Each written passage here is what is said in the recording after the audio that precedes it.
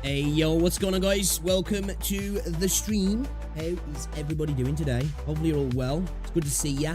We're back at it. We're back at it, chat. We're back at it. We had the day off tomorrow, yesterday, should I say, yesterday. We had the day off yesterday, because, yeah man, I've been feeling just a bit run down recently. And I wasn't very well yesterday, and then I got hit with hay fever as well. So I woke up feeling like I'd been ate up and spit off a cliff. And, yeah, got hit hard by hay fever. Hit hard, like, I mean, like, explosively sneezing, every, like, 15 minutes, but, like, sneezing for about 20 minutes at a time. Like, I'd have a break for about 15 minutes if I was lucky. So my throat's destroyed. Like, I feel like I've been carrying logs up a hill. I swear to God, because I was sneezing that much. Like, all my muscles around my stomach and my side and my back feel like I've been doing an insane workout. So, yeah, feeling a little bit worse for wear today. But we're back at it. That's why I didn't stream yesterday, guys, because I literally couldn't. I'd have just been sneezing in your ear constantly. And nobody wants that, right? Nobody wants that. But yeah, we're back at it today, guys. We're going to check out this new mode on Arknights. Maybe do some side story stuff as well if we get chance. We got some stuff to check out, to react to as well. Some Arknight stuff, some other stuff as well, which I'm looking forward to getting into. And then this evening, later on today, maybe early hours for some of you guys, if you still happen to be awake, I'm going to be checking out Etheria Restart later on as well. Curious about it. And then depending on how much I like that, if I'm not that into it, I might just jump onto some Oblivion, that's what I meant, Oblivion. I was watching somebody play Elden Ring earlier, that's what I was thinking of, Elden Ring. Yeah, maybe play some Oblivion, but we'll see. I'm hoping I'm going to enjoy Etheria Restart, but we'll have to see, But welcome to the stream, guys. It's good to see you. Yo, Jamie, what's going on? Makai, welcome. Minman, welcome. Enz, how's it going? What's going on? Orin, welcome to the stream. Enz, Rosandru as well, welcome to the stream, guys. Shout out to everybody in chat right now. Appreciate you stopping by. Yo, Cheese, what's going on, dude? Kathy, how's it going? Hello. So yeah, feeling better today at least anyway. I'm dosed up on antihistamines. Like I said, I woke up, right, and I was just, I don't know, man, I just felt like crap. And then I'm not a migraine sufferer. Well, I am. I get migraines, but like, not like I get them regularly. If I'm unlucky, like maybe 2 in a year or something like that.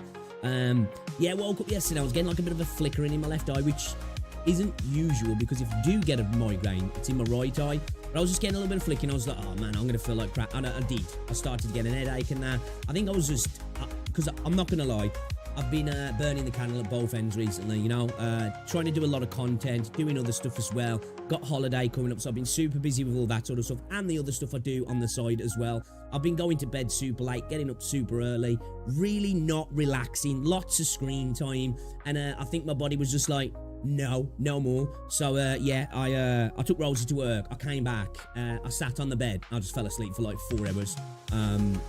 Yeah, I just had the worst hay fever as well yesterday. Like, it was insane. Like, even when I was picking Rosie up from work, I like I'm there driving the car, just just explosively sneezing, like I couldn't stop it. Like, so yeah. So my throat today, savaged. My muscles all around my, like I say, my back and my stomach and my side. Feel like I've been doing, like, planks and crunches for hours on end. So I guess I got a good core workout, I guess. But, like, I mean, I was sneezing that hard, yeah. It felt like my lungs and my throat was going to come up. It was ridiculous. But, yeah, I feel much better today, though. Much better today. Dose up on antihistamine.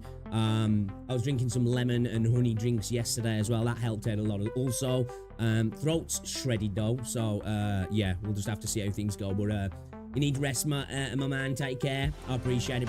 What's going on, Wizzy? Welcome to the stream. Yeah, we're going to be double dipping tonight. After that, after saying all that, we're going to be double dipping. We are going to be checking out the theory at restart today, guys. But it's good to see you, man. How's everybody doing? You made it, man. You made it to the end of the week.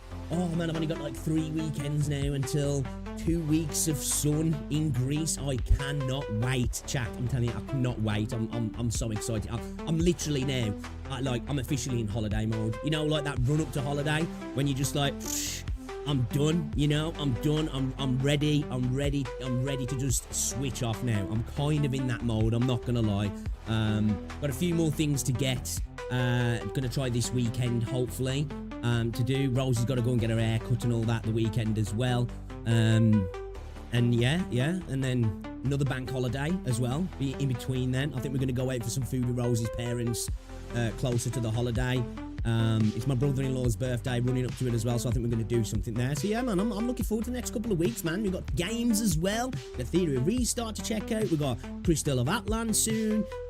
Restart actually comes out when I'm on holiday, so that sucks, but whatever, you know. I think I'd rather be in Greece, I'm not going to lie. And yeah, there's plenty of games to enjoy when I get back from holiday as well, so I'm really looking forward to it. Yes, we're going to watch that video, actually, Woozy, today. I'm curious to see what he's talking about. Actually, it's kind of an interesting video to bounce off, because I was making a video about I've been making the videos about the Black Beacon stuff, and a lot of the people were blaming the devs for that, which they are, definitely responsible, but a lot of it was on the publisher, and it's just interesting to see sometimes, because people misunderstand sometimes. Because publishers can really shaft developers sometimes by their terrible handling of things, you know what I mean? So there's a reason why a lot of companies, when they get to the ability of being able to self-publish, they do it right, because publishers can't always exactly be trusted with running the ship correctly. But yeah, we've got a few things to get to. There's one I wanted to watch as well, Real versus Fake Fans and What the Hell is Good Criticism, which the title, I was like, you know what? Yeah, I want to watch that, because I've heard a lot of those statements being thrown around recently, people trying to make out that there's levels to how you're supposed to be critical, which I agree to some point, but almost like gatekeeping criticism for people that, and I understand that, feedback is important, and critical, well thought out feedback is important, but I do definitely think there's this idea that from some people of if you're not at a certain level, your criticism doesn't matter, when I don't know if I necessarily agree with that, but I'm curious to see what the video's about anyway. A couple of other things I want to check out as well. I want to check out the new EP as well from Arknights. I do want to check out the Vulpes PV also. There's a super video I wanted to check out. There was a video about worst skills in Arknights as well. So yeah, we got a lot to go through, actually, guys. We've got a lot to go through. The Honkai Star Rail live stream's on right now, right, as well, yeah. But yeah, I'm not interested, if I'm honest. I'm not interested, not gonna lie. Testing. He looks like your last few chats didn't get through. Oh, did they not? Well, that sucks me, man. Well, hello. I see you now. Yeah, YouTube's been a bit funny recently, dude. Do you know what? The auto moderation on YouTube at the minute, horrible, dude. I've been having a couple of people come in to me saying my comments keep getting nuked on the videos, and they know it's not me, because it's happening to other videos. It seems to be as well, the longer people's comments are on YouTube videos, YouTube's just like seeing it as like something that needs to be auto moderated. I'm not sure why. I don't know what's causing it, yeah, it's like the other day I went into my you can like check on YouTube the kind of comments that are held up, and there was like 3 comments where people was just talking about Arknights, the most normal, chill comments about things I liked in the game, and if somebody talking about that they liked what I'd said about the game and they agreed, and they were blocked for using blocked words. I've got like 4 blocked words on my YouTube channel, right? 4 blocked words, and they're all basically slurs, you know, and a couple of variations of the slurs to stop people getting around them, and that's it. And none of those are used, so I was okay. All right, YouTube's drunk again, by the looks of it. Yeah, it's wild at the minute. Duck Lord, what's going on? Welcome to the stream. What's going on, Jerry? How's it going? How's it going? Last night's maintenance really upset me. Yeah, because I was going to say there's some issues with last night's maintenance. Yeah, it went down for a while, didn't it? Apparently, I saw people talking about it in the Discord, but I wasn't on. Like, I hopped on Arknights last night after it had come back up. But yeah, I didn't even know about it. Maybe something in the centre's got blocks. Yeah, oh yeah, that's same here, but like, it's still annoying though. It's still annoying. I swapped my YouTube to Twitch. It's getting worse. What's going on, Dustin? You recommend that if you're playing the Stronghold protocol, do recommend you do 2x since it'll take a while. Yeah, we'll have a look. I do want to try and do some more side story stuff as well. Is it Cold Brawl? I wanted to try and do a bit of that as well. I really enjoyed the side story last time. We need to get back to the main quest as well. I will admit, I am a little bit of a... I'm like at a roadblock though, I'm not gonna lie. I need to do some practice runs off stream or on stream as well, actually, and really try and formulate some ideas. The reason sometimes, you know, when I'm at a real like sticking point, I do a couple of practice runs off stream sometimes. I honestly want to try not to be swayed by maybe accidentally seeing somebody say we'll use this, and then in my head I'm like, well, actually, let's use that. Like, but we'll see, because that stage, it's kind of hard, man. It cooked me when we tried it. It cooked me. Yeah, we're going to watch that, Duck Lord. I'm going to watch that, yeah. Somebody put it in the React Smash as well, and I'd already added it. But yeah, guys, if you've got any videos you want me to check as well, definitely slap them into the React Smash. I am going to try and get back to watching more of them now. I've already added in a couple today from the React Smash that we're going to check out. We're going to check out the upcoming skins as well. Also, so yeah, we'll have a look at some stuff today. We're going to check some things out, see what's going on. What's going on? Eat some ice. Welcome to the stream, guys. As well, if you haven't already done so, drop a like on the stream, man. It's very much appreciated. It helps out a lot as well. And over the weekend, we're going to do some Oblivion. Might not be interesting to all of you, but I really had a blast playing it the other day. It just took me back to like the mid to late 2000s. You know, good time for gaming for me, and I can't wait to get back on it. Actually, if I'm honest. Well, let's get started, man. Let's get started. Let's get it. You sound like you just need more experience on the game, take your time. Yeah, I think I am at a point though now as well where, like, obviously experience would definitely help, right? I think people are saying now, like, man, I'm surprised you haven't E2'd a bunch of units. I probably am at the point where I should be E2'ing units, but I'm like in this stubborn cycle where I'm like, I'm really enjoying doing it like a little bit underpowered. It's really satisfying. It might be frustrating sometimes and maybe frustrating to watch, but it's super satisfying when I manage to make it happen. And I suppose if I had a lot more experience would help. Like, obviously there's people who can do like super underleveled stuff, can't they? Like low rarity, low level stuff, and still like do insane clears. Obviously I'm not there, but yeah, I think obviously you know, if I was running a super powerful squad, I'd probably be having less issues and I'd be a lot further on board. I think I'd be having less fun as well. I'm not gonna lie. I think one of the beauties of Arknights, in my opinion at least anyway, there's a lot of good things about the game, but I think, you know, using lower end stuff. Now, I'm not using the bottom barrel stuff, of course. I've got some good, you know, I've got Lappy Altar, I've got Silver Daddy, you know, I've got some decent-ish units in my squad, like, you know what I mean? We've just got Sertan, which I haven't E1'd yet because I couldn't get the materials for it yesterday, which we might do today. You know, I've got some decent-ish units, but yeah, it's fun, man. I like it. It's a lot of fun to do, actually. It's a big enjoyment for me. You can eat to Amir, but you're too stubborn to do so. Yeah, I can. I've literally got all the mats waiting for Amir. She's good to go. I refuse to click the button just yet. I tried a few levels of the Decadenza, and I can say you can beat the first level with no problem. Other than others are more troublesome. In the new video, Chris on Yosef on the comment section is trashing on Yosef. Is my Eureka moment being frustrated with Yosef, disappointing manager for so long, finally get a word spot. Yeah, it's good. You know, I was saying this earlier, we'll get into it, but like, it's a good thing to bounce off of what's been going on with Black Beacon as well, you know? You know, obviously that was just mismanaged way worse, and obviously a game that just came out and it's probably affected them in a much more negative way. But yeah, man, publishers can shaft developers, they really can, and they can really destroy reputations for video games as well, you know? Maybe E2 some 4-star units would actually be good. Yeah, I'm like Duck Claude says, man, I'm stubborn. I'm stubborn, you know.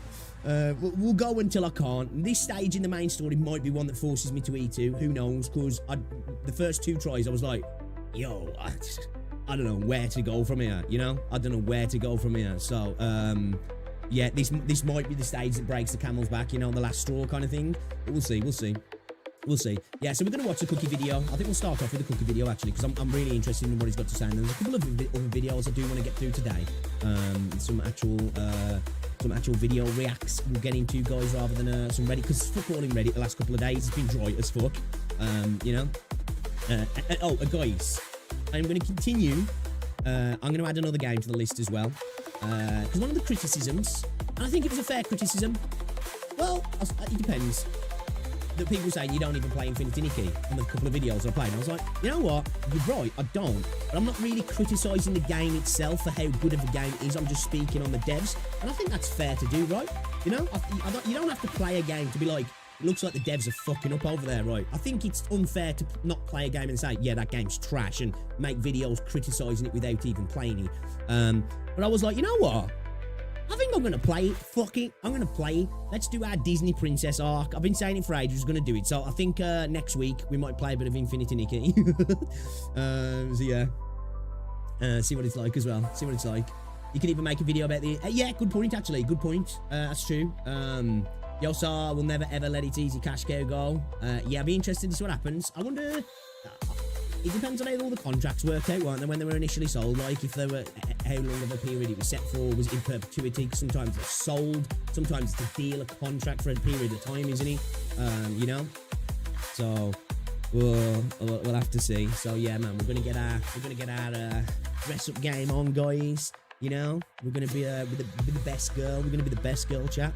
I mean, you're just commenting on some PR mishap. Yeah, exactly. I think that as well. But it was just the point that some people was making. I was like, you know what? I'm going to play the game. I'm going to play the game. And then you can't throw that at me anyway. But I've been meaning to play it for a while. I'm not going to lie. I have. I genuinely have. I'm pretty sure it's not a game that I'll play regularly. Because, you know, I do like a bit of combat in my game. So I don't think there's... is there any combat in Infinity Nikki? I'm not even sure. But it looks kind of fun, man. It just looks like a light-hearted, kind of cathartic, relaxing game. You know, and it might be something that I could play with Rosie as well. We could probably have some fun together on it, maybe off stream as well. That'd be kind of fun. I think Gacha management managed to migrate the Yosar account to there, so there's a chance he's not low. Yeah, it'd be interesting to see what happens. Sometimes what can happen is that developers might get themselves to a position where they have some other investment directly into them, that they're making enough money that they're able to buy publishers out, or sometimes publishers want to get out. Probably not so much of Arknights, because Arknights has been making decent money for years now. You know, you saw it with Wuthering Waves, didn't you? Hero, was it Hero Entertainment or whatever they're called? They were willing to sell their shares to Tencent, weren't they? They were willing to get out, kind of thing. So, you know, it does happen. It does happen. Yeah, very easy combat. Okay. By the way, BGM might be a bit too high. Might be just me, though. Is it a little bit high? Let me turn it down. Let me turn it down.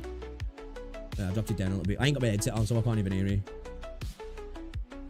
I really want to try out Infinity Nikki, but the current drama really pushed me back to it. Yeah, that, like, I genuinely, even if a game's in a shit show, I'll give it a whirl. Because, I know even if it was in a really good standpoint, it's probably not something that I would sink a mass. Hey, you know what? I might get in there and be like, oh my god, that's it. I'm a Disney princess now, you know? We'll see. We'll see. Many absolutely despise Genshin, even though I don't play it, but from what I've seen from my friends, I absolutely have reasons to not like it. Yeah, you know what? Like, I'd say, I see some people that, like, I refuse to play Hoyo games. And I'm like, you know what? I don't judge you for it.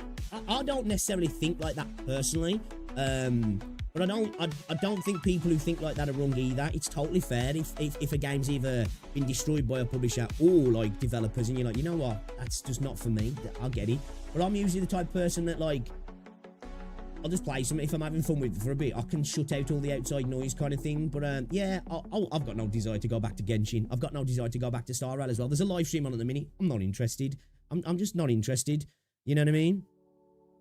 Music is a bit too loud. It should be a bit better now, yeah? I've turned it down a little bit now. Watch Dish play. Had to switch off. It was so boring. What, Infinity Nikki, yeah. maybe we can make it interesting. I don't know. Maybe not. Am I gassing myself up too much there? You know?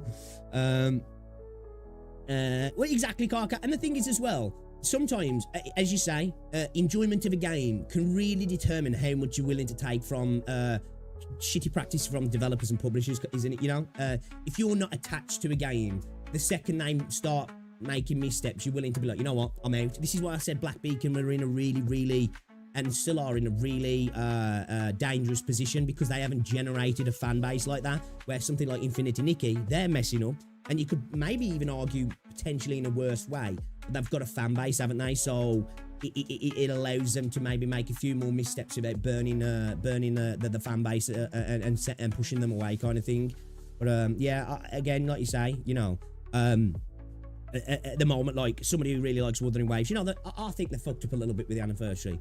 I don't feel any kind of way about it though, because I've had a blast for the last year with Wuthering Waves. I'm having a bit of a step back from where we're at the moment, just because I'm just enjoying playing other games. But yeah, Wuthering Waves have got quite a lot of mess ups to make for me to be like, yeah, fuck that game, kind of thing. Where Zenless, I really like Zenless, but I'm a lot less trusting of Huyo. So, you know, maybe not so many mistakes, but at the same time, I really like Zenless on Zero, so it'll probably take a few mess ups as well with Zenless, in my opinion, you know? Like, obviously, we've got the situation with Miyabi and stuff, which you can argue, you know, the power creep, potentially, although at the moment it hasn't affected the game so much, you know, because content's still clearable for the most part, well, pretty much, yeah. But yeah, I don't care, because I'm like, I'm still having a blast with the game, you know what I mean? I'm still having a blast with the game. I suppose it just depends, like you say, on the enjoyment you're having, right? Infinity Nikki will be fine. I think it will be, yeah. I think it's got a decent player base, hasn't he? I just feel like not investing in trying any more Huyo games because they give up on there. Yeah, that's totally fair, Cafe. Like I say, as I say, I don't even disagree with you, because I don't, because I totally understand people having that mindset. There's like, you know, some people feel this like way about NetEase, Nexon, you know, Netmarble, these sort of bit. I'm like, yeah, nah, I ain't touching that game because I develop. And I'm like, I get it. If you've been burnt, it totally makes sense to me. Or not even if you've been burnt, it's just a pattern that you see repeating. You're just not what you, because there's some people who are like, I don't want to get invested because I might really start to enjoy the game, and then I'll be in a position where I have to back off from something I enjoy. So it's best just to not, you know, do it, which is fair as well. I just have the opinion where I'm just like, whatever, fuck it. So yeah, I don't disagree at all. I totally get it. Am I the only one not jaded with Huyo? I don't know, no, I think there's plenty of people. I wouldn't even say I'm jaded with Huyo personally, you know, because I believe Huyo make good games. I just believe that Huyo have really mismanaged Star Rail. Like, with Genshin, it's been mismanaged, but I don't think Genshin has just become a bad game. I just think that Huyo their focus is elsewhere a little bit now, if that makes sense. You know, power creep hasn't really been a major problem for Genshin over the years. I think Star Rail's been really mismanaged, and Dway even said it himself, hasn't he? Dway's actually come out and says, I don't like where Star Rail's at now. And I think it's fair to look at Star Rail and be like, yeah, I don't think the game is in a good state. You know, in a lot of areas. Now, it might be in other areas, but yeah, I don't think I am jaded with the company, if I'm honest, because end of the day, I suppose it's like, I enjoy video games a lot, right? But I suppose I just don't attach too much to it, because the way I look at it, all these businesses, I suppose I can pick on the Kuro fan base, because that's how they look at things. They're like, Kuro's got your best interests. They want to tuck you into bed at night, make you a nice glass of warm milk, give you a cookie and pat you on the head, and make sure you have... Solon's going to sit next to you with a dream catcher and sing lovely songs and take away all the nightmares and give you all good dreams. It's like, bro, they're there to make money as well, right? They're all there to make money at the end of the day. So, like, you know, if a corporation wrongs me, I'm like, it's kind of expected. It's nothing personal. They're just out to make money, right? You know?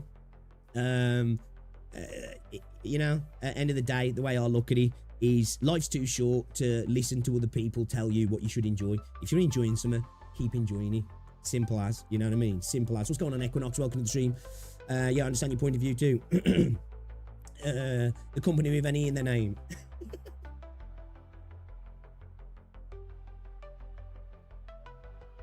Yo, what's up, Neo? How's it going, dude? You're going to have to get used to this today. It's going to keep happening, like I said. My throat is destroyed. How the fuck does this bottle open? My throat is destroyed. Is this twist off? Was it a pop open? Okay. I think it does both, yeah. I think I have to twist it off and then pop it open. Definitely got a pop open cap. I'm be careful because I've got my new mouse. You know what, fuck it.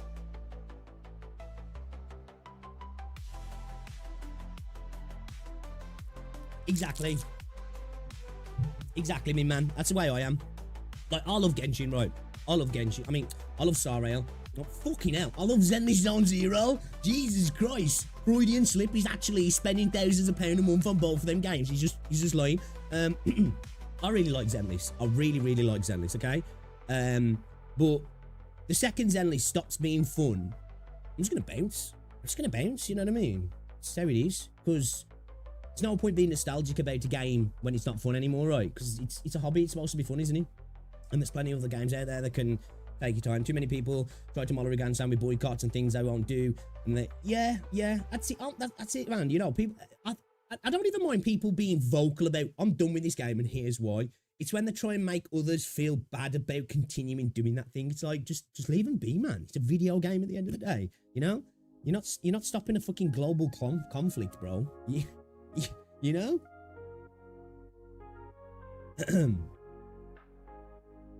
Yeah, oh yeah, the Hatter as well, yeah. We're matching. I need another game ASAP, not because content is with for me, not enough content is with for me. 5 minutes and I'm done for the day. Yeah, man, I'm not gonna lie, like, I've been finding Wuthering Waves. I still really like, Wuthering Waves is a good game. But for me recently, the events haven't been quite what I'd like. I think the anniversary was lackluster. The story's still great. But yeah, I find myself, I'll play Wuthering Waves for like 20 minutes and I'm like, yeah, I'm done now. Where I was playing a bit of Zenless yesterday and I was just farming some disk drives for Vivian and for I was getting some for Nicole and some for Trigger as well. And I was actually like, I was just kind of enjoying it because it's just easy to do. Now, obviously, you still get the sat situation that's happened, but it's just easier and quicker to do. And I was just like, man, you know, I've not been having that for a while in Wuthering Waves. Now, don't get me wrong. There's days like that when I can't be arsed in Zenless as well. Because after a bit, I was like, yeah, I'm fucking done now. I'm going to jump off kind of thing. But yeah. Yeah, so if I make same mistake twice, maybe they need to work from there. You don't have the lids attached to the bottle in the UK like we do in the EU. Yes, yeah. Not that kind of bottle. Coke, yeah. Dude, and I hate it, Rosandru. I hate it. It's so annoying. Like, I know it's to help prevent, like, you know, litter and stuff, but it makes me want to just snap it off and throw it on the floor. I don't litter, by the way, and you shouldn't litter because it's nasty. But it makes me want to do that because, like, you take the bottle lid off, and then it's there hanging around, and if you drink out the bottle, especially smaller ones, you're there, and it's fucking up your nose, and then you pull it off, and then the sharp bits of plastic there, and that's sticking in you, and you're like, fuck off. I really dislike that, I do. I really hate it. Treat it like any game, it's not worth it. Exactly, easy. Yeah, perfect example, bro. Exactly. I think that's the problem in this space, isn't it? People really get attached to the game sometimes, which is fine to enjoy a game, but it becomes a real emotional thing. And again, I think being emotional about a video game is fine. That it's art, it's designed to evoke emotion, and there's probably times in your life where you might be going through difficult financially wise, health wise, you know, a bunch of different things, and video games can be really good things like that, you know. Like, I remember being younger, I mentioned to you guys before, suffering from eczema. I was off school for a while. I think that's why, one, it was a great game, but Final Fantasy IX for me had a special place in my heart because I was off school for a while and I used to that was my escape, you know, and that'll always have an emotional attachment for me. But yeah, getting angry about stuff and arguing with people online because somebody said something mean about your video games, you know. I'm really worried about your throat if you're going to continue Arknights. Don't forget the newer content will only be longer. Yeah, dude, I've got to start getting some good drinks, man. I'm going to start making myself some, because the honey and lemon drinks have been really helping, actually, Dustin. I appreciate the concern, though. But yeah, I've been thinking about that. We'll sort it out. In 6 months' time, I'll be like, hello, guys. Well, I think a lot of people place expectations on games. I agree with that, Kathy. I mean, easy, yeah. I agree with that, easy. Yeah. I think that's fair. I think that's why I've come to accept now. There was things I wanted from Wuthering Waves, like I was expecting a different direction in the story. You know, when I was talking about the side story stuff in Arknights the other day, and particular content, and I was just like, I was expressing my want for it for a while and my frustration for not getting it. And now I'm just like, you know what? That's not the direction we're going. We're having a game that's very MC centric, that's very you know, fair weather with the characters, and I've just got to accept that. And if I still enjoy it, then carry on and stop expecting it to be something that the devs were never designing it to be, I guess. Yeah, I agree with that. I agree with that. Yes, we are going to Linharth. Yeah, we're going to watch that first, actually. I hate it too, as in the EU, every bottle has it. Right, chill, man. Oh, I hate it, Woozy, I hate it. I still want to know what the hell happened to Dong. Right, dude, honestly. Hey, Neo, fuck you, bro. That's it, man. That's it, we're done. Cheesy's my favourite Yank now.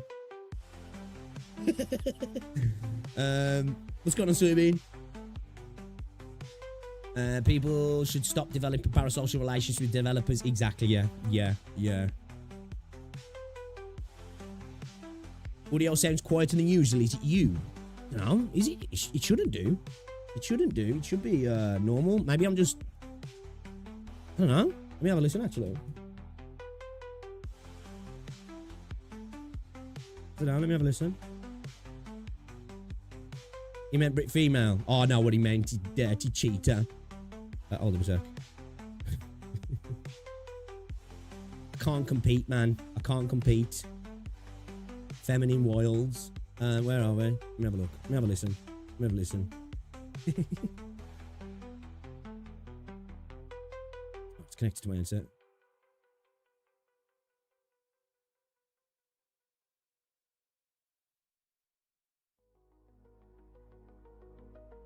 Bro, I just turned off my Bluetooth, man. Fucked. Hello?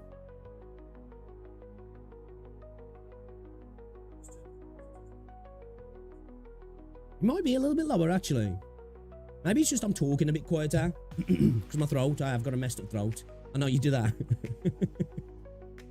Favourite yam yam, oh, I'll take that. It sounds loud for me. Well, that's your guys fix it then. I'm too loud, I'm too quiet. Well, it sounds like a you problem, chat. I'm sorry. Alright, should we get into this video from Cookie then, shall we? Should we get into this video from Cookie? Guys, as well, if you haven't already liked the stream, be sure to like the stream as well. Again, I'm in a bit of a happier mood today as well, because we're going to Bilbao, lads and ladies. We're going to Bilbao.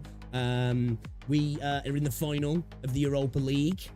We just got to beat Spurs. Hope Spurs be Spursy and lose another final. So yeah, hopeful we get that and we can get into the Champions League and make all the Arsenal fans angry and all the City fans angry, and yeah, love it. Should be a good time as long as we win anyway. Because if not, then yeah, I'll be going on holiday anyway, not long afterwards. So yeah. Yeah, I saw something about that actually on Twitter. Duck Lord.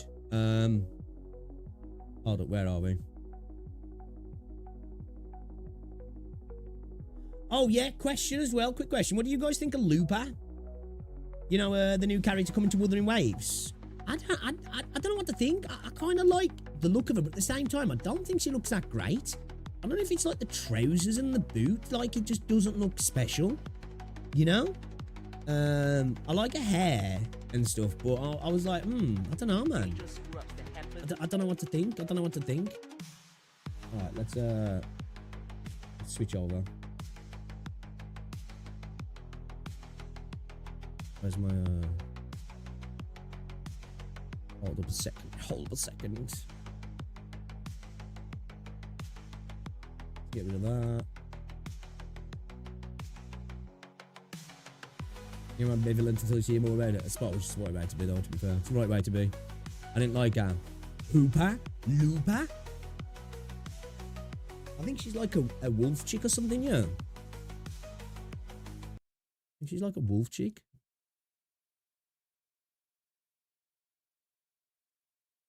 Would have been funny if her name was Lupo. Is that Vivi? Yes, that's Vivi and Freya. Okay. All right. Let's get Kooky up. Okay then. Hold up. You get the volumes good. Let's bring that up a little bit. Let's get me up a little bit as well. Let's get chat up. Okay. All right, then. Let's check this video out from Cookie then, shall we? I'm angry with Arknights publisher. I thought this would be a useful video to watch. One, because I've been loving Arknights at the moment. But two, if you've looked on my channel, I've recently made a couple of videos talking about Black Beacon, right? And the issues that's been going on with Black Beacon. And how it appears, if we believe the post, that it was down to mismanagement and miscommunication between the publishers and the developers, and having different publishers for different regions. And a lot of people didn't want to accept that that was a fair statement for the devs to talk about. And I thought it was. I'm not forgiving it, but I just think we've got to accept sometimes publishers can ruin reputations of video games and developers. And some companies make the mistake of getting into bed with some pretty crappy publishers. I haven't really seen much of the negative with YoStar because I haven't interacted too much, but there's a lot of people in the Arknights space who are like, yeah, YoStar are not that great. So let's check out this video. I'm curious to see what the deal is and why Cookie is angry with YoStar. I'm assuming it's YoStar anyway, right? Because that's their global publisher. So let's see. And let's rejoice in the fact that Hypergryph are going to be self-publishing Enfield as well. Well, hopefully, and they don't mess it up. So that could happen, right? That could happen. Let's hope not. Man, that's the end of the video, guys. Oh, we got to give him a preemptive like as well. We like Cookie. If you haven't checked him out, guys, go drop him a like, subscribe, all that stuff. I'm sure you have. Let's get into it. I am very pissed with YoStar. This video is not going to be bad-mouthing them with no basis. Yeah. We as players... Okay, all right. Angry Cookie, let's go. ...all together can see the crap that they are doing, and it's been really bad for just this year alone. This video is going to... Sorry to pause it right away. Again, was last night the straw that broke the camel's back then? I didn't know until afterwards. Like, I saw people in Discord talking about it, saying the maintenance, they fucked the maintenance up or something. So, yeah, is this the thing that just, like, pushed him over the edge for this one then? Cover 6 of the major screw-ups that happened within the time span of just 5 months. Okay, and I have been discussing them, but with all of them coming in at the same time, we have to talk about it. If you come from other gacha games, hi, this video is going to be some spicy tea for you. But trust me, Arknights is a very good game. We do like some spicy tea. Our publisher, on the other hand, is just very bad at their job. Now, for all my gacha gamers, you would know that banner dates are very important. You want to know what is the start date of a banner, what is the end date of a banner. Now, imagine that you have a collab event. So, in the case of Arknights, we had a collab event with the anime that is Dungeon Meshi. And this was a 2 weeks long banner. Now, within the game itself, there is an end date. But the end date is 1 day later than what it should be. So, the situation... Wait, so it ended before the date stated it was going to end? Oh, okay. Okay. That is a pretty major fuck up, right? That is a pretty major fuck up if that's what I'm getting. I'm getting that right, yeah. That's not the other way around, that it was ending later than it was supposed to. That's... Okay, that's a pretty big L. That's pretty big. What this ends up creating is for people who trust what they see within the game, and you're gonna want, people who's trying to hold on to their pools, and they do it within the last day, maybe because they can still get some extra pools before the banner ends. To be fair, with a game like Arknights, that makes sense. We talked about the Enfield system. It makes sense to do it in that as well, doesn't it? Because, you know, getting the pools together and then diving in there. So, yeah, dude, that's pretty freaking big, that is. You would imagine how devastated they were to find out that apparently they couldn't do the banner anymore, only because it was a wrong date that was placed in game. Did that not get changed as well? Did that date stay till the end of the banner? I didn't even notice that. So was that there until the end? They didn't change it? Because if that was the case, bro, that is pretty huge. Okay, all right. Ask YoStar why I'm on board now. I'm on board. Let's flame YoStar's comments will just refer to the in-game announcement. That doesn't sound right.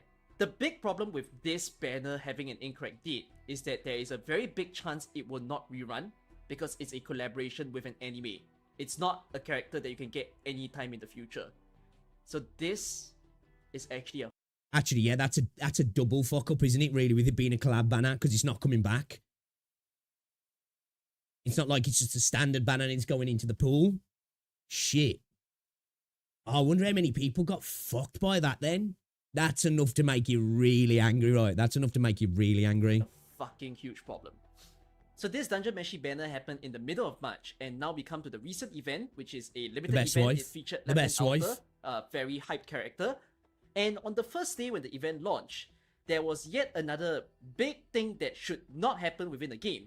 That is, the store of the game got glitched out. So there were people who were trying to buy event packs because people normally... I knew about this. I remember I was going to actually make a video on this, but it was fixed pretty quick, wasn't it? I believe.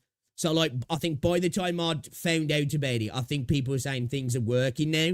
So I was like, maybe not. Maybe I won't bother making one then, because I wasn't sure if I was just, like, going to be, you know, well, I didn't think it was newsworthy. But yeah, I remember seeing a lot of people saying this had spent money and they weren't getting the little pack. Some people were like, I'm going to try it. And they went out and bought like the 99 cents one. And that wasn't working as well. You do that, right? I think it got fixed quite quick though, right? Start buying the things that we want. And for some reason, certain people cannot get their... It's not the first time that's happened as well. And then people start to try to rebuy the items. And then they get double, triple, quadruple charged for the item. And the item products don't even come into their game. Of course, this gets fixed after some time, where the item do end up in their account. But for the extra charges, they have to go and contact YoStar. Some people... Yeah, see, it always the way with companies, isn't it? They'll be quick to take your money, but whenever it comes to getting it back, they'll make you jump through hoops. That's wild then. So it didn't even get reimbursed automatically. You had to go chasing support, and we know what support can be like for some of these companies sometimes. People had hassle in terms of getting their money back, where certain refunds were maybe fast, while other people really had to helter-skelter to get their money back. It is especially the job of a publisher to make sure that things involving money doesn't go wrong. Well, that's literally their job, isn't it, really? You know, that is their job, is to distribute the game, to distribute the services, to be the middleman for those transactions in the regions they are the publisher for. That's specifically why the contract was sorted out, so they could deal with that. This is why developers do it, because they typically don't have the resources for social networking, for regulations in certain regions, for the financial transactional side of things. And that's why we see companies go into publishers, because I see a lot of people sometimes getting like, why didn't they just self-publish? It's not that easy to run a business. You know, you have to employ people to do all that stuff, and sometimes it's just impossible, especially when the core personnel in your team are literally just dudes making video games, you know? This is why, like, there's a lot of developers can get shafted by poor publishers. Again, Black Beacon, perfect example. They look terrible now because their global publisher screwed the pooch, and a lot of people don't see it like that. They just see it as Black Beacon bad, which I'm not defending Black Beacon, because it is pretty bad in a lot of ways, but still, you get the point. And yet, it had to happen on one of our most biggest important events. I'm editing this video in the day, and I just remembered something. The prices of packs in this game are not consistent. I've only just recently discovered this. If you're someone who uses an Apple... I noticed this. I was curious about this, actually, because I bought the Rhodes Island Kernel pack, which is $29.99 USD. Because everything's priced in the store USD, even in UK. When I bought it, it cost me £27 something, but I'm pretty sure the conversion rate to $29.99 should be around about £22, I believe. So I'm paying an extra £5 just because I'm paying from the UK. So like, what, £27.50 or whatever it was, is about $34 or something, I think. Yeah, maybe round about. So like, I was like, what's the deal with that? You know? USD is like 92 cents. Let's have a look. $29 in GBP. Yeah, so $29 at the minute is £21.85. So why am I paying 27 quid? Can somebody enlighten me on that? I'm curious about that. It's a weird one. It's a weird one. Device, and you're also playing on your emulator, which is likely to run by Google Play, go and check the prices of the various packs in the game. You will realize that it's never the same. Sometimes the packs are cheaper within the App Store, while other times it's cheaper within the Google Play Store. And it's still running the same currency as your own country, which I didn't quite understand why that was the case, because... You got to ask YoStar, but they will give you a bot answer probably. Like, I'm not mad. I'm not mad. It's a $5 at the end of the day. But I was just like, wait a minute. Because in my head, I was like, 21 quid for a character and 2 temples, I believe it is. I was like, yo, that's cheap as hell. And 27 quid is still cheap as hell. for that, considering, you know, if you want to try and get a good character in a gacha game, typically you can spend upwards of 100 quid. So I wasn't mad about it, but I was just like, did I just get shafted? Was that like a UK nerf right there? Did I just get nerfed for being in Great Britain? You know, that doesn't sound so great. Could it be tax? Possibly, but what's the rate of tax there, man? What am I fucking paying there? That's like 25. So are the prices listed in the store pre? I don't know. Usually, typically in the UK, everything has to be listed with you know, that's the price with tax added, because obviously VAT in the UK it's added on. It doesn't get added on after the fact like it does in like the US. Like, interesting. I'm gonna have to look that up. Actually, I'm gonna have to look that up and see what the deal was. Google Play and App Store do have the same extra increased charge of 30%. So I can understand that, you know, it's more expensive than the USD price that you see there. But why is it that the packs don't have the same price? That's actually not the big problem, because, you know, there might be actual rates. No, wait, 5 extra quid for 22. Yeah, it's a lot in here. You're talking like 25% on top, which I don't know what VAT is in the minute in the UK, honestly. I do not know about the two different stores. But I think it might be about 20% actually. Itself, there is a 26 USD pack and there is also a 30 USD pack. These two packs are obviously different prices. Why is it that when I click on both of them, I get the same exact price for each of them? So this made the 30 USD pack cheaper, which you can say, well, that's a win. But it also made the 26 USD pack more expensive. Extra service fee, more like surprise donation, right? And there is a chance surprise that mechanics, there's people who don't buy the 30 USD, they're buying the 26 USD. So if they're getting upcharged, is that not considered like scamming them? I don't see how... It's not great. It's not great, really, is it, you know?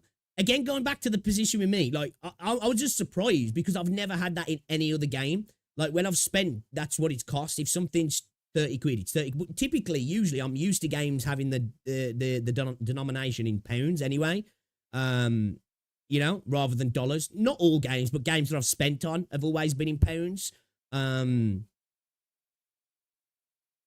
So yeah, I'll have to look into it a little bit. There can be a good explanation for this, just because it literally has. It could be that LoRa, maybe. It could be. It should not amount. I'll have to try doing it not through Google Play next time and see what happens. Must be wrong there.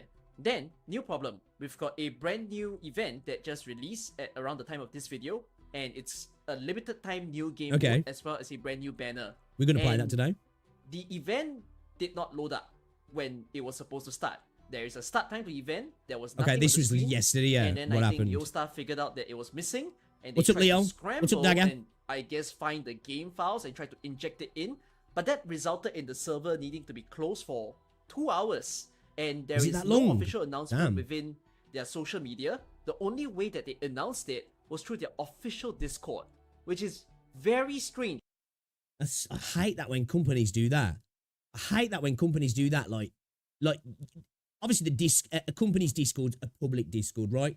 But it's a very small part of the community, isn't it? That go to Discords, like, you know. And the amount of times it can be so easy to miss notifications in Discord as well, especially if you've got servers, because if you're in a bunch of servers, you typically will mute stuff and that. You won't necessarily notice it. Even if you go into the server, you know, you might not necessarily notice the notification as well. And to be radio silent on the socials, yeah, all right, go to the Discord. That's trash. In terms of management, where shouldn't you be alerting all of your player base that, hey, we need to do like an emergency maintenance because of this situation? Because a lot of players who are logging in at that time are definitely freaking out. They're thinking, is something wrong with my account? Why can't I log in at the moment? These people... That's usually the thing you think, isn't it, with a live service game? Especially if you've spent money or even time. When you see an error, and the error sometimes can come up and it's like, you know, data not loaded or account information not found or something like that, depending on the message. You're like, whoa! Can be scary, man. People are just trying to log in normally to play the game, and yet they can't. Next one makes me very sad as a person who really loves this game, which is voices and translation. This game has a lot of languages. We've got English voice lines, Chinese, Korean, Japanese, German, Russian, Italian. Insane, actually. Voices are very special towards us. We really love the fact that we can choose voice for every single character, and we can read their beautiful voice lines. On the day of our anniversary this year, we were supposed to get anniversary voice lines for every single character within the game. And we're supposed to get their voices as well as the messages that comes together with these characters. And there were two different issues. One, these voice lines were not translated. They were still left in Chinese. So every single character still have their voice lines in Chinese. Secondly, if you set the voices to say... Okay, I'm starting to understand now why people are not big fans of Yo-Star. Because obviously I'm new, so like I've not experienced the wild ride, should we say. But yeah, I'm starting to get it now. I'm starting to get it, I think. Say the English language, we don't get the English voice lines. We just get a silent character. So it's only available if you set it in JP and CN. But the English voice line is just empty, which is honestly just very sad. You can't read the voices, you can't even hear the voices. How is that an anniversary? Missing translations, mistranslations, all happening throughout the time span of this year.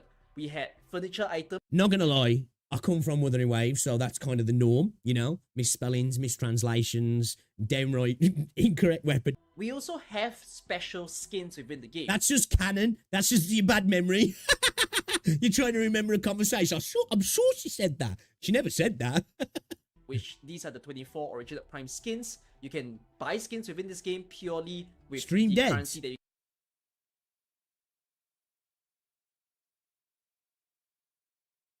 Shouldn't be. Nah, my net's not gone down. It's okay on my end. Must be YouTube. I think it's YouTube. Yeah, let me just double check. Stream health. Yeah, I think it was on YouTube's end that time. I think it was on YouTube's end. We're back now. Are we back now? Yo, what's up, Renegade, as well? You died for a bit, but came back like Jesus. He has risen. I'm back. Don't make me go get Han. Don't make me go get Han. Yo, Star Assassin's got me. Yeah, I don't know what happened there. Yeah, I think that was on YouTube's end this time. Oh, did it happen on Twitch as well? Did he? Was he? Maybe it was on my end then? Oh, no. All right, then. Let's go. We're back at it. You get in the game. You don't have to spend money as long as you get those currency well. And those skins are very special to us. So when you get those skins, you also get extra story about that character as well as voices. And again, the English voices for these characters were missing. Yo-Star claims that it's because of the strike. But according to some of the voice actors, which someone actually pinged one of the voice actors, the actors asked, call why them you out? not within this voice? All she said was she's not even invited to even voice it. Which there's a bit of a contradiction if you see to it. That is like, on one hand they can say it's because of strike that it didn't.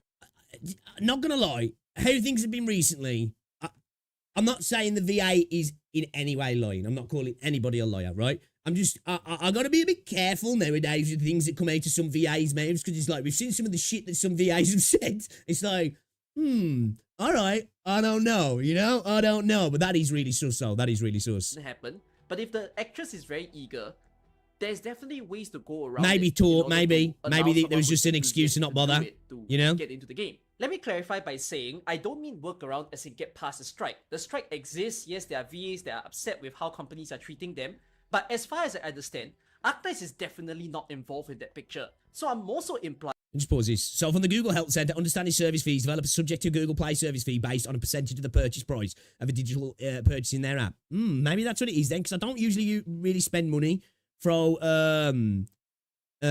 Google Play, because I don't spend on mobile games usually, like, so that's even more reason to get a PC client then, so I'll probably save money then when the PC client drops. That it feels like the strike is being used as a convenient excuse for them actually maybe forgetting to do important work, that is to get our voice lines in the game. I'm about to move on to the biggest problem, but there was some other stuff that I didn't quite elaborately describe. Like for instance, why our new Operation promotion material always so bad in the past few months? It only recently got fixed. But this promotion material issue did not exist in Japan. It is only the EN server where we get this really awful looking template design.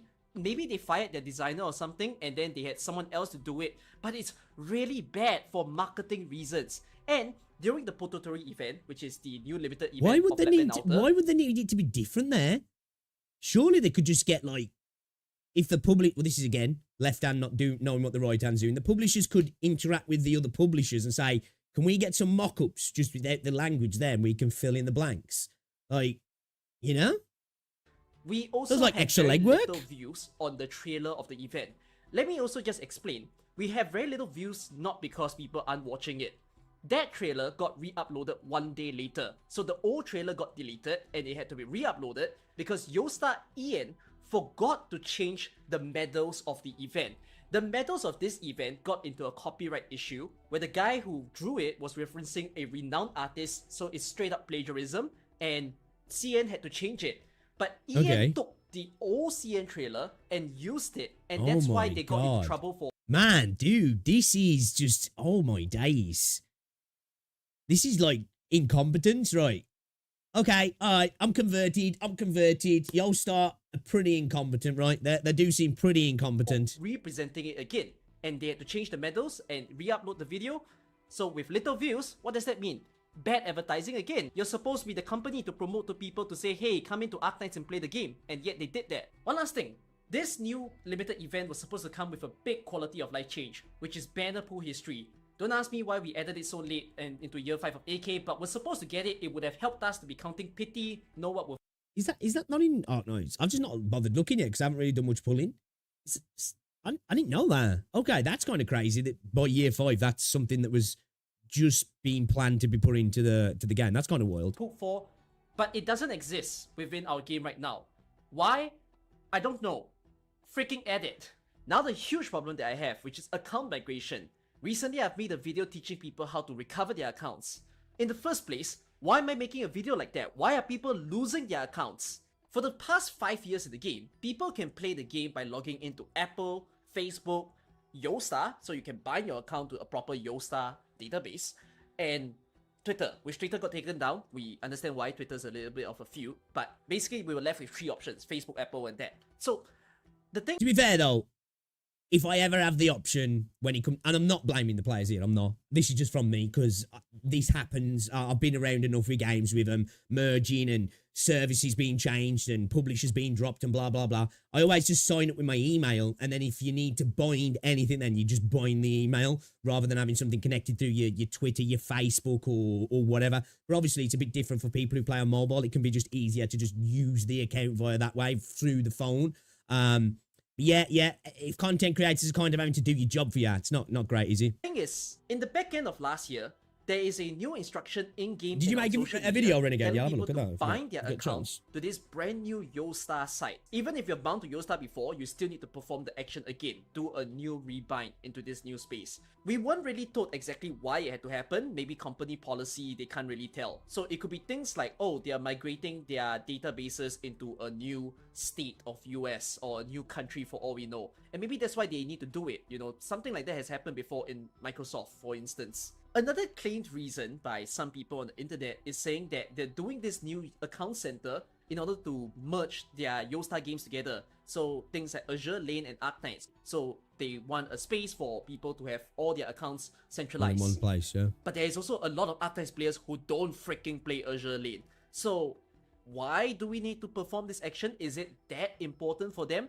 I guess it makes it simpler for them, right? So all their services are kind of contained in one area. The only problem with stuff that happens though, doesn't it make data breaches potentially more risky as well? Maybe less risky because they've got a little bit more control. Maybe, I don't know. Whatever it is though, let's just assume that it is a requirement that yes, they need to force every single player to move into this new space.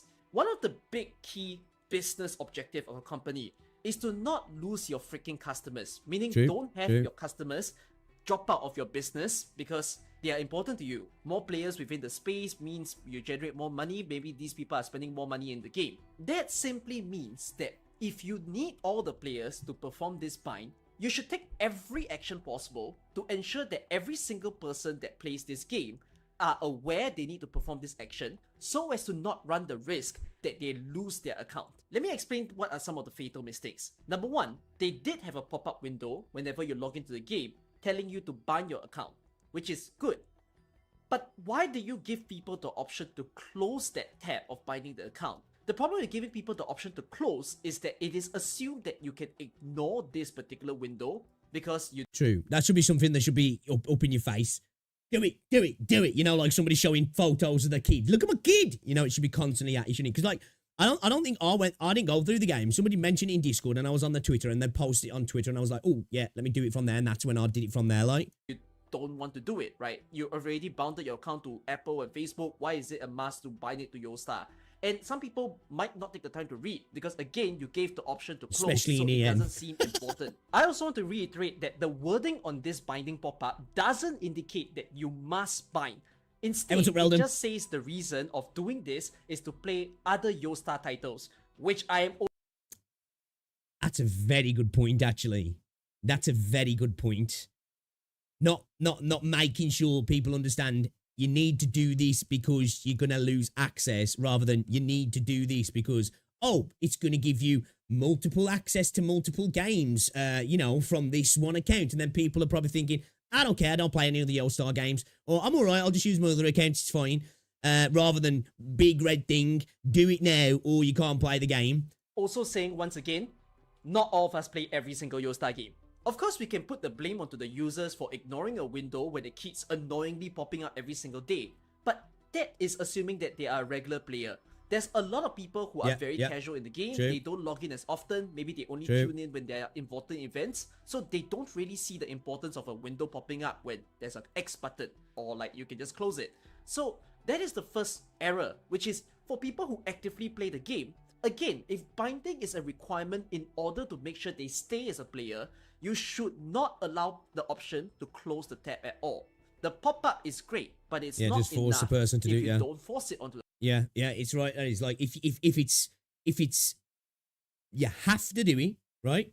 You have to do it. It should be you have to click this now or you can't play the game, because people shouldn't be obviously forced to do that because they might not want it. They might be like, you know what, it's not worth it. I you know, because some people are really anal about the data and being like, nah, I'm just gonna stop playing the game. But it should be like, look, you need to go do this now. You need to go do this to continue, basically. The player. Secondly, there are people who haven't been playing the game. They haven't been playing the game for 1 year, 2 years, and this whole new setup thing only appeared again within the back end of last year. So, as I see a lot of the comments within my recovery video, there's a lot of people who's saying, hey, I'm returning to the game, I'm very hyped for the event. I can't get my account back because I don't even know what's going on. These people are not logging into the game, so they missed the in-game announcement, and it's not like they are obliged to follow their social media in order to see that this is going on. The next question I kind of have is for people who have already bound to YoStar, meaning they have an email address, why didn't YoStar choose to send a notification to these people into their email to let them know, hey, your Arknights account needs to be preserved? Because that sounds too logical, that's why. Please bind your account right now. There is no proper reminder in order to help these people to retain their account. And finally, there is a big confusion for people who have bound their account to YoStar before, because this is a migration of an account center, but it's still under the same name of YoStar. So people would have done it earlier and they didn't know they have to redo it again. So when the whole what was the reason for that then? To happen, people who have already bound to YoStar, obviously, I would imagine it's something on the back end that it was literally a different thing you're now binding to. That's why you probably had to do it. But, yeah, very badly handled, yeah. Very badly handled. And then sees a level 1 account, meaning they just set up a new account and they're sitting there very confused. When they need to do the whole binding process, they realize that they created a brand new YoStar account with this email, but then the same email was used in their previous account. What the frick is going on? How do you actually bind this in a proper manner? There is a freaking huge painful process to this entire thing. And it's already great that people can still recover their account. There is ways to recover your account. You can watch the recovery video if you haven't done so. But if our accounts are still sitting there, allowing for us to use and play, for what truthful, important reason must we perform this migration? Because it's not deleting the old accounts. Every single old account are still available. If you want to recover, you can do so, meaning whatever. I think it's stuff like this sometimes. It's either, one, it makes it a lot easier for the company to have everything centralized, or two, they want everything centralized because it can be used then in regards to quarterly reports. You know, they can go to shareholders, whoever, the people who are basically funding the business and go, look at our numbers, you know, because everybody's on this one service now. They can go look at the numbers. I'm not saying that's exactly why, but sometimes companies make customers do this shit just so they can go forward and say, look, we've had a jump in our numbers, man. Insane, right? Insane. Look at all these new signups. Look at all these accounts now that we've got sitting here. But yeah, if there's any possibility, companies should always attempt to do this stuff on the back end, right? So you literally don't have to do anything, or it's very minimal. Either you just click OK on something and it automatically migrates you. That's the best way to have it done. It's obviously, I know from a technical standpoint, that's not always achievable. And this is coming from somebody who's a layman in that regard. I'm not an IT expert. I've never worked on these sort of services, so I wouldn't know. But, you know, other games have definitely made better options when they've done these migration services. Like, there's literally been games I played when it's like, you don't need to do anything, you know, just jump back into the game. You might need to re-log in because you've been logged out, but you might need to re-log in when you're all good to go again. Like, whatever database they're using before still remains. Then now what? They're running two database, old database in order to save anybody who still has old accounts, new database for what now? I want to have good faith to say that the migration actually has a good reason behind it. But even if it does have a good reason, the procedure in order to carry it out was just so bad that you already ran the risk that a good thousand, I don't know how many thousands of players are trying. I agree as well there. You know, I think a lot of the times when things go wrong, right, majority of the time, it's best to attribute it to either incompetence or mistakes or, you know, no malicious intent, basically. You know, I'm not always saying that's the case. Sometimes there's malicious intent. But typically, usually, when stuff affects you negatively, it's not because somebody went out their way to wrong you. It was usually probably just, you know, people slipping up. And I'll give them the benefit of the doubt that it's probably the case, right? On the back end, it might have been. It was probably to make things easier. Maybe it's a good thing for the shareholders, all that sort of stuff, makes the company more efficient. But I suppose, you know, as long as that doesn't affect the customer, it doesn't matter. Problem is, it kind of did affect the customer, didn't it? So, yeah, it's a shame, really, shame. Trying to log into the game and they can't find their account. You know what's even worse about that? The fucking... Do not attribute to malice what could be more easily attributed to incompetence. Agree, yeah, agree. Yeah. In customer service. I've had a lot of people who surfaced within my video that they contacted Yostar customer support about their lost account, and Yostar ran certain steps, and then afterwards, you know, they still ran into problems. They couldn't get their account to get set up. And Yostar just gives up and say, oh, I'm so sorry, we can't help you. And then these people then come into my video, try to loyally follow my steps, and actually finally recovered their account. Yostar are giving up on the people who lost their accounts. Right. Can you believe that? It is their literal job to literally... That's bad. That's bad. That is just literally... that is incompetence, you know? That's people in positions in the workplace who, like, you know, shouldn't even be there, or the protocols, the procedures are set up in the company are just woefully outdated. The fact that YouTubers, you know, dudes who just want to play the video game and have fun are having to step in and fill that role.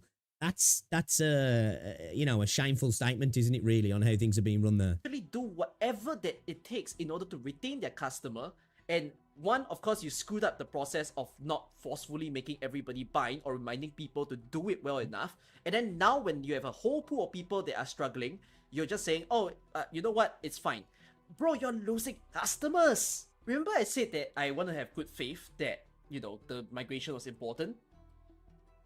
Japan and Korean server did nothing, by the way. They're also ran by Yostar, but there was no migration method. It was just EN, which maybe it's something to do with, I don't know. Again, I think this is down to mismanagement, miscommunication, you know? Again, not to keep going back to Black Beacon, but that was Black Beacon's problem.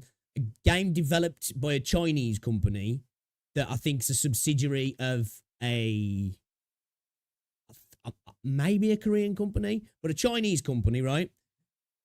Published in China by a Korean company, I believe, or that was owned by a Korean company, or it was a subsidiary of a Korean company, and then published in global, I believe, by a Singaporean company. And it's like, you know, obviously you're going to get issues. Now, I know these companies, this has to happen sometimes, but this is where you have problems when miscommunication, people who are in the roles are not, like, very good at their job, basically. They're not chasing things up. That is a terrible pause as well there. Cookie looks like he's about to switch and go ham. Dude looks like he's about to start kicking ass and asking questions later.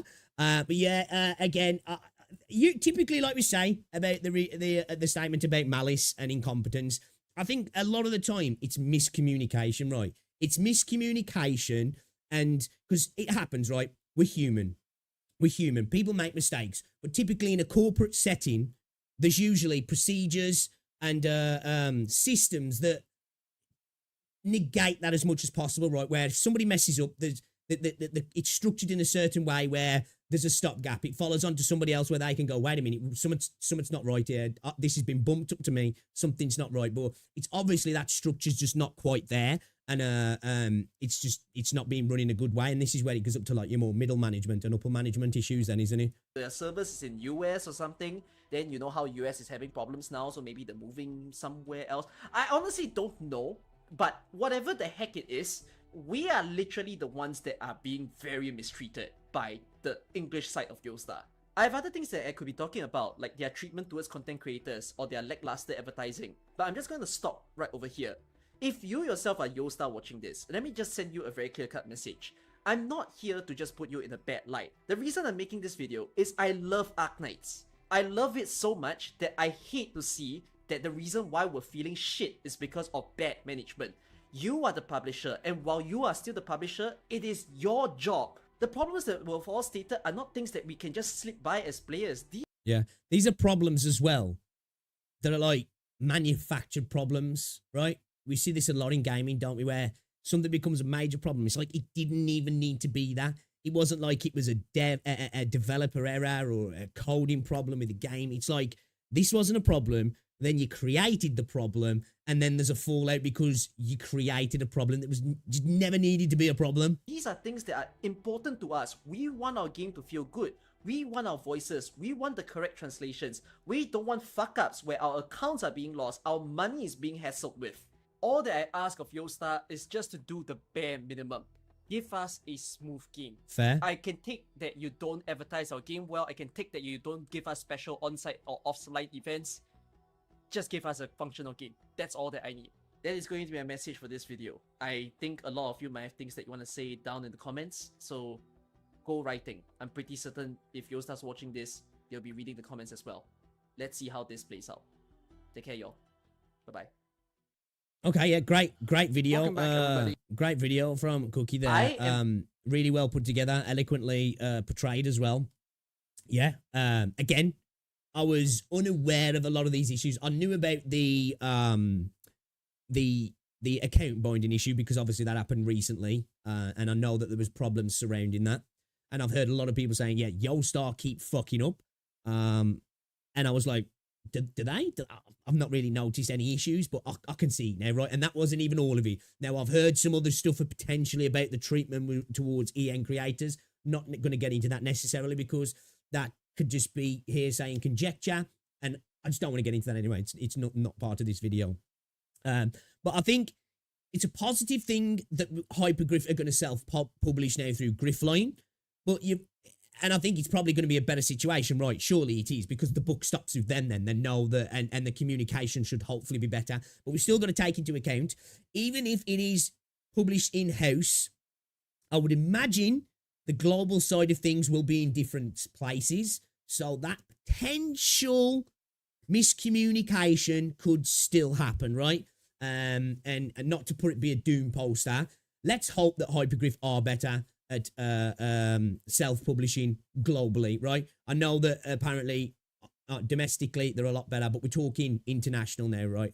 Hopefully they've spent the last couple of years in building those connections and generating the procedures for that, right? Because as I said before, resources are typically the thing that stops developers self-publishing, because you have to have a whole bunch of new staff in regards to doing all of this stuff, dealing with the international market, dealing with the regulation, potentially transactional issues, when usually the people making the game are just dudes who know how to make video games, right? They might not be the experts on all the other stuff. That's why you employ people to do that sort of stuff. And typically, smaller companies end up going to publishers. And that's why usually you see companies, when they do get in that position and they've made enough money, that they tend to self-publish because they bring staff in and they do it all in-house, don't they? So hopefully with a Hypergryph self-publishing through Griffline, we're going to get a lot better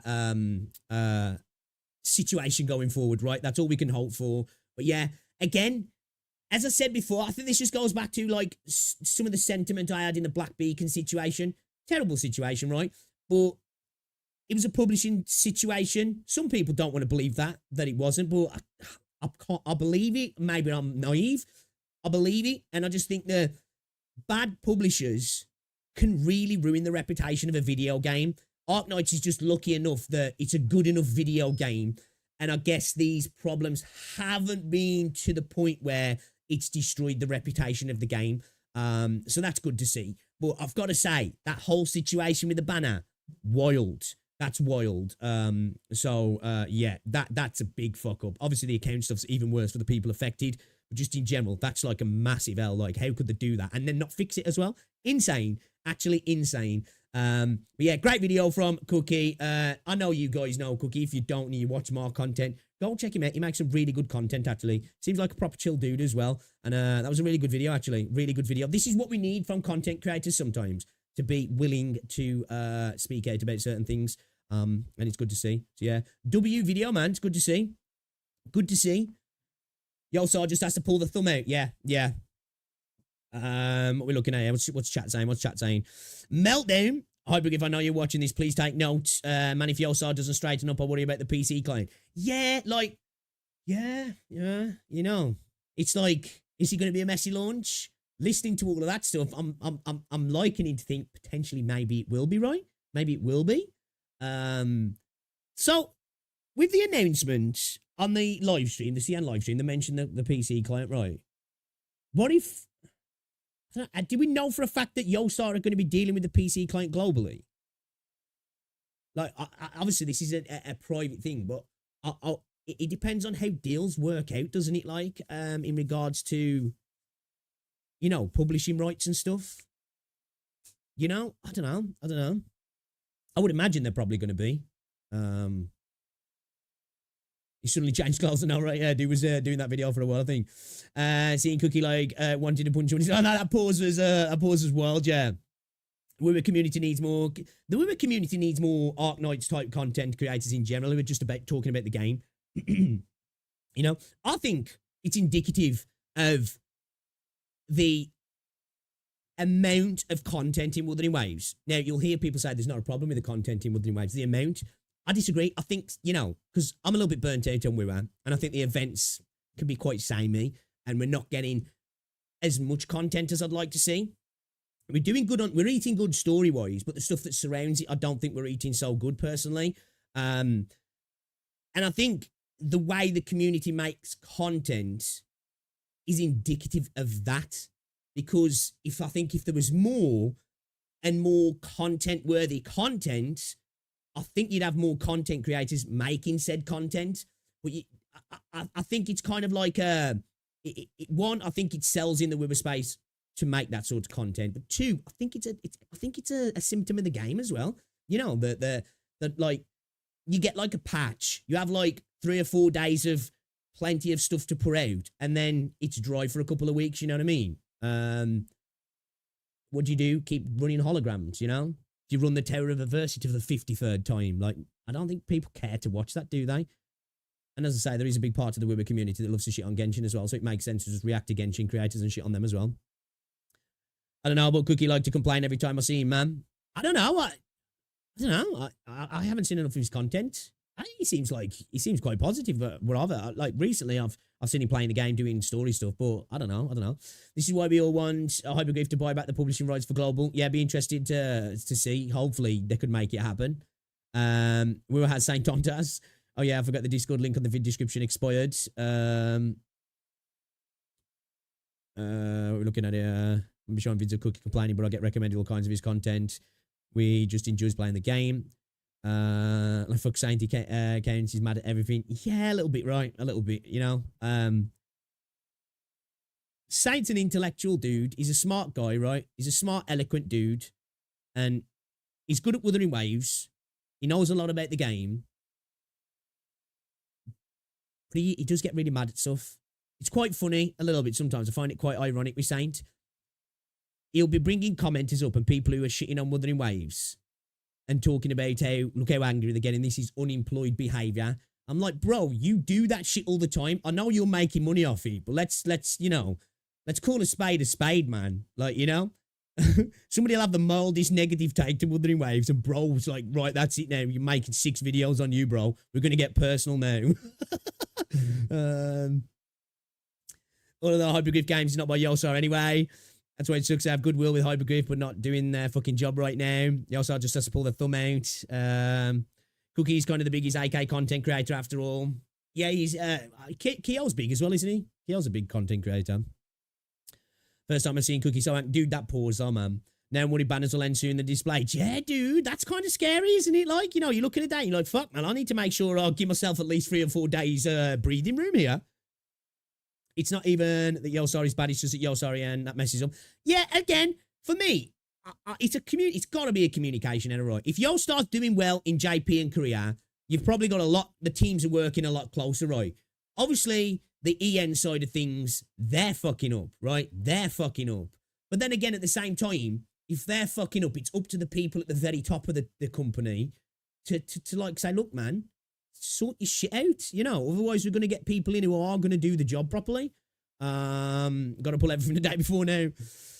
Yeah, man. That's what I'd say. It's a good job. Enfield's going to be published by Hypergryph because, damn, bro. You know where the banner's working at. You want to make sure you've got all your currency to go in for the pool. If that's last day, that's risky, isn't it?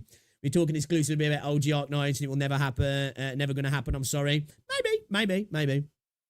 Will it come in me things that don't mind me? No worries, dude. Yeah, voice your opinions. Everybody's opinion is valid. If that's what you're seeing, that's what you're seeing at the end of the day. My guest PC client will be in Yosar's hands. I'm assuming so. Again, it all just depends on the contracts, but I would assume so, right?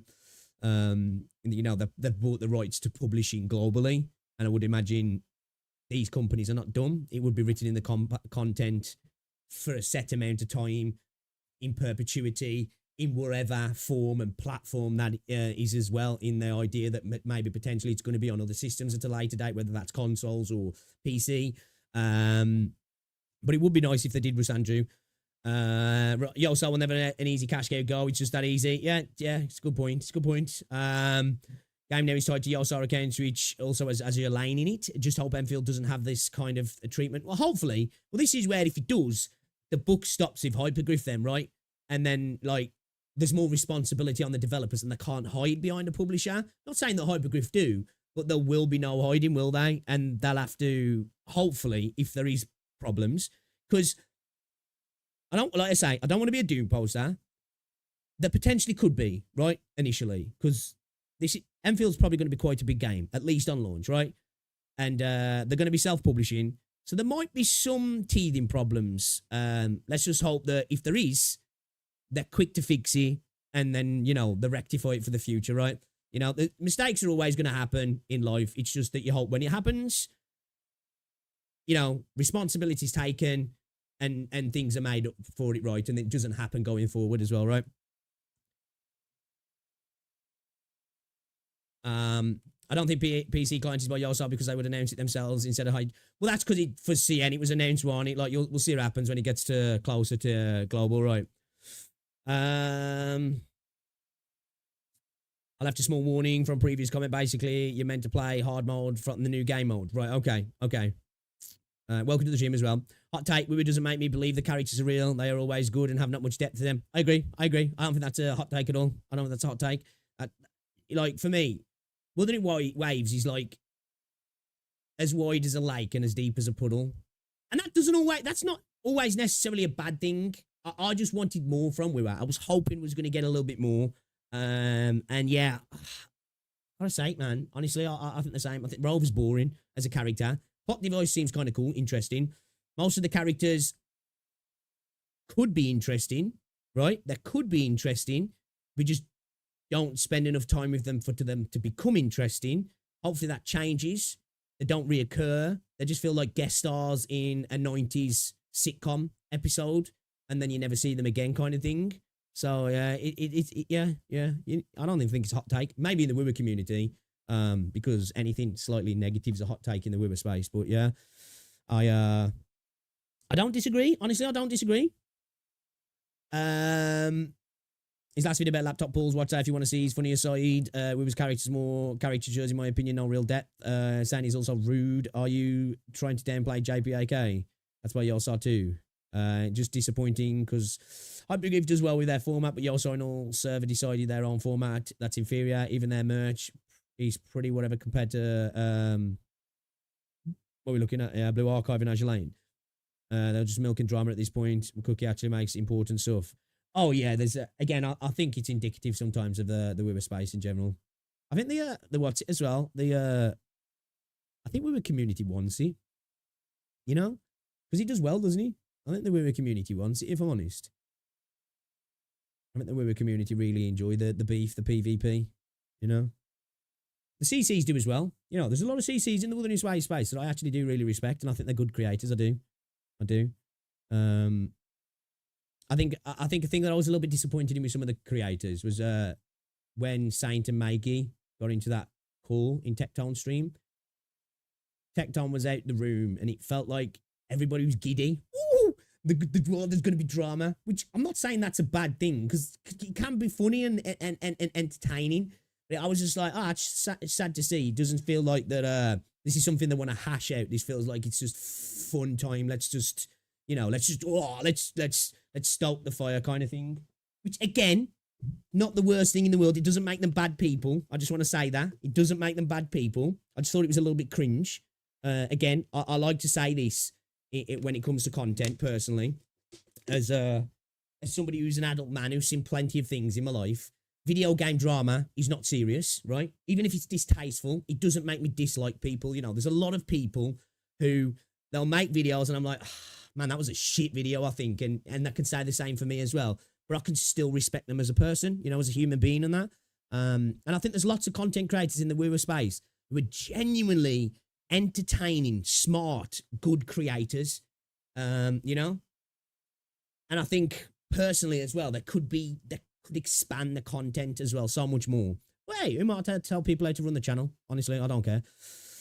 To me, it sounds like outsourcing to people not making deadlines. Yeah, BS. Yeah, I think it's too many.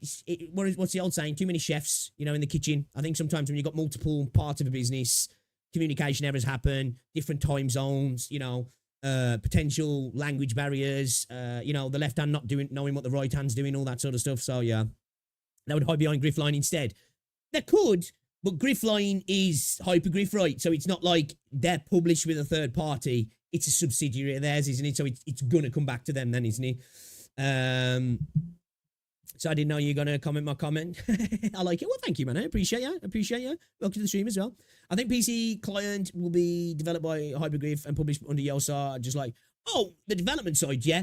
But the thing is what the publisher do. They'll implement patches. They'll implement additional things. They'll implement the pricing stuff, won't they? They'll implement all the support side of things. So if there's an issue on a rollout of a particular update for the Yostar side of things, you'll be dealing with Yostar, you know, whether a patch gets rolled out to China at a different rate, that's still a potential thing that can happen, right?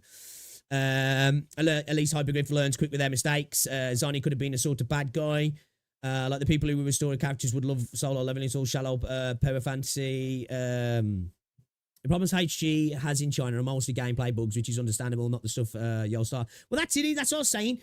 Bugs are always going to happen in a video game. They're just going to happen, aren't they? It's how you deal with that that's the thing. But it's when companies create problems that didn't need to be there. It's like, bro, it's smooth sailing, and you decided to shoot a hole in the bottom of the boat, and now you're panicking to get water out with a bucket and expecting people to be calm. You know? It's kind of like an analogy I think of. If the game is big in the end side, it will go down to little. If it was little, it will stay little.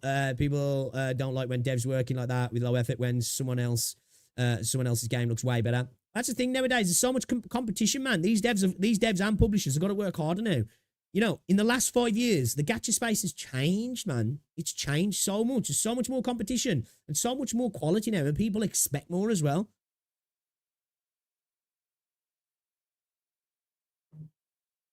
Does we not have actual criminals in their rosters?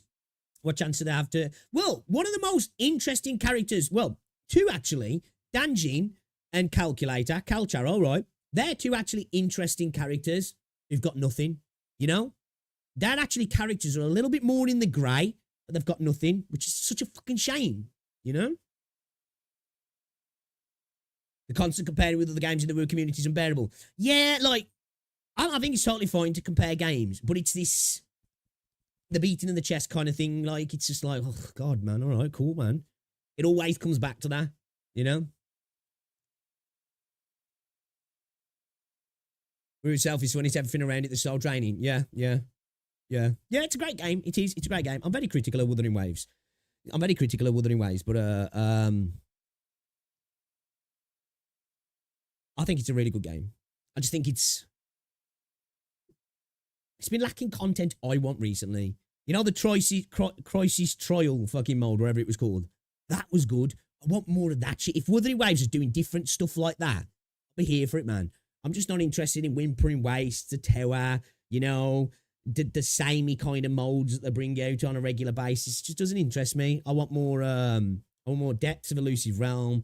I want more Crisis mode type stuff. I want more variety in content that's like holograms. Give me more of that that's not holograms, but it's got that sort of difficulty. That it's not about character levels and rotation. It's about skill. And I've been saying for everything, give me dungeons as well, but that's never going to happen, so I'm going to shut up about that anyway. Sadly, when a video is so popular, they're easy to get recommended and what part. Well, that's it, isn't it? Yeah. It's you know, like I say, it's a symbiotic relationship, you know? Can't always just blame CCs for particular types of content. There's a reason why, you know, people generate clickbait titles, right? You know? Hey, not excusing myself from that at all, do we? Clickbaity thumbnails, right? Structure your videos in a particular way. You know, why certain kinds of content does well. It's because people watch it, so in turn it gets made more, right? It's a symbiotic relationship, really. And then the algorithm understands, oh, this is working, and pushes it more, and then you get into the cycle of like what you say, doom scrolling, right? I agree. Do you know what? I've said this before. I think a Wuthering Waves Genshin collaboration would be fucking insane. I really do. And I'd love to see all the haters' heads explode when, like, the two games that they want to PvP are working together because they just wouldn't know, what do I do? Can I like this now? I hate Genshin, but it's in Wuthering Waves. Do I like it? And the same for the Genshin. I hate Wuthering Waves, but it's in Genshin. What do I do? You know?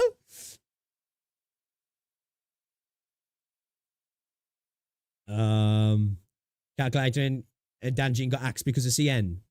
Is that real? What do you mean? What do you mean by that? I know the story twisted a little bit because of the initial beta test, but what do you mean by them getting axed dagger? Hey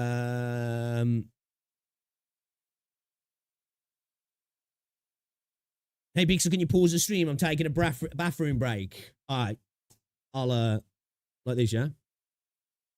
I'll be here when you get back. I'm not going anywhere. I'll sort it. Yeah, let me get caught up. Ends wasn't that game mode the other one similar to contingency contracts? I haven't played contingency contract, but people were telling me, yeah. It's the one with all like the stress modules and stuff like. Jenna's been good with limits and Tecton got wolves by Kanto for. I like Jenna's, I do. Oh my god, they cry. Okay, I'm caught up now. Clap just to spite the hate energy and bring unity. Yes, dude. Just imagine it, man. Dway comes out with Solon. A video pops up on both timelines. People are like, what's this? You know, on the video for Wuthering Waves, Solon comes out and he's like, I'm going to introduce a friend. And the same thing on there, I'm going to introduce a friend. And then you see Solon come out and then you see Dway come out and people are like, what the fuck is going on, bro? It'd be fucking brilliant. I'd be cinema. That would be the perfect time to use that meme then. Cinema. It'd be perfect. As somebody who plays neither, I see this as an absolute win. Yeah, it's true, Apollo. It's true. End of the day, like, look, I'll bitch about it sometimes, right? But I'll be honest, I do like watching drama content from time to time. Like, Christ, I even get into watching fucking 90 Day Fiance and stuff with Rosie sometimes. I'm not immune to it. And I like it. Sometimes it's funny watching two content creators bitch it out over some dumb shit. It's when it keeps going, you know? when it's like, man, this is like the 15th video this month. It's like, it's getting a little bit boring now. It was funny on the first one, maybe the second one, maybe even the third one. Now it's just like, yeah, all right, whatever, you know? And then the make out.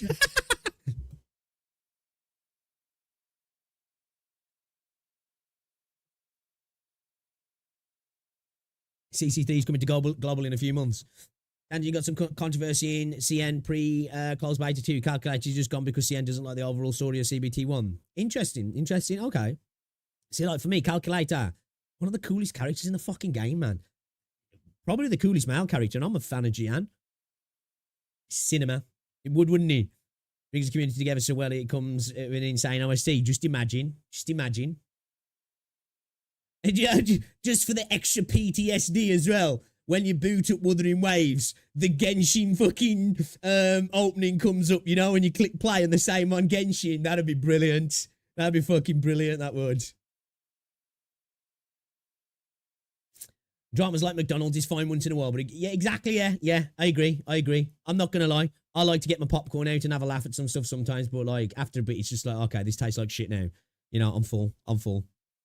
Especially when it's dragged on and on and on. And it's like, this ain't even entertaining now. You're just nitpicking at stuff that's not even, like, who cares, you know? Not a Paimon, please. Also, Calculator's an actual character. Yeah, people just call Calculator. Strat using only Nim for it. I tried that strat and CN and it works wonders. Does that, mister? Oh, you're talking about Arknights. Yeah. If there's potential legal trouble, that's when drama becomes serious. Someone, yeah, I'm not gonna lie. You know, when it gets into that sort of stuff, because some content creators, and I'm not questioning those people for making that. And sometimes it's worth it being megaphone, right? But I don't personally dabble in that content personally, especially if there's some legality involved. One, it's not my point to get involved at that point. I think.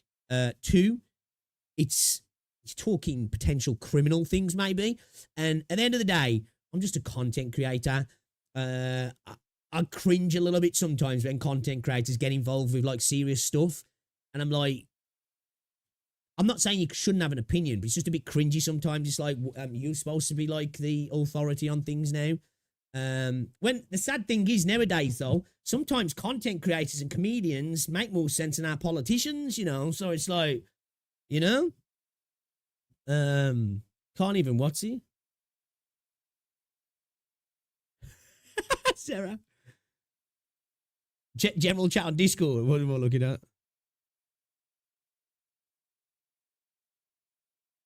So Nike official Discord legit don't want a thing for themselves. What's this? Is Cookie's opinion on his new video correct? What the fuck? What vid? I didn't do the web event for Savage Skin. The one where he's angry at Arknights publisher. What the fuck? I haven't watched the video. I just want to know if I should be angry too. Peak. Oh, let's go. Base gacha gamer right there. Base gacha gamer right there. Holy shit, dude. I love it. Tell me, should I be angry? What am I supposed to think, man? Come on. I need a shepherd. Not even that, like, shall I watch it? And then I'm like, I don't know what to feel from this video. What do you guys reckon? I ain't even watch it. Just tell me. Tell me before I get in so I can start getting my fucking rocks ready. That's hilarious, man. That's fucking hilarious. What the hell? Oh my God, dude. Gacha gamers, man. That is. Gacha gamers, right?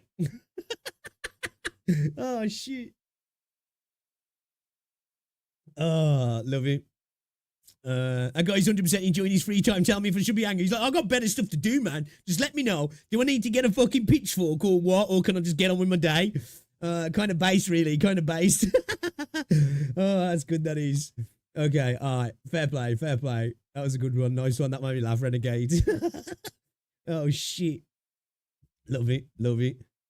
Yo, guys, as well, if you haven't already done so, be sure to drop a like on the stream, man. It's very much appreciated. We've nearly got 50 likes on the stream, guys. We've got over 100 people in here. We can fly through these. If you drop a like on the stream. Bro just wanted a summary, right? All right, guys. I wanted to check a video idea. Considering we're talking about the whole like weird stuff, right? Let's see what this video is saying here. this title just kind of like piqued my interest, actually. I think it's kind of, I guess it's kind of connected to the conversations we've just been having, right? Real versus fake fans, and what the hell is good criticism? I'm curious about these because that seems to be a thing that's parroted a lot in the Wibber space now, is that there's only particular criticisms that are allowed to be voiced. Now, I agree. If you're going to be critical about, you know, mechanical aspects and try and be objective about things, I think you should at least back it up with, you know, some evidence of why this is bad, this is good, whatever. If you don't have to, but if it's going to be taken seriously, I guess. But I also think gaming is a form of art, right? Art evokes emotions, and sometimes something can just feel off, and it's okay to vote to speak on that as well. And to say that you feel a particular way about a thing as well. And I also like to think as well, some people like to stick their head in the sand with certain things when they're a fan of something, and when they're not, it's a way worse situation, right? So let's see what this video is saying then, shall we? This is from Vladimir, and I'm going to drop a preemptive like, and let's see what the video's about then, shall we, guys? Let's get into it. Ever since the Wuthering Waves anniversary controversy started, I've been asking myself some questions. What does it mean to be a real fan? Where do we draw the line between good and bad criticism? That's a question, man. What do you think it is to be a real fan, right? You know, some people like to accuse people of LARPing, don't they?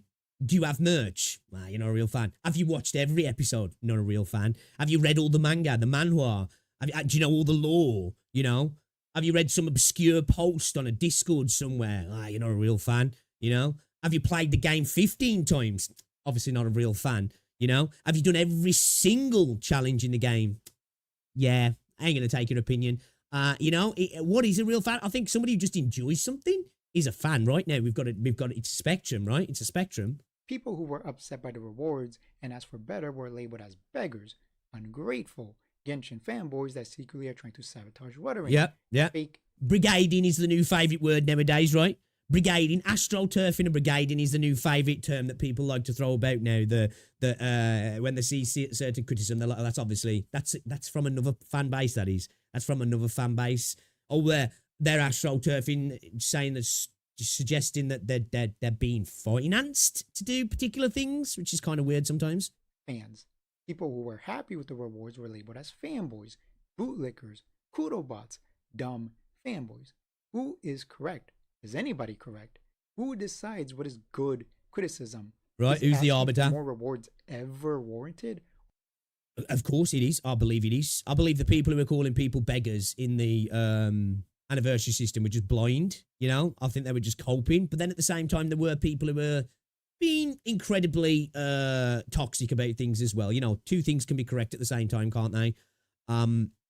In regards to being a real fan, I'm just enjoying what I enjoy, man. Exactly right. And criticism, as you said, I think as long as you're not parroting a line that's objectively false, like, oh, this game is bad because this pity. Like, particular example, some of the accusations about Arknights Enfield's banner system, people just outright saying shit that was wrong. That there's a problem with a criticism, right? You can be critical and say, you know, I would have rather not have the 120 and just have a standard 80. Fair enough. But then some people were just making out that, like, the guarantee was the standard pity and stuff, and it was just like, you're just portraying falsehoods now, which, like, that there is a criticism that you can say, well, probably a bad criticism, right? Because it's just not true.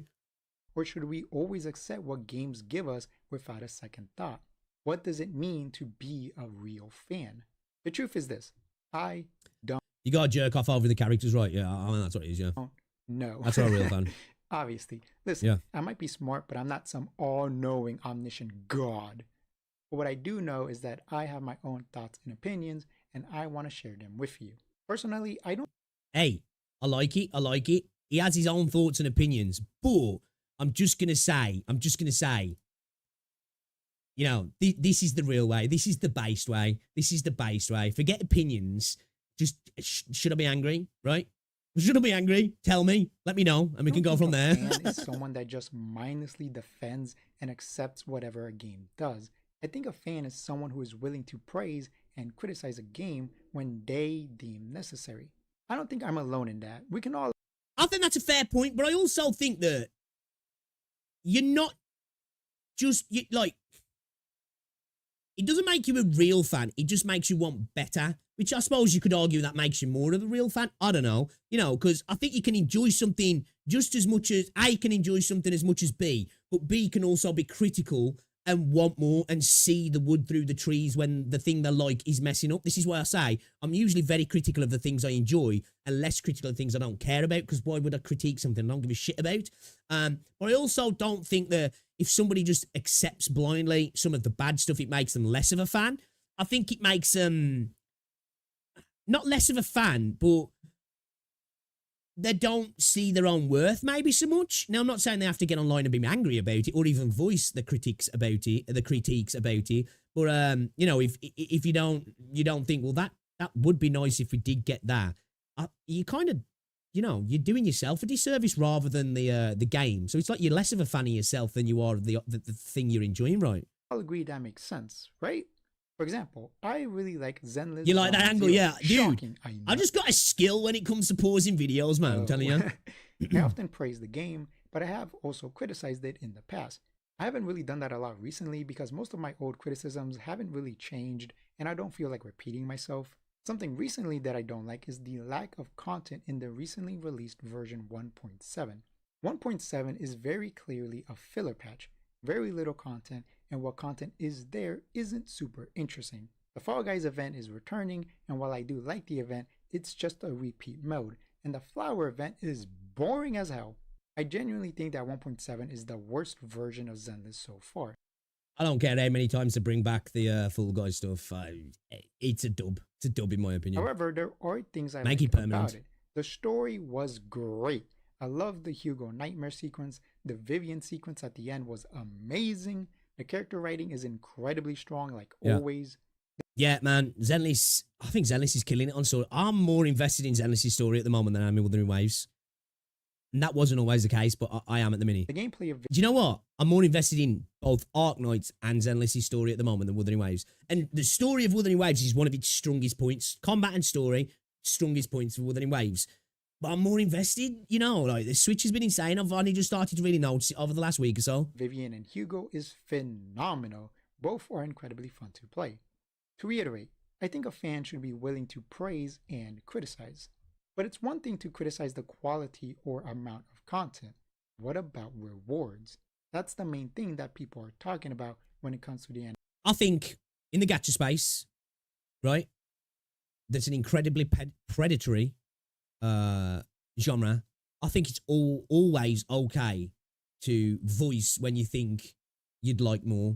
Now, I know some people say, well, some people pay and some people don't, but still, it's the way you go about it, right? Now, obviously, there's things where you're probably pushing it. Say you have a really good patch, they give away a lot of good stuff, and then for you to be like, yeah, but I didn't get this. It's like, all right, bro, okay, all right, what do you want now? What do you want now? Do you want a handy? Do you want a hand job? But, again, let's just take the Wuthering Waves situation. That's the most recent one, right? I don't think people were overreacting when they were like, damn, no selector, no guarantee on one of the anniversary banners, no reduced pity on one of those banners. The anniversary was just extra ways to spend. Let's be honest. It was extra ways to spend, right? There's no doubt about it. Yeah, we got some extra pulls. I think on an anniversary, that's as least you can ask for, right? As anniversaries go, I think the Wuthering Waves anniversary was lackluster. I really do. It was a standard patch. Now, it probably exacerbated because Wuthering Waves annies don't drop on a 0.0 patch. But still, yeah, I don't, I sort of like, Rexlant was calling people beggars. I think wanting a selector or a guarantee on a banner on an anniversary, is that really being a beggar?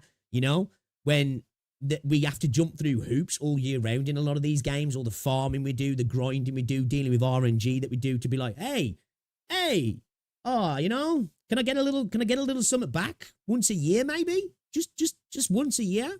It's kind of insane, that attitude was for me. Anniversary of Wuthering Waves. Most people, me included, don't have any problems with the content itself. Story, I know, yeah, why is he blaming me subtitles? Gameplay, all of it looks great or at worst okay. Based on the live stream, the estimated total amount of summons being given away is roughly 120, aka roughly the same amount given in any other patch. I think it's a little bit more than that, isn't it? I think, isn't it closer to like 140 in total? I could be wrong. I think it's closer to 140, right? 120, 140, 100, right? That's, you know, potentially not enough to guarantee a character, right? On an anniversary, not enough to guarantee a character. Let's say you zero pity, you fail your 50-50 at 80 pulls, and you have to go all the way to 160. You're still 20 pulls off at the end of the patch, bearing in mind some of these pulls come after a particular banner. So that's split between 2 banners anyway. And then the anniversary banners as well, and weapons. So 110, 120, 130, 140, it's all kind of insignificant really, isn't it? A rewards perspective, it doesn't feel special. It doesn't feel different. It doesn't feel like an anniversary. There's a free glider skin, which is nice, but that isn't really a worthwhile anniversary gift. Then we have the horrid anniversary banner. Being able to choose a premium character to summon for instead of just giving a selector box is already a slap in the face. But the banner itself is nothing special. It's not guaranteed, so you still have to win 50-50. Yeah, I think a guarantee would have gone a long way to making it better. About it is special, besides the fact... I think a lot of people were offering up fair points. It's not an extreme thing to say on one of those anniversaries. Like, fair enough, not on Zani, not on Chiacona, on one of those anniversary banners to say it's a guarantee. Say, you know, when you select the banner, that's guaranteed now. You chose Gian, you're getting him at the end of it, right? Or you have a reduced pity. Maybe there's still a 50-50, but a reduced pity. Or even both, guarantee and a reduced pity. You know, a selector would have been nice just to be able to select one of them. Awesome. But hey, let's just maybe go for the middle ground and just a guarantee. You know, the idea that you can go into the anniversary banner, right, and fucking end up with Ling Yang, like, bro, come on. What's your presence that, bro? You know? It's called an anniversary. I've got a year, and that dude's not on my account. If I'd have pulled on one of them banners and got Ling Yang, mate, that might have made me uninstall, man. I'm not gonna lie. I am disappointed by the anniversary. Right, Reldon? And I asked for more in my previous video. Does that make me greedy? Does that make me a secret Hoyo shill that wants to sabotage ruddering? Yes. Does that make me a fake fan? Contrary to popular belief, a 5-star... It doesn't, by the way, I'm joking. ...selector is not some insane, never before heard of concept for an anniversary. Right. You know? Oh, a selector? Oh, a guarantee? You know, when some games just literally give out characters, you know? And then people will say, well, the game ain't been out long enough. What? We got a fucking free character in 1.2 and it was a dead patch just to keep us playing, you know? I mean, that was given free, I think, really, because it was a rework of Calchero. It was a way to say, look, we don't want to make you pay for this because I'd probably get people angry because it's kind of fucking power crap the previous character, really. You know, if they could do that then, but they can't do it on an anniversary when there's more characters, the game's further in. Anyway, I didn't even expect a 5-star. Just a fucking selector or a guarantee would have been nice. For example, Nikki, in its first anniversary a year and a half ago, gave away a free, brand new SSR character called Snow White Innocent Days, the equivalent of a 5-star. Not only I said this. Somebody said to me, because I use Nikki as a comparison in regards to the latest banner, and people was like, you can't make that comparison. Game's been out longer, it's got more characters. And I was like, you know what? You're right. It's fair. Let's go back to the year 1 anniversary. I actually had someone in my comment section saying they didn't do that. It's like, I'm 99.9% sure they did, bro. They did, bro. Only that, they gave away 3 extra copies, enough to max duplicate her. To put that in one... I mentioned that in the video as well, you know. But we can't get a free 5. We can't get a guarantee. You're a beggar, bro. Straight up beggar. During wage terms, insane. That would be like giving away 7 free Siaconas. Siacona? I forgot how you pronounce her name. Chibata. The base and 6 copies in order to max duplicate her. I am not asking for a free... I need to get back on Rivals, man. I ain't played it for ages. That would be amazing, but just 1 free Siacona is perfectly fine. You know what? Of her weapon. Hey, I wouldn't have even expected Zani and Chiacona. If they were going to go down the route of giving us a free character, yeah, they didn't have to give us a Zani. Insanely hype character. They didn't have to do. They didn't have to give us a Chiacona. Just being able to select one of those characters would have been... Hey, even if they were just like, look, we're going to give Yinlin for free, or we're going to give Jian for free, that would have been fine. You know, I wasn't expecting that. That would have been fine. And would be a great bonus, but if not, that's fine as well. And no, objectively speaking, that would not bankrupt them or make them lose hundreds of millions of dollars like some people pretend is the case. Giving away 120 summons for the anniversary. You guys couldn't see that then. Fine. Somebody in chat was saying to report him. If they also give a free 5-star selector or Siakona, or preferably both. Does that make me greedy?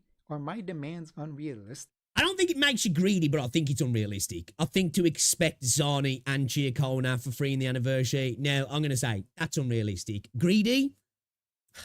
It's hard to say because it's a gacha game, right? And we've got to realise these are predatory games that are incredibly greedy and prey on us. So I don't think it's greedy to try and, you know, get a little out the casino. I do think it's delusional to expect 2 premium brand new characters on an anniversary, though. I think that's a little bit too much. Am I in the wrong? Am I a fake fan? In my opinion, just definitely because not a they fake gave fan. away a free 5-star in version 1.2 does not make it unrealistic for them to give away another free 5-star in the anniversary. I have played. I think he's saying a standard selector and Giacona. Okay. I misheard that then. I misheard that. My bad. Even still, I think that's still a little bit much, you know? I think that's still, personally, if you don't, I don't think you're a beggar. I don't. But I think it's probably a little bit too much personally. But yeah, if he's saying a standard and a Giacona, yeah, I misheard. My bad. Sorry. Gacha games in the past. Thanks for correcting me. Have given away multiple high rarity characters throughout a year. If other gacha games are willing to do it, why not Wuthering Waves? They quite literally gave away 3. Because I think Wuthering Waves now, and the community's accepted, the community's kind of desired it, they're just a step up from Huyo, right? As long as they do a little bit better than Huyo, everybody's happy with it, right? Because they can resort to that, well, it's better than Genshin, it's better than what Huyo did kind of thing, you know? Because that's basically, whenever you throw a critique at some of the things that are objectively, well, is this a bit of an issue? People go, well, yeah, it's better than what you have in Huyo, you know? And then when you compare other games, they're like, yeah, their games are shit anyway. We don't care about them games. You're talking about the big 4. People like to use that argument, don't they? 3 copies of brand new characters every single. What's the value of a standard selector at this point? I don't know. It depends what's in there, doesn't it? If the standard selector was what's in the anniversary, I think like what is in the anniversary? No, was Jinsei in there? I think like being able to select Jinsei, being able to select Brandt. Gian, I feel like Gian's probably going to get better soon. You know, like a Jeji. I think they're still really good characters to get at the moment, personally. But again, when we say standard, we're talking like 1.0 characters, you know? Am I wrong for comparing Wuthering Waves to a different gacha game? I don't think I am. After all, Wuthering Waves fans do it all the time. They are constantly talking about how Wuthering Waves is the greatest gacha game to ever exist and are constantly comparing it to other games, mainly Genshin Impact, but also other games like Star Rail or Arknights for some reason. I don't know. I've seen that a couple of times. It's kind of weird, but whatever. If you are allowed to praise Wuthering Waves by comparing it to other games, why am I... Do you know what? I can't remember what the argument was. But I actually saw people the other day. I don't know, it might have been Insane's video. I'm not too sure. So don't quote me on that. But there was some comparison going on because I think Star Rail had done something that might have been a good thing. I think it might have been regarding Archer being free. And people was like, we need to stop comparing Wuthering Waves to Honkai and Star Rail anyway because they're different games. You should compare to Genshin. I was like, you guys were comparing it all the time before. But now that they're doing something that might be a decent thing, it's like, nah. That's a different game, man. It's turn-based. That don't work anymore. Seen as a fake fan or greedy or ungrateful by comparing it to other games. Maybe, Relden, maybe. Okay, and the other not. To be fair, it's a fair thing. I think people have got a different idea of what they think when they think a standard selector as well, haven't they? To be fair, so, you know. Now, I think the I don't know, you know, Renegade. I ain't heard that one, if I'm honest. Maybe Enfield, maybe? 2 days after the outrage happened, Kuro made a response. However, the response had nothing to do with the rewards. It had to do with the specific Chinese community criticism of the live stream. Long story short, the CN community didn't like how it was structured and had misleading wording. And as a response... Yeah, man. Yeah, you know what? I went into the live stream not expecting a 5-star. I ended it thinking they're going to give us a 5-star because they gassed it up so hard, didn't they, that I thought it was coming. And then the rug pulled us, man.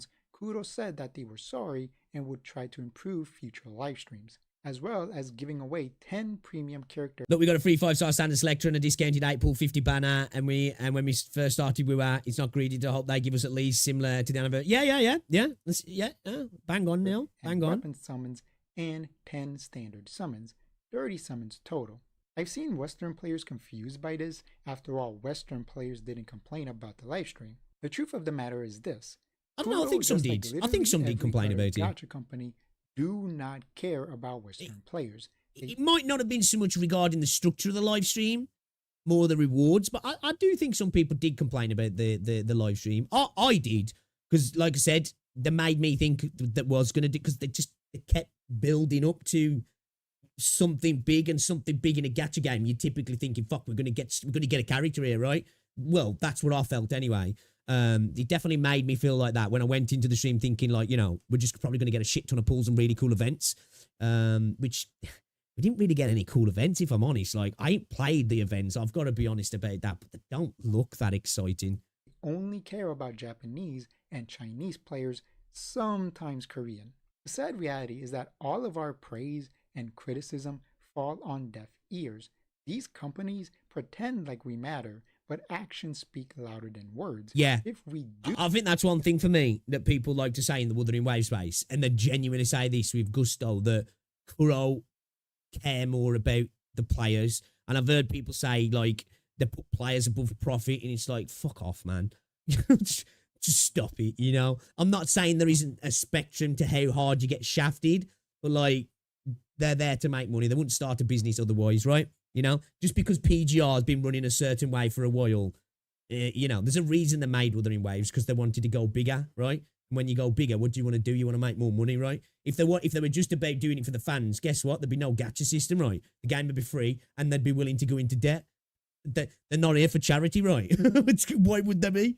Do matter. If they truly cared about us, where's our apology? Sure, not every Western player complained, but there was a noticeable outcry. So where is it? Not every Chinese player complained about the. To be fair, I saw the apology on Twitter as like just a global thing. I didn't see. I gotta be honest here. Now I might be wrong, but the apology that I saw on Twitter from Kuro just felt like an apology to all the players. If I'm honest, maybe I'm misreading it. Noticeable outcry, and they got an apology. So once again, I ask, where is the apology for Western players? Multiple times in the past, I have claimed that these multi-million and multi-billion dollar companies are not our friends. And this is one of the main reasons I think we, as players, whether we are free to play, spend $5 every month, or drop thousands every time a new character releases, have every right to demand better. They don't care about us. So why should we be grateful for all of the nonsense they... Yep. You can be a fan of a game without needing to be a fan of the corporation. I like Solon. I like Dong. You know, I kind of like some of the cringe that's in the live streams, right? You know, Lowlight seems like a chill dude. But at the end of the day, you don't need to care for a corporate entity, because guess what? That corporate entity is not worrying about whether you're tucked up in bed at night and sleeping safe and sound. But they do care if you're going to send them money, right? You know?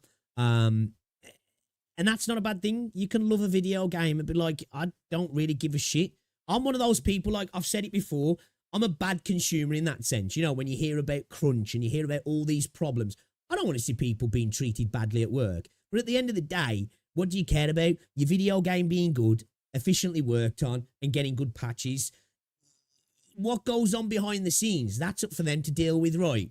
And again, let me just reiterate, I don't want to see people being shit on. But let's not pretend we all buy cheap clothes from places where you've probably got some small child making them, and we don't stop buying them, right? You know, that's just the way things are, right? You know, it's just the way things are.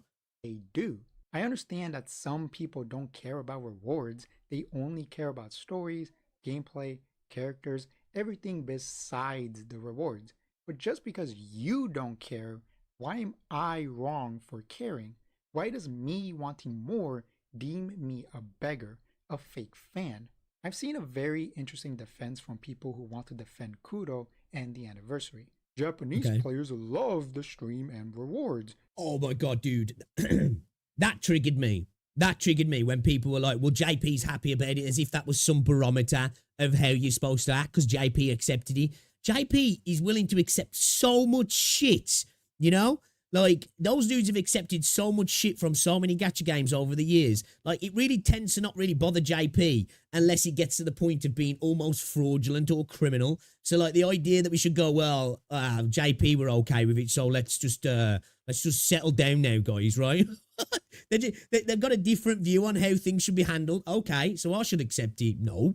You know, they just have a different culture in spending in video games, so I should be happy about that as well. No. The same way they shouldn't be happy if I deem something as unacceptable. If they think it's fine, then, you know, but so many people were using that argument. Well, JP said okay, so it's got to be okay. Like, get out of here, bro. They think it's amazing. JP's used to the abuse, right? They are real fans. Hey, what's going on, Stutzer? I wish Western players could be like them. It's true. JP players do love the game. But this defense is very disingenuous.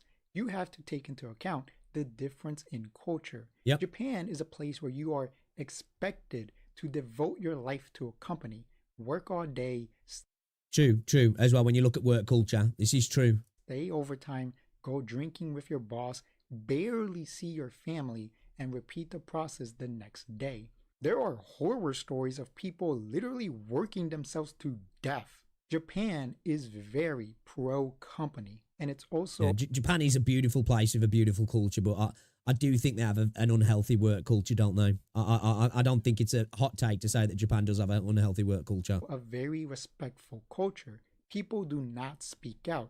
Even if they dislike something, they keep it to themselves for the most part. Yeah, they're incredibly respectful, aren't they? Games are far more predatory than what we experience. True. There are a lot of JP exclusive games that would make you question your sanity with how bad they are. But JP players are used to it. They expect these games to treat them like trash. So what I consider a bad anniversary seems like a saintly celebration to them. So honestly, I don't really think saying JP players like the anniversary is a good defense for why Western players being upset is dumb or a bad thing. Gachas by their very nature are anti-consumer. They constantly try to psychologically manipulate you into spending money. I've said this as well, man. They spend so much money on learning psychological traits to get you to spend money. But then when you go, can I get some back? Beggar. Can't you just be groomed into spending more money? Why are you a broke boy? Or do I need to get Pokemon in here and tell you how broke you am to buy fucking $28 cookies? Come on, bro. Sort your life out. Money. If a company truly did care about their players, why make a gacha game? Why make a game that if you're a broke boy, just say so. For things they want. Why not make a normal action game or strategy game or open world game or puzzle game or whatever that you can makes sell big money for full price? Or better yet, why not do what Warframe does? That game is truly free to play. You can get characters, skins, materials, everything that game has to offer just by playing. No gambling involved. Truly. Get your money up and buy my overpriced cookies, right? Come on, man. Stop slacking. Free to play. That game is able to continue operations simply out of the goodness of its players. Because they get access to everything for free, they are willing to directly purchase things in order to directly support the developers. This healthy symbiotic relationship has allowed Warframe to operate for over a decade. You know what? I'm a new player. I might be incorrect on this, right? And I'm talking about Arknights now. Arknights, I've had a lot of fun in, right? And the same for Wuthering Waves. I never felt like I had to spend, right? But the game gives you the recruits. I've got 6 stars out the recruits. Event characters, you know, the event shops, all that sort of stuff. So yesterday, I bought a pack. I was like, I feel like I've got to. I didn't feel like I've got it, man. That's it. They've got me. But you know what I mean? I was like, I want to support the devs here because I've enjoyed the game, and that's the way I look at video games. Sometimes, even if it's not something I want, I did it for a game called Deadside. If you guys don't know, it's a survival game. I played that game, right, and I loved it. So I spent a little bit more on a pack that I don't care about. It just gave me different coloured clothing items. I think it was now. I don't even think I ever used them because I just wanted to support the developer because that's how I am. And that's what I want from games. I want games to create stuff that makes me want to support them. Now, I understand that they have to create systems that kind of push you to because otherwise, if they relied on goodwill, they wouldn't make money. That's why I understand that these systems are there. And I get it. It makes sense. They're trying to get money out of you. And that doesn't mean they're evil. But we also have to accept that's exactly what they're trying to do, isn't it? That's exactly what they want you to do. So you turning around and saying, can I get a little bit back when I've supported you for a year? It isn't a bad thing to ask for. But some people are so blinded by that. They're like, wait, they're supposed to give you stuff? Wait a minute. This is a one-way street, bro. You're just supposed to give them stuff? And to this day is considered one of the greatest games ever created. If Warframe can be so free-to-play friendly and give away all of these things for free, why can't Wuthering Waves just give me one goddamn selector box? And again, why am I greedy for asking for one? Kudo, you claim to care so much about your players. You claim to put players first, profit second. So why are you constantly... Did they ever claim that, though? Well, they kind of did, didn't they? I know Solon said, as long as we break even, right? Which, maybe that was a mistranslated quote from Solon. I think that statement itself should have never have been said, because what do they mean by break even? What does he mean? Does he mean that as long as everybody else in the company's paid, and I don't mind if I sleep on a mattress on the office floor, you know? Because people like to go back to that quote as if it somehow means that companies say that sort of stuff all the time. People have to be smart enough to know that there's a thing called PR speak, right? There's a thing called PR speak, you know? And companies tell you what you want to hear, right? There's a reason why you look at a lot of brands, right? And when it comes to Pride Month, their Twitter handles will have the pride flags. And then you look at their Twitter handles for the Middle East and different regions. Guess what? No pride flags. Do you know why? They don't really care. They're just telling you what you want to hear. Does that make you smile? Will you maybe buy our product? All right, we're with you. We stand with you. But the second there's somewhere else, like, yeah, fuck, yeah, nah, you know? Trying to manipulate me into spending money. Because gachas are constantly trying to drain me of more money, I will continue to demand more free things from them. I will meet their greed with an equal amount of greed from myself. See, like, I don't demand more things from them, right? Because if I'm at a point where I feel like I'm being pushed on too much, I'll just stop playing, right? I will make my opinions heard. This would have been nice to get, right? Like I did with Wuthering Waves. I don't care, you know? And if something irks me enough to the point where I feel like I have to be demanding, like I've got to push back, then the way I see it, I'm being pushed upon, and I probably shouldn't be playing this thing anymore. So yeah, I don't know if you want to go down that route, because then, like, man, just go find someone else. You know what I mean? Just go find someone else. Sin for sin, dollar for dollar. From my perspective, I truly do not understand why people try so desperately to defend these corporations. Why do people bend over backwards to exonerate them from their faults? Yeah, it's weird, isn't it? It is weird. You are allowed to like a game and acknowledge its faults. But to be clear, just how I'm allowed to be upset, you are allowed to be happy. I simply do not understand why people go so far to defend. Perfect examples like Genshin, isn't it? And that, you know, and Star Rail. People like act like we're only speaking about the negative things in Star Rail because we want it to be better for the community. Most of the time, I don't believe that. They're just using it to shit on the community and the game. All right, cool. But they do actually go after the community sometimes. Like, you're retarded if you still enjoy this. If you're still playing this, if you're still doing this, you're dumb. And it's like, end of the day, if they're enjoying it, man, just fucking leave them to it. You know what I mean? End of the day, they're having fun, man.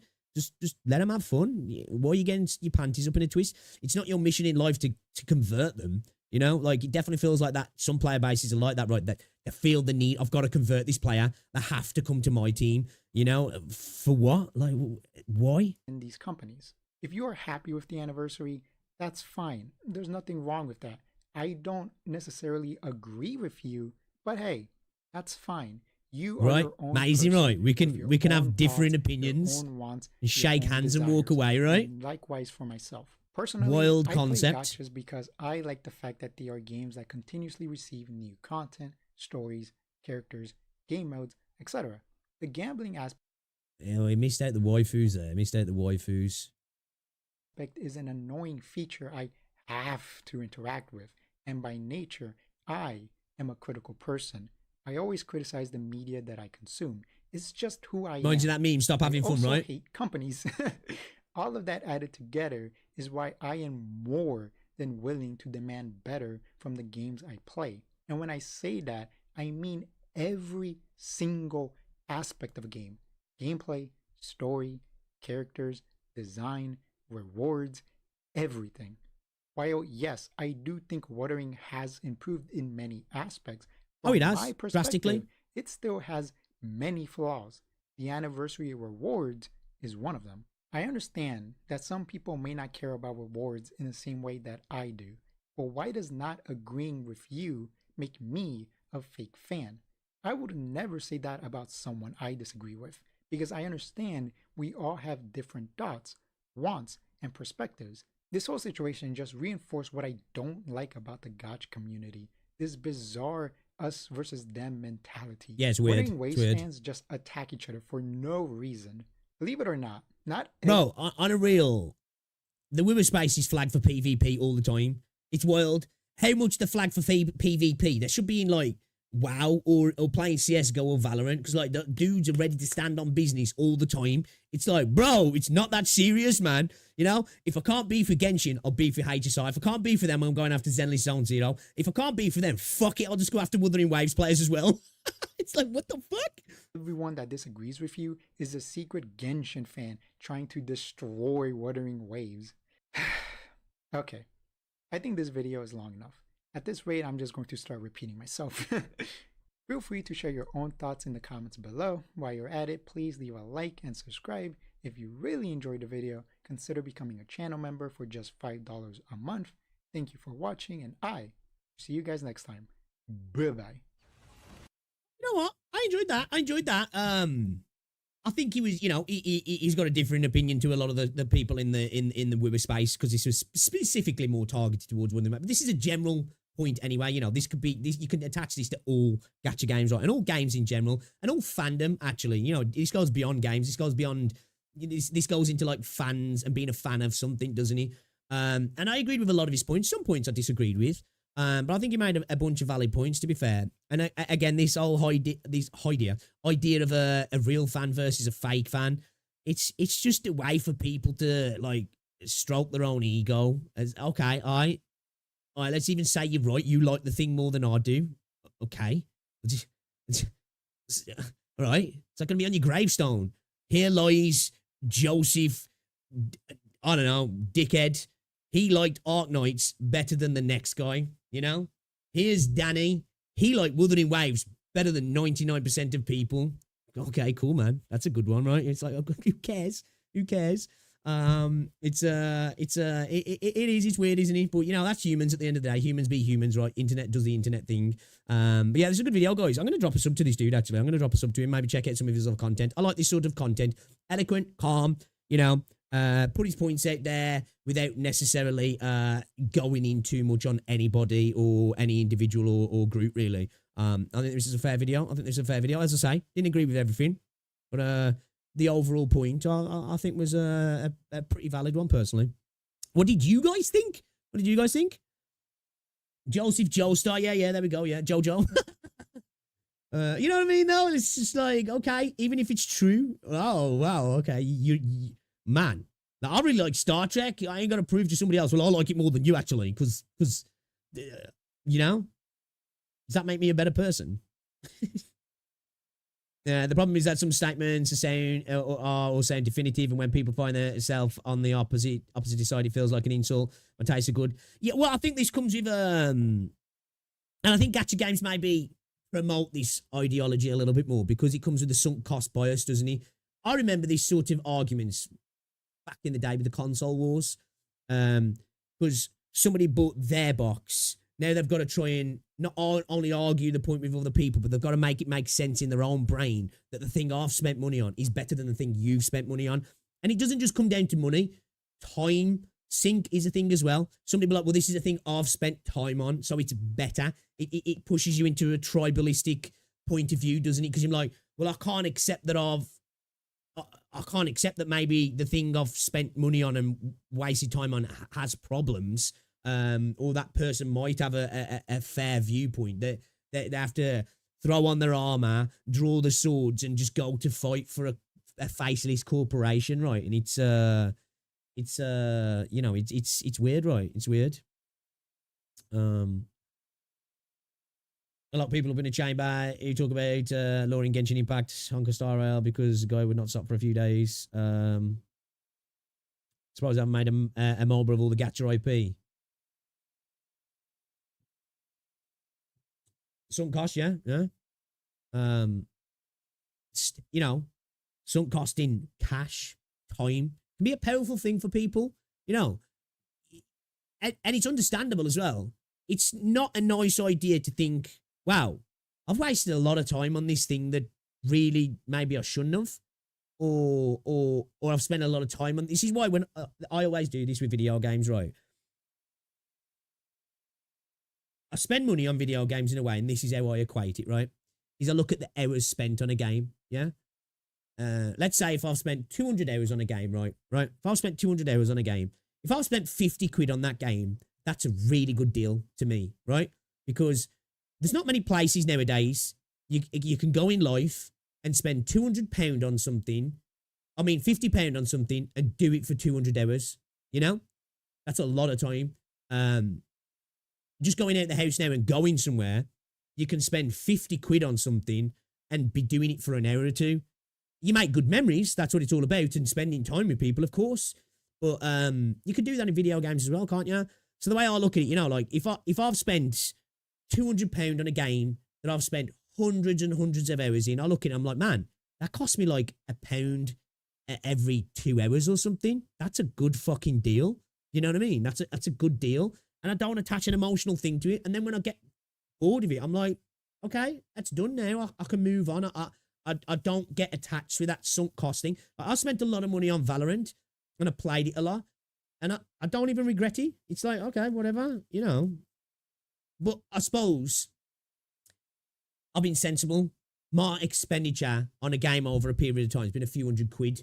Where I suppose when you've spent thousands upon thousands upon thousands, maybe that's less easy to brush aside, especially if you don't make lots of money, you know. Then it's probably like, you're probably like, fuck, you're sweating. You know, you're sweating. You're like, shit, man, I could have bought a house. I could have bought a brand new car with that. Where I've never done that on an individual game. I've spent the sort of money where it's like, okay, I could have maybe not spent that few hundred quid, but it's not going to change my life now. You know what I mean? But 50, 100 grand, whatever, that's a different thing, right? That's a different thing. How many hours do you think you've gotten from Arknights at this point?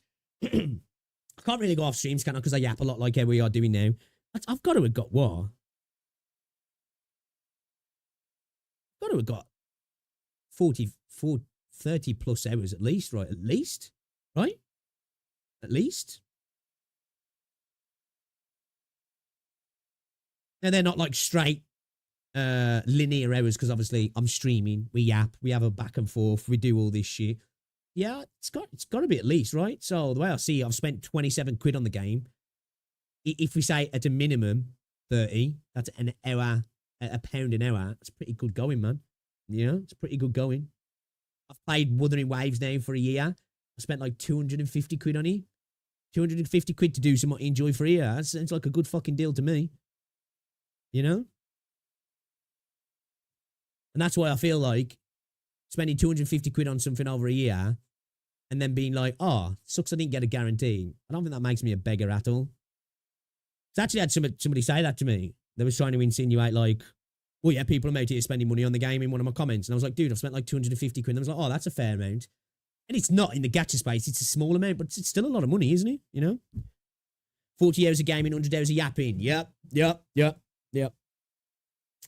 since I've been more sincere on how they go about with the game. With Arknights Enfield, just stay with the people that stuck with Arknights. Enfield is unfortunately it's just going to be a new breeding ground for dude, just coming across, I'm telling you, man, there's going to be a cacophony of videos comparing Enfield to Wuthering Waves in its gacha system, its farming, its gear system, which I'm fine with, but it's going to continue on and on and on and on. There's going to be a killer, is it a killer of this game, a killer of that game, and then they'll get bored and they'll bounce, Giving an option to buy a selector is kind of rare. Yeah, man. I see. Yeah, it's like fucking. I got a 6-star character, and I got 2 10 pulls right. And that's what it was, wasn't he? 20 pulls and a character, bro. That's a fucking bargain in the gacha space. That is an insane bargain coming from other games, right? Coming from other games. To me, I'm like, bro, that's signed, sealed, delivered. Take my fucking money. You know what I mean? Is the way I look at it. Like, if I could do that in Wuthering Waves. If every now and again they had a pack and I could buy fucking, where we've had the anniversary thing now. If they made it so I could have bought, I don't know, there wasn't really anybody at the anniversary that I really wanted. But let's say I could have bought Brand and get 20 pull for 27 quid. Bang. I'd have swiped that card faster than you could say fucking duck. You know what I mean?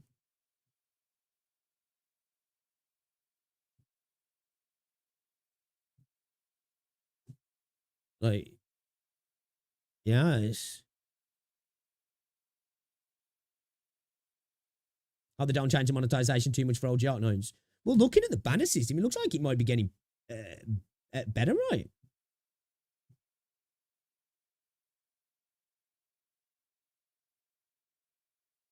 Yes, I've done it because I've got Certa. I wanted to get Calcit as well, so I've set Calcit as my rate up. So now I'll just get somebody who's not on the rate up at all. But yeah, hopefully I'm going to throw a 10 down on the Colonel banner as well. To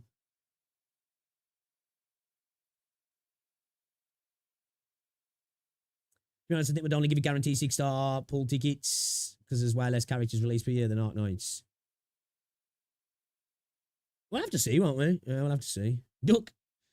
Did you see the US server of Genshin now allows you to buy pulls straight? Yeah, dude, yeah. I made a video on that, actually. It's a good thing. Hopefully it spreads. I should imagine it's going to spread to the EU soon. The age verification thing's already a part of the EU, yeah. For you guys in the EU, you have to verify your age for Genshin, right? It's funny because in a fighting game, $5 for a character, I go, no. When it comes to a gacha, I have to spend 50 quid to get one character and I don't regret it. Well, that's it, innit? That's how they get you, though. That's how they get you. That's why you have these little things where it's like you can buy a little bit here and a little bit there. Spending a $5 here and a $10 there and 15 quid there doesn't seem as bad as being like outright spending like a lot. But again, as you say, when you just can spend 5 quid on a particular character, you might be like, I don't know. You know what I mean? But as you say, the gachas created a system really good, that you got to give it credit. It's an addictive system, right?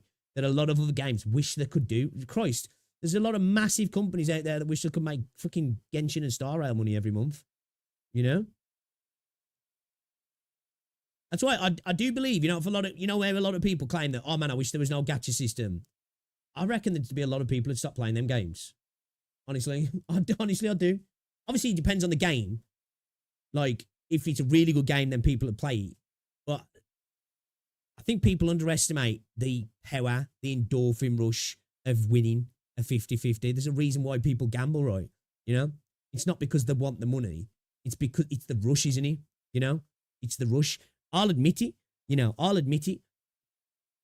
Doing loot boxes in like Call of Duty, it was kind of fun. The rush of like, whoa, and I got fucked again. And I got fucked for the 60th time. But then when you don't get fucked and you win, you're like, yes, it's like, shit, I just wasted 50 quid. But you feel good, don't you?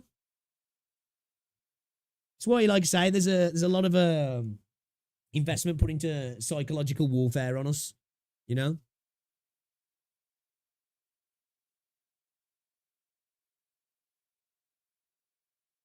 that might seem like an extreme statement, but it is. It is psychological warfare. From the sounds that things make when you click on them, to the visuals, to little sparkles when things open, to the characters popping out, to the way dailies work, to the little drip feed of things that you get, You know, that's all psychologically done. That's why most companies do the same thing, slightly different, but it's the same thing, right? That's why, like, I've got to admit, Enfield changing the way the gear works in Enfield. Not saying it's the only game that does that. Big W. Big W. That's where I say, I think the next gacha game that could really get massive is a game that twists the mechanics, you know? That twists the mechanics in a sense that the daily rat race that we have to do, it's changed. Because pretty much all gacha games have a similar daily rat race. It might be a slightly different, but it's the same thing in theory, isn't it? You know what I mean? Arknights Enfield biggest change is the rate, but I don't know that they'll be putting out 17 or 18 6 stars a year. But yeah, because as well, from a visual standpoint, it's going to be a lot harder to make a character like that, isn't it, than it is to make a little chibi that's got like little animations on a little tile-based tower defense game. Yeah, exactly, Joshua. Yeah. Cat, we all want the waifus and husbandos to goon about. Thorns Ultra is coming soon, though. Do you planning on pulling him? I'll have to have a look if it's good. I'll have to have a look if it's good. No, Karka, no, they haven't announced anything about the monetization in Ananta. I'm very much interested myself to see what route they go down, you know? Casinos do a lot to keep people in there. Well, yeah, you know? Like some places you'll go in, when you're at particular tables and you're spending money, sometimes you'll get free drinks, cheaper drinks, you know, drinks with buying particular things, you know, especially if you're inebriated, that's all good, right? It's the same with gacha games, right? You know, that's why you get a little bonus when you first buy a pack. That's why you get like extra bonuses on your battle pass compared to the free one. You get the little bing bing bing bing bing bing bing bing. You're like, oh, monkey brain's going. You know what I mean? NetEase makes me unsure. Yeah, I said that before, actually. There's a lot of people, when we were talking about YoStar earlier, actually, I says, like, you know, NetEase, Netmarble, Nexon, they're like publishers where people are like, well, wait a minute. Yeah, I don't know about that one. Yo, guys, you want to watch a video here? Upcoming skins showcase, Arknights. Yeah? All right, Relden, no worries, buddy. Appreciate you stopping by as well, dude. Appreciate you stopping by. Let's watch this video, guys. Let's watch this video, yeah. Oh, shit, it's 3:10. Fuck, I need to get on the bastard game, guys. We're yapping today. We're yapping and farming. It's okay, though. You guys are having fun, yeah? I'm enjoying the stream today, man. I'm having a blast. I'm enjoying myself. Hopefully you guys are. They also start with the end, too. Maybe it's the same guy. It's like Scooby-Doo. You pull off the mask, and it's like, it was him all along. You know? All right, let's check this one out then. This is from River V or River 5 Workshop. Upcoming skins showcase, Arknights. I'm interested. Interested. Let's have a little look. This Diamante skins in game right now. Oh, is it? Oh, okay. All right, cool. Let's have a look then. Oh yeah, well, Stronghold Protocol, that makes sense. Yeah. Okay. Cool. Let's do it then. Let's have a look at this then. I'm curious.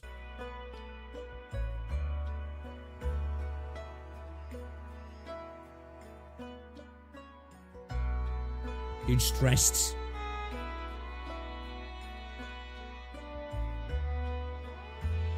I like the way the weapon like comes to his hand.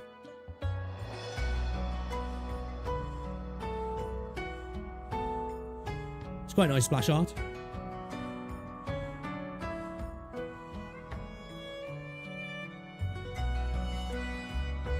Huh, that's cool. Oh, I like that. I actually kind of like that.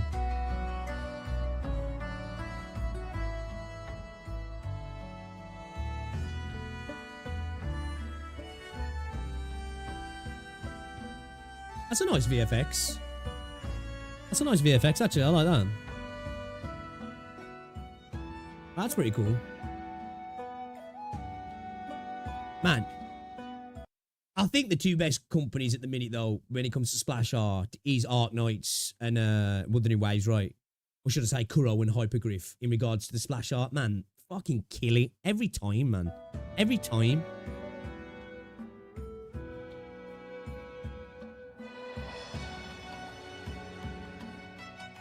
That's cute, actually. I like that.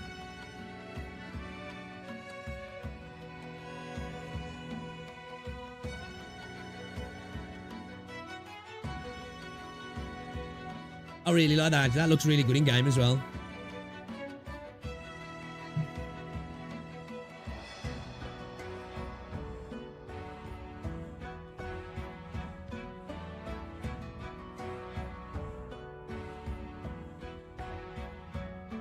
I know, yeah, free as well.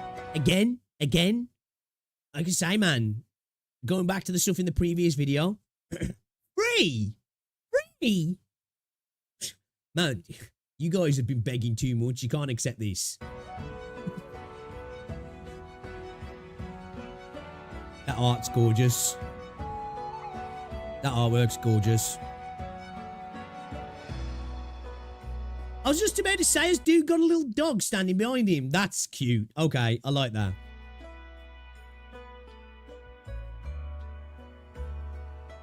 Is a dog playing a piano or something? He's on the decks. Bro, what the fuck? Okay, I like these. That's cute. Put a dog in anything and I'm sold, man. You know? I'm a dog lover. It don't matter what you're doing, man. Stick a dog down. I'm like, ah, you know?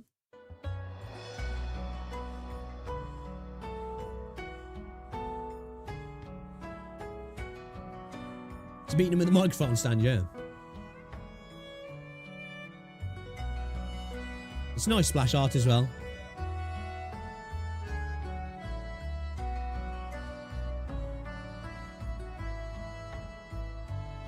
I like the colour palette of this, actually. I really like the colour palette of this.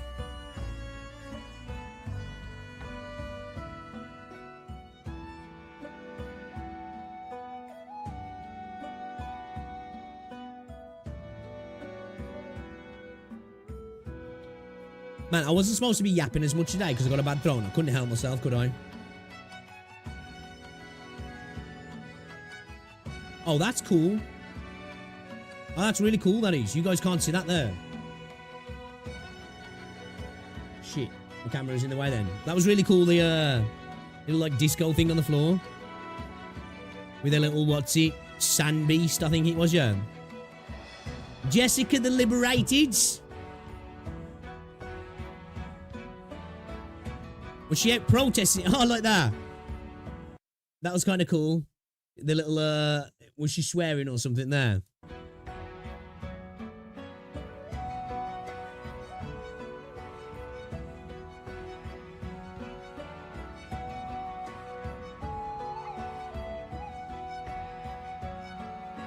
I like this Jessica skin. The animations are fucking sick as well.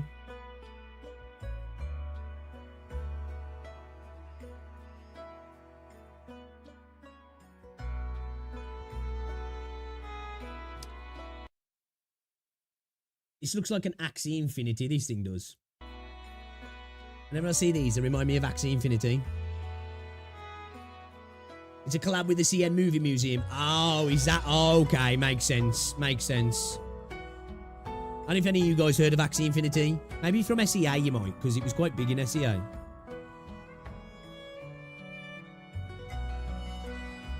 Okay, that's cool. That's cool. That's really cool. We need to get back to Drip Nights as well, chat. We've got to get back to Drip Nights.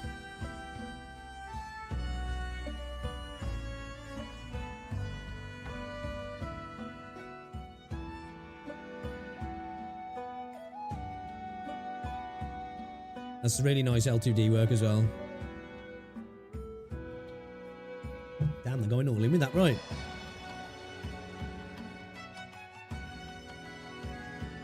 Holy shit, bro, it doesn't stop. What the fuck? It was big here in the Philippines for a while. Yeah, I was going to say, I know it was big. I know it was big in Philippines and a few areas around there. Some people making some actual cash out of that, man. I never played it.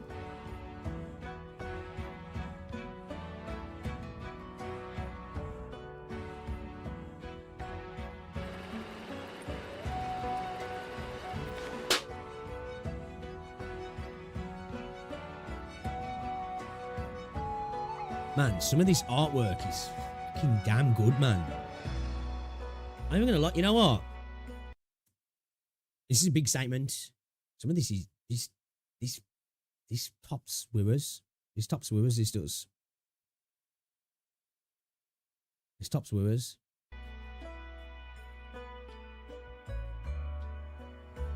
That's saying something from me, because Wuthering Waves does some insane level of splash art. Like, I glaze the hell out of you. This is fucking insane. Did he just say that? Like, most people are like, dude, what the fuck you on about, man? It's such a tame take. Does he top reverse 1999? Yeah. But reverse's aesthetic, I think, is the best. Right? In terms of aesthetic. There's just something about reverse's vibe, feel, design, man. It's so fucking cool. Like, I think Reverse is one of the coolest games going on, dude. Clipped and reported.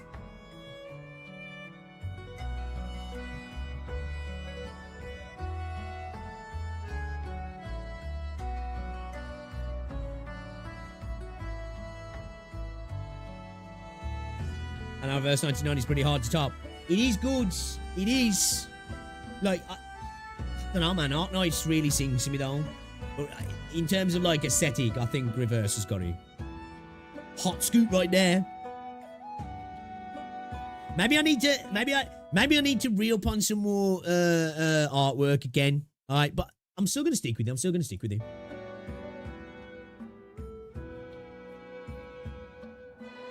Man, bro, looking dapper as fuck there. Harold is, isn't he? Looking dapper as hell, bro.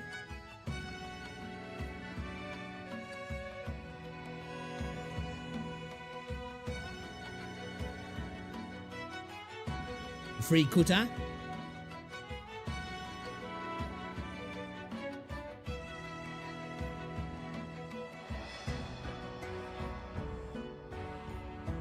We need more characters like that, actually, that are in relationships.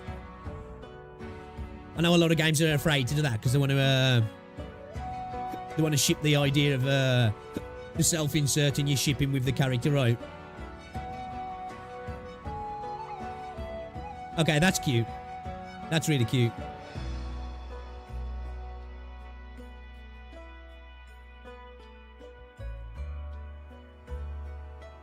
No, wait, even raised.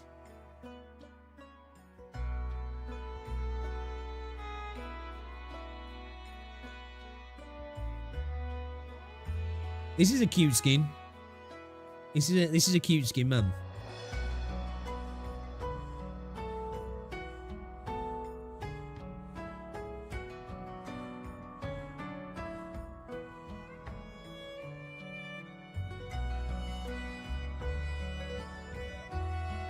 Burnt hands.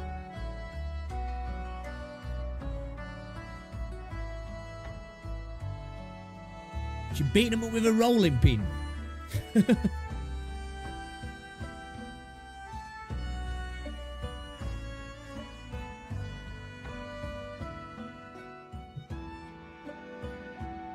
That's cute.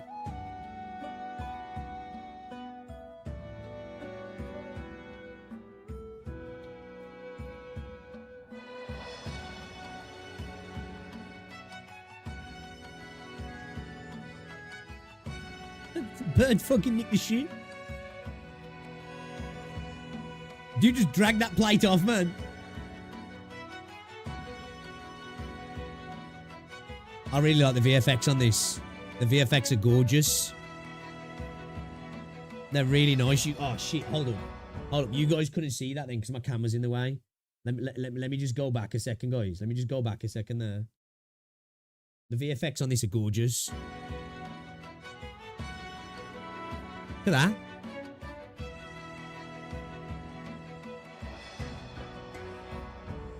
That's so pretty.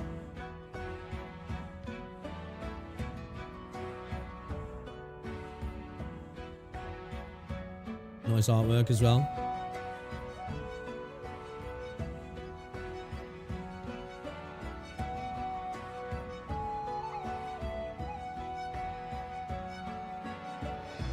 Dude, the animation time on some of these L2Ds is ridiculous. Are these longer than usual? For the ones I've seen, I don't feel like them going for this long.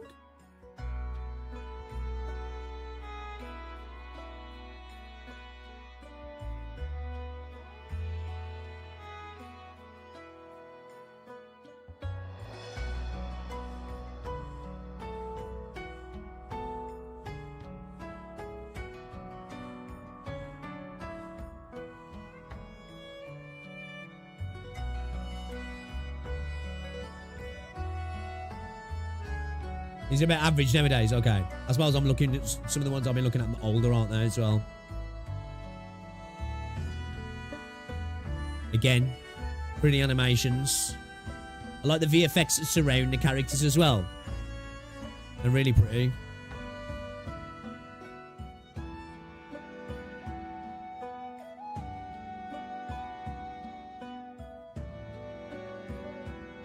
That's nice. I like the colour palette of that.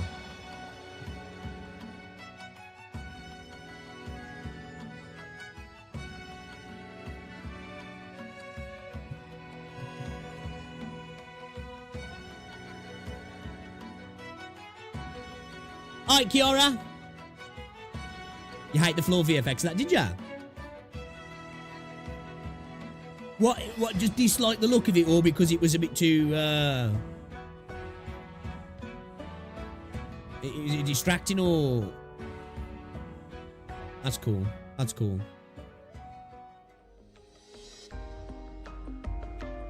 Okay. Alright, some cool upcoming skins, then, man. Some really cool upcoming skins, actually. Alright, okay. Nice, nice. Drop a like, drop a like. No, I'm going to subscribe to these. Subscribe to these. See if any more cool upcoming content. There you go. Upcoming skin showcase, man. Alright. You know what? They do some really good skins, don't they? Birdie's going to get planted. The floor VFX is more compared to the base one. Oh, okay. Okay. Alright, okay. That makes sense then. The original looks more green. Ah, okay. Alright. Yeah, that's fair. That's fair. That's fair. All right, hold up a second then.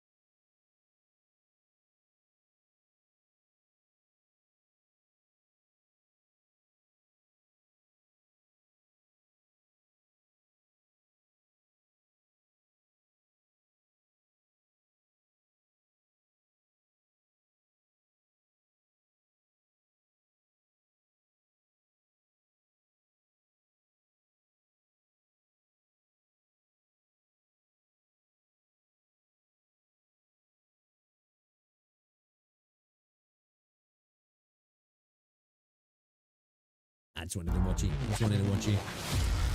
Yeah, that's a game I'm looking towards, actually. The combat looks kind of cool in it. Really look like a gacha. It does. I think it's an MMO, though. What I've seen of the gameplay, it might have gacha elements. Who knows? Who knows? But it looks like an online Grand Blue Fantasy relink, kind of, almost, you know? There's like a thing where you can like combine the ults as well, and it does like a big damage ult, which is kind of cool. The action gameplay looks nice as well. And like I've seen the character running around like a hub area town where you go and get all your gear and stuff. And there was other players there as well. So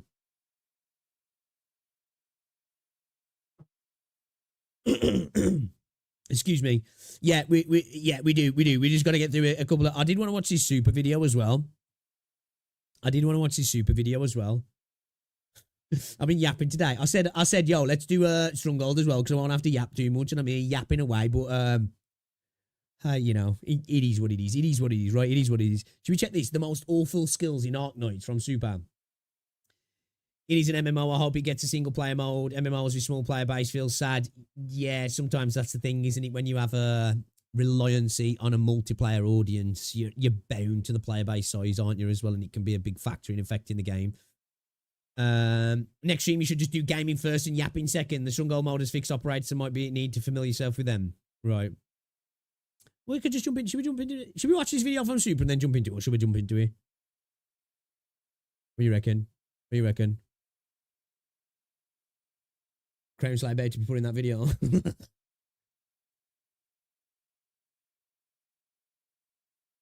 What's this here?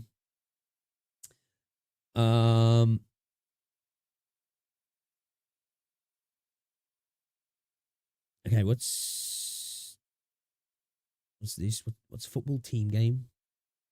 What's football team game Chat. I think it's his latest video, Renegade.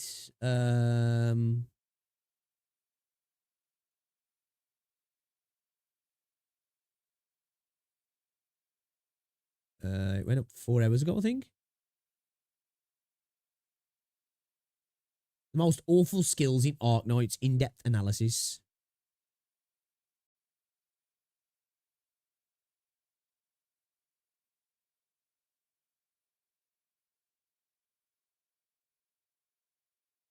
I still need to get round to this plus minus video as well.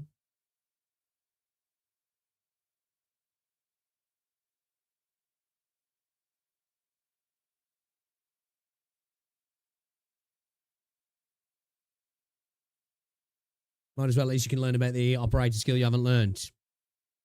Jump, pigs, jump.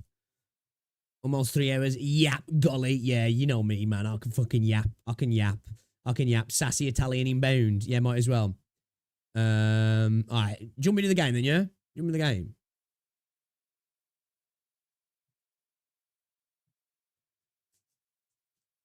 Don't this shit just make you wanna jump?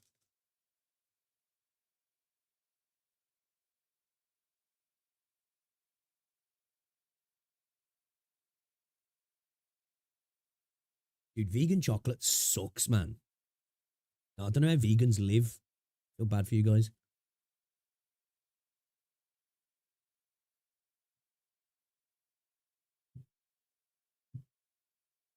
Definitely shortest yap on record. We don't record.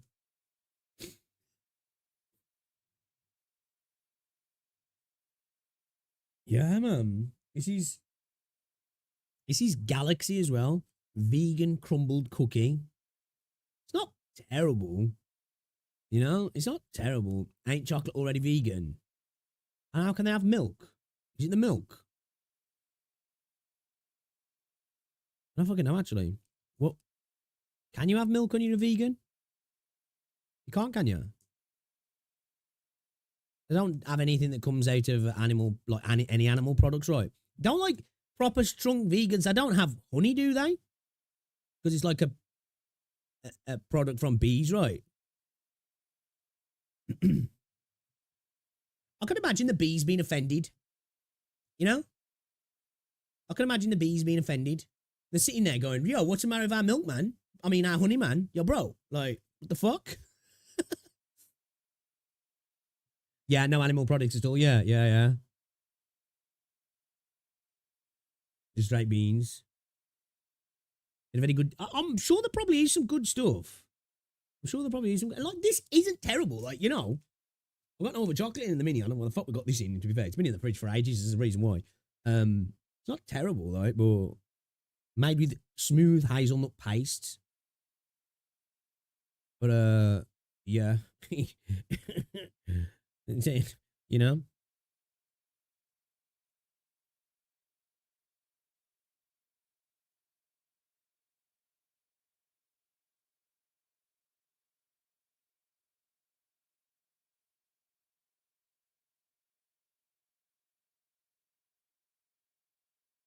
Yeah, it's not all that. Bees are fine when you're taking their honey. Yeah, man, they're just like, yo, what? We made extra. We made extra, man. You don't even want it. Fuck you then. Right, let's get into it. 2 secs.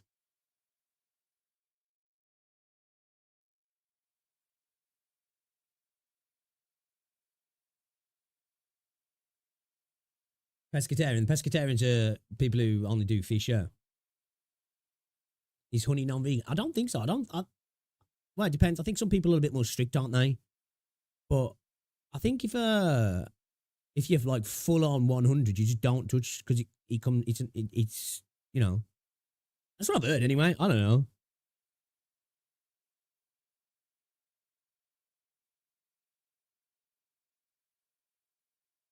I just couldn't do it. I like a steak too much, you know? I like a steak too much, man. I'm sorry. You know? Cows are cute, but they're very tasty. Very, very tasty. You know?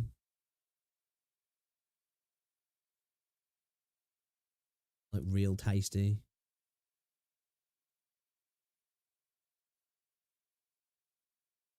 2 seconds. Need to put the music in.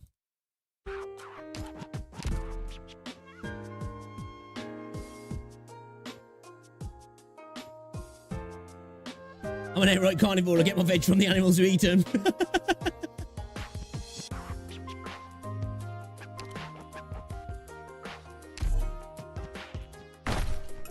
Vegan steak, problem solved. Does it taste better? Hell nah, right?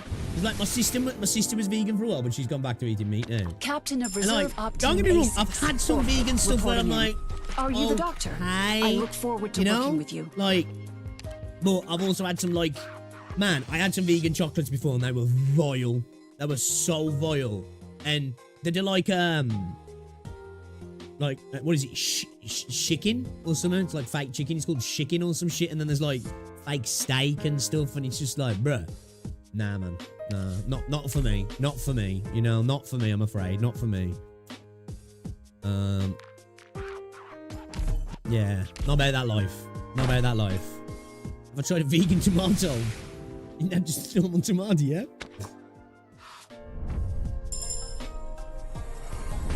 My code name is Beagle. I know I The didn't fuck is a score well on my shekin? assessment, but I'll still do my best at my internship. Like rub out when I try to. Stop eating meat, but I'm not a quitter, right? I know that's what I said before. I used to like joke around my sister, be like, why do you need it to look like meat, man? You don't want to eat it, do you?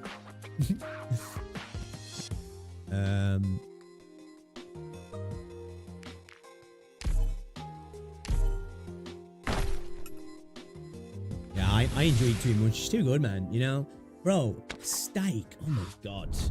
You know, chicken wings. Captain of Reserve Op Team A6, Orchid, reporting belly in. bites. Are you the doctor? I look forward to. Just, yeah, man.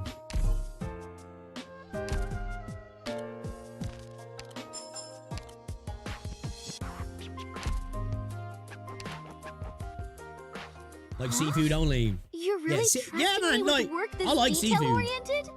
Like if I had to, I'd have to have seafood in my diet. But yeah, not sending me out on a field mission I do. today? I like my meat. I do. I Yeah. like my meat.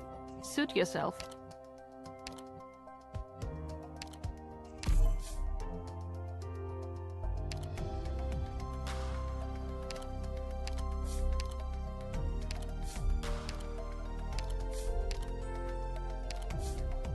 Okie dokie. Alright.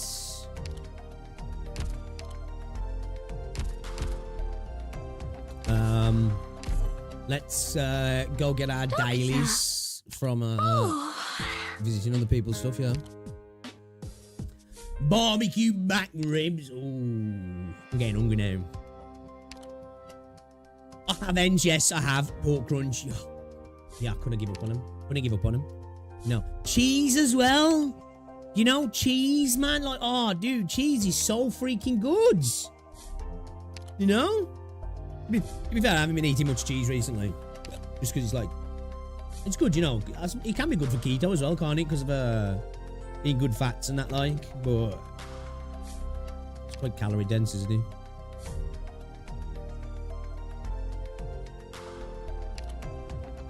I don't think I do with them any, dude. Can I increase my friends even more? I need to upgrade, yeah. I don't think I do, bro. I tried to add somebody the other day and it was full.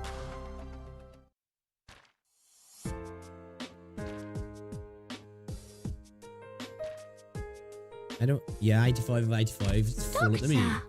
I need to get up to 100, yeah. I need to get up to 100, right? I could make some space, but who do I kick? Can I, like see... I feel bad. Who's not active? Can I see who's not active? I feel mean kicking somebody. See, everybody's active. Everybody's active. Everybody's active, man.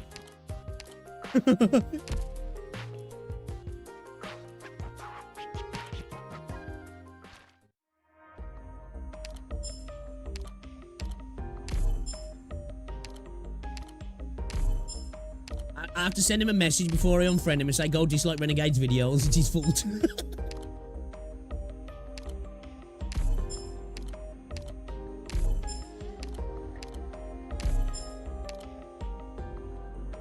Yeah.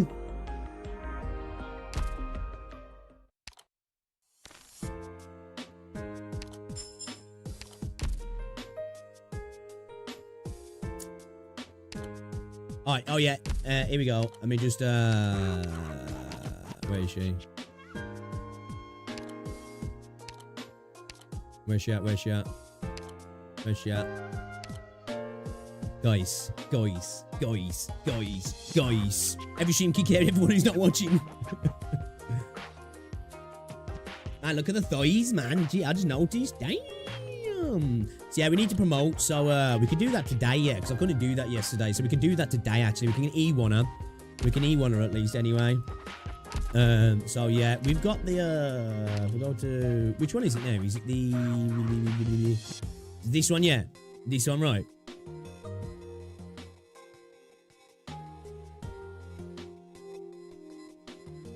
Is it me, or does your Arknights game look really saturated? It does a little bit, doesn't it? It actually does a little bit. It doesn't for me. I haven't adjusted any settings, so I wonder what's going on there.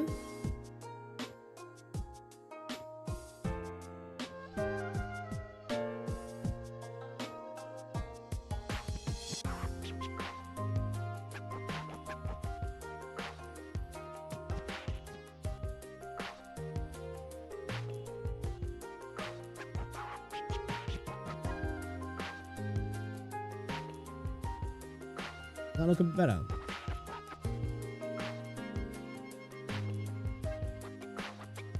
It does look a little bit saturated, I'm not gonna lie. I'll have to adjust it after. I don't want to do it now because I'll be fucking it up. Could be, because it is. I'm looking at it on my my other monitor over here. It's a cheap ass monitor. But it definitely does look more than usual. So I don't know. Should we 10 bang then, guys? 10 bang, yeah? Because last time we did this, we got none of the units on on here. So I finally dumped my kernels on the builder banner for Calcic Dupe. Second trait buff. I had to use them eventually.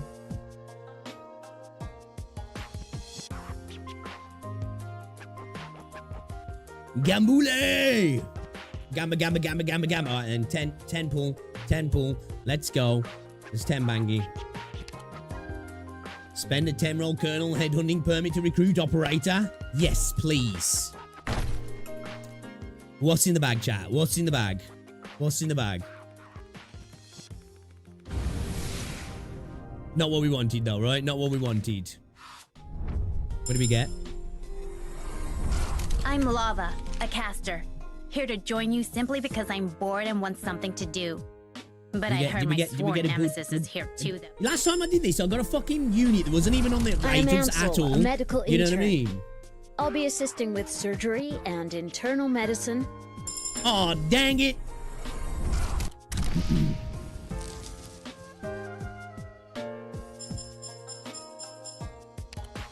Who's that? There we go. Who's this? Chestnut. Oh, we got Texas. Is this good? People keep banging on about Texas.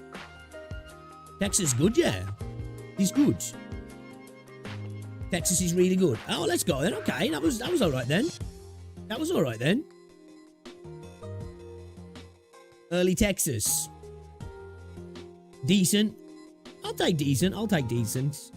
Hey, yo, at the end of the day, I got this Anserta for 30 bucks, right? 30 bucks. I'll take that. So who we got here then? Chestnuts. I've already got chestnut. Oh, I thought he was new. Oh, we got gummy. I still use Texas deployed in it. It's really good for early deployment. Put it on the bench just for DP boosts.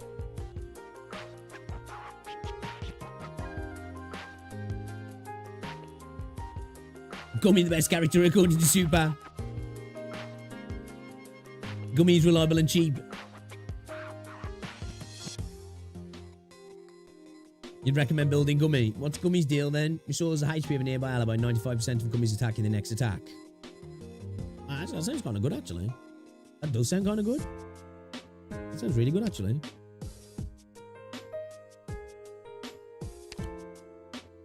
Starts cooking and stops attacking for 10 seconds. Defense plus 50%. Focus on healing nearby allies after finishing cooking. Attack plus 30%.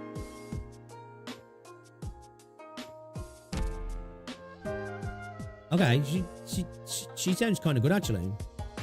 She sounds kind of good. Alright, not a bad what's it then. Not a bad what's it. Alright, slap down our copies here, shall we? Excuse me. S1 is the best skill, is he?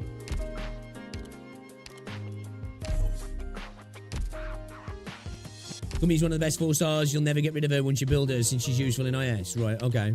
Okay.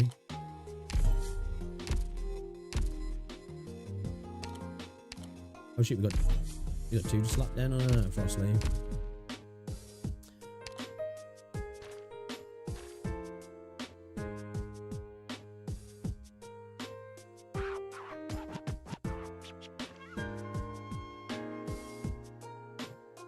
I got 10 for this as well, ain't I? I got 10 for this as well, yeah. We have single pulls. I don't know. What, do a single on this? Go on, do it. Do it. Because let me just double check. I'll see my my depot. So, still in my depot at the minute, I've got yeah, I've got 4 of these headhunters, and then I've got a 10-roll headhunting permit, and I've got 4 of the blues, and then obviously I've got 5 of them as well. We've still got our senior operator transfer permit starter, and our top operator transfer permit starter as well.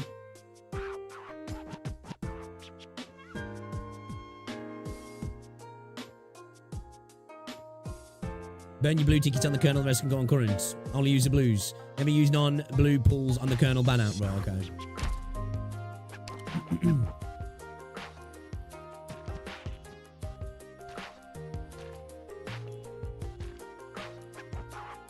So do what? Use the 4 that I've got on here, yeah? What you guys are saying, yeah? Yeah, I still ain't use it, man. I still haven't used it. Never used non-blue pulls on Colonel banner. Right, okay. Alright. Okay.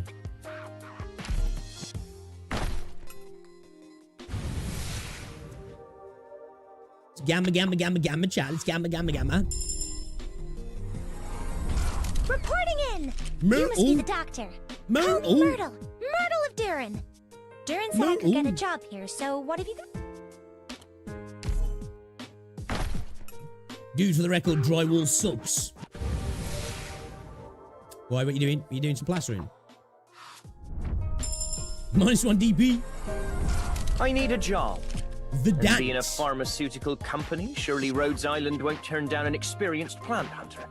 Is he from And the plant Bristol? hunter in question is none other than... You are?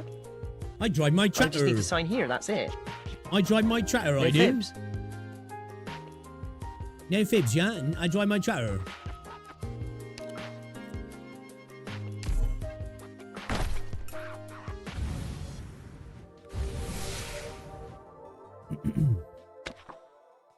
British snake. Gotta fix stress crack on the ceiling, pain in the arse. We meet again. Roberta. Once I sign here, I'll be your personal stylist, right? Huh. You'll be an operator. Doesn't matter. Okay, last one. Calci in the bag. Okay. Next one. Calci to the bag, next one. Excuse me, is this the A office of the Vigna doctor? copy. I've been Vigna looking for the copy. place quite a while, and it'd be really appreciated if... what? Alright, You're cool. the doctor? Yeah, I'm fine with those. Not gonna lie, I'm fine with those. Hey, I got Serta. I got Gummy. I got Texas. 30 quid. It's fine by me. Most of the gachas have spent 30 quid and fucking got fuck all. You know what I mean? So, I am cool with that. What's this dude do? Max HP plus 10 resistance plus 5. Does not retreat upon receiving lethal damage. Instead swaps to a substitute. substitutes a 0 block. So it's back to the original after 20 seconds. Okay, interesting. That's a fast redeploy then. I suppose if you needed to move him, you need to move him. Well, that's any sense interesting skill. So is he just a bait dude or something then? Is he just like Operation Throw Him Out to Die? Huh? You're really trusting me with work this detail-oriented? Scam your temples on the joint manor. Just don't throw fireballs at me, okay? Okay then, hold up chat. I'm just going to go for a PP and then we're going to jump into this. Guys, if you haven't already done so, drop a like on the stream. I'll be back in a moment.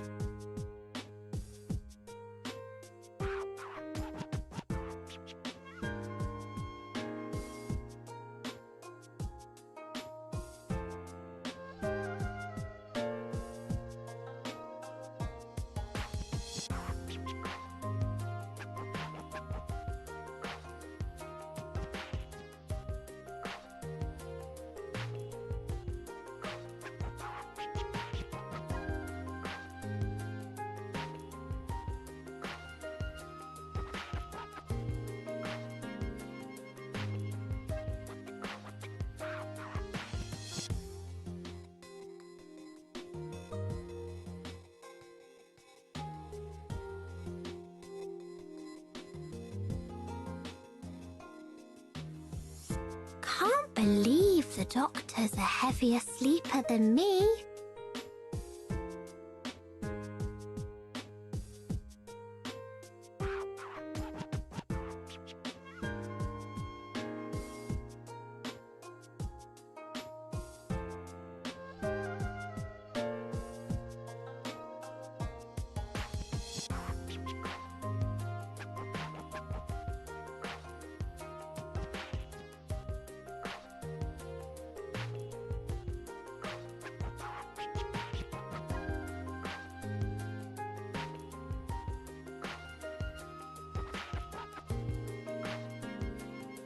I'm back. I'm back. Alright, let's just check this out then, chat. Let's check it out, man. Let's get straight into it then, shall we? Let's get straight into it. Stronghold protocol.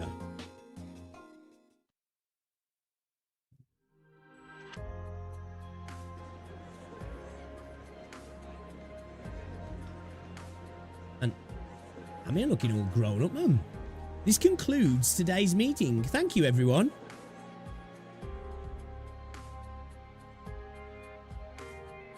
Who the fuck is that dude? Don't forget to take your water bottles with you when you leave. Don't read story. Oh, should I skip? Okay, should I skip? Okay. Stop reading! I stopped, chat. I stopped. Thank you. Appreciate ya.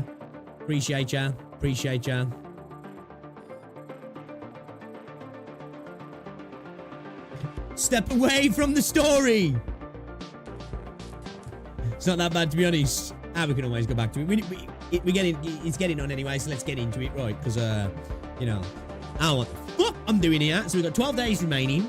Daily goal, obtain Stronghold credit times 50 through the simulation, and you'll be able to collect a bonus Stronghold credit at 200 times 200 to complete the screen. Key objective, Stronghold credit. Start simulation. Okay, alright. This is, oh, okay.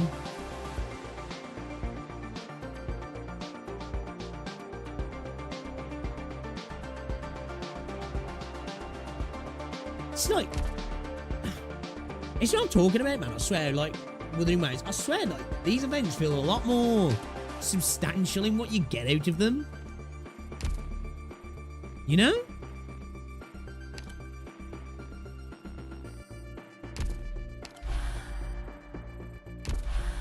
Okay, alright, let's just, let's go into it, I guess, yeah. Each time a simulation begins, 2 enemy factions will be randomly selected. Each faction shall include flagship enemies and a variety of enemy units that align with its description. Okay. You can select a strategy from the list. The simulation has generated a new strategy for you, which you may now select. Okay. born to be flawless. Each strategy grants you an initial buff that provides your operators with different HP values and other effects. Please compare the strategies and choose the one that best suits your command style. Okay. Now please start the simulation. So as it start with increased HP, your operators have 15% attack and defense and max HP, and enemies in entry protocol have minus 30% attack and max HP. That sounds kind of good. Good for me. Call an ambulance. But not for me. Okay, Icefield Militants. Stronghold protocol activated. The simulation has started, Doctor.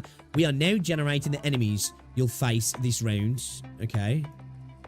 Uploading. 2 groups of enemies have been uploaded for you. Oh shit, that was kind of sick. In Stronghold protocol, the supply barge will continually send supplies to the front line. We can spend funds to purchase them. Okay. You can check how much funds you have in the upper left corner at the start of each round. You'll receive a certain amount of funds for you to purchase supplies on the barge. Operators will participate in the combat ops' virtual simulations. Please try purchasing an operator. I'm right here. It normally costs 3 funds to recruit an operator. Select the operator you want to check. Tap purchase to add the operator to the bench. Okay, what do we then drop them in? This is your bench. The operators and tools you purchase will be placed here.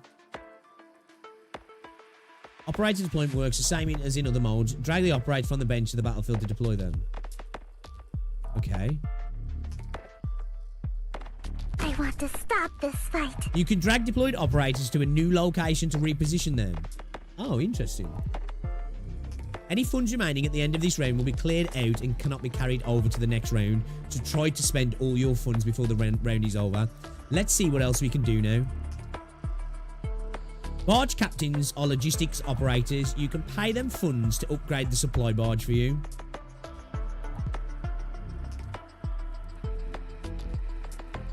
As our level increases, the barge captain will add higher tier operators and supplies to your supply pool. Sorry, 2 seconds, chat. Okay. Tap the button to upgrade the supply barge by spending funds. The cost will decrease as the round progresses. Tap the button to upgrade. Battle preparations are nearly complete. Unused funds will be cleared out and cannot be carried over to the next round. Do not worry, a supply barge will provide new funds and you'll get more funds with each successive round. Reading the worst enemy of EN, right? Tap the button to start the operation. Oh, shoot. I was like, where's the button? I want to stop this fight. When combat begins, the ship will generate a shield to fend off attacks. If the shield value remains above 0 at the end of the battle, you win. Okay. You just got to keep it above 0. The underlying logic of this simulation differs from normal combat ops. Here, operators can only use skills when enemies enter their default attack range.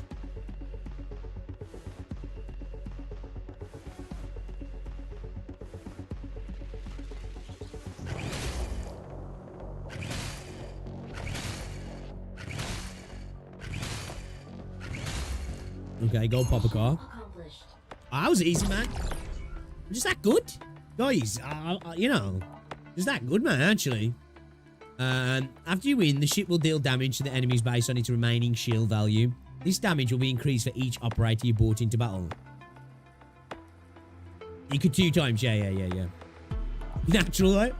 Alright, let me read that again. After you win, the ship will deal damage to the enemies based on its remaining shield value. The damage will be increased for each operator you brought into battle. Right, okay. Higher shield, better. Rhodes Island database includes models of enemies from different regions. Therefore, at the end of each battle, you'll see the enemy models switching out. The HP of different enemy factions is calculated separately and displayed one after another in an alternating fashion. Okay. Dude, I love the Osprey. The supply barge provides a variety of equipment that operators can use to gain different effects. Interesting. Now, Doctor, buy some equipment for your operators. Oh, shit. Oh, sick. This protocol uses simulation modules, which allow multiple instances of the same operator to appear, giving you more strategic options in combat. Okay. I'm right here. Tap the third duplicate operator. Okay. 3 operators with the same name will automatically merge and be promoted to an elite operator. Ah, okay. Elite operators are significantly stronger and feature a distinct golden highlight. After promotion, all their equipped gear will automatically return to the bench, allowing you to adjust equipment strategies as needed. Okay. When 3 operators with the same name merge, you receive an advanced deployment permit, allowing you to recruit more experienced operators.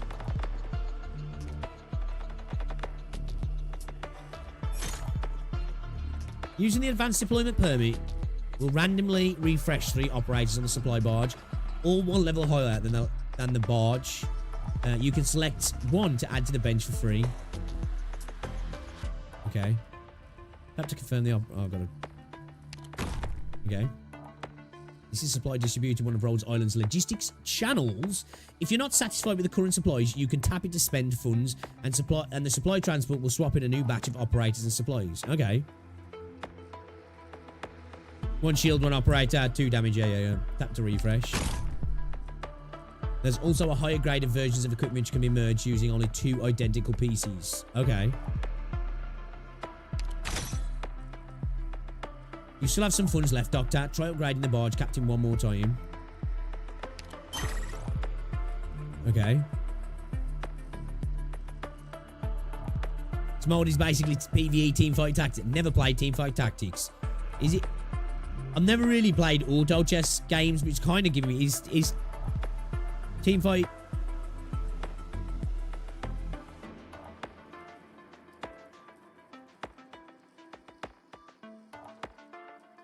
Should move my camp. Good call, actually. Good call.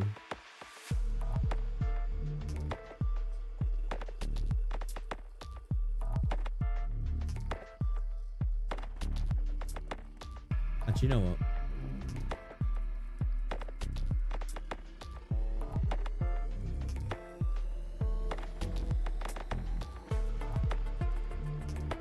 Just put me down there.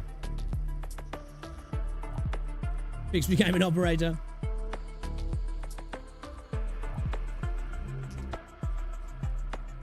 Okay. I wasn't paying attention then. Should we throw down a... Please stop. Shall I throw this onto... Okay. I'm right here. Okay, so this is the enemy's value, yeah? And this is our value. So where are my points now? Best to throw him down on another what's it? Alright, let's see what happens. And then when I start battle, yeah? Range ops can be placed on the tolls. On the tolls too.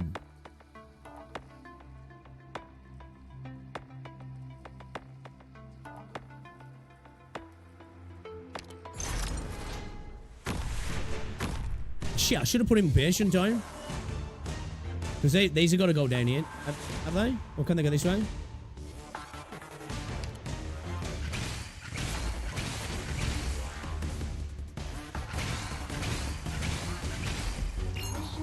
There's no placement restrictions. Oh, okay. Okay. Well, it's a good job. That was easy. Okay, the virtual operators on the bench can be sold back to the supply barge. Selling an operator earns you 1 point of funds, equipment, art, and arts, and can only be destroyed and not be sold for funds. Right. Okay. Tap it if you. It feels like one of these where once you get into it, it's really simple. You're just getting a lot of things thrown at you that makes it sound way more complicated than what it actually is. Tab here to view all enemy information, including the types of enemies appearing in this round and any buffs they have received. The incoming enemies will gather at the red entrances on the upper and lower decks. You can adjust your strategy based on their entry points. That's kind of cool. I like that. Attack speed slightly increasing with the number of rounds elapsed. Okay, so further we go, the faster they get. Here you can review the enemy's tactics for this match. Enemies may gain various stat buffs from their tactics. So please proceed with caution. Does this mean these guys are all coming at the bottom then, yeah? Does this mean they're all coming in here? Start with increased HP. Your operators have 15... Yeah, okay, we know that, yeah.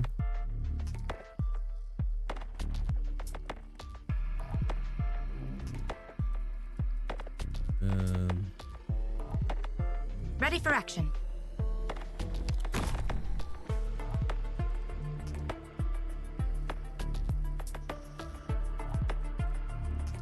Leave it to us. I think they're going to come in just the bottom, right?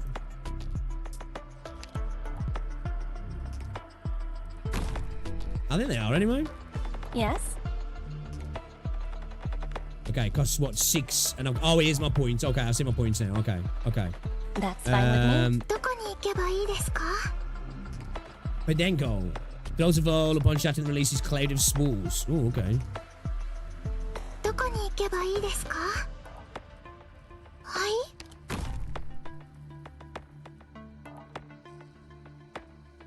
No, they're not going to come in there, but let's just throw it down. Oh, shit, how many gold coins have we got left? 1. Well, there's nothing I can do with that, is that? I guess refresh, maybe? Alright. You can rearrange already deployed operators. Oh, yeah, actually, I forgot about that. Yeah. Good point, good point.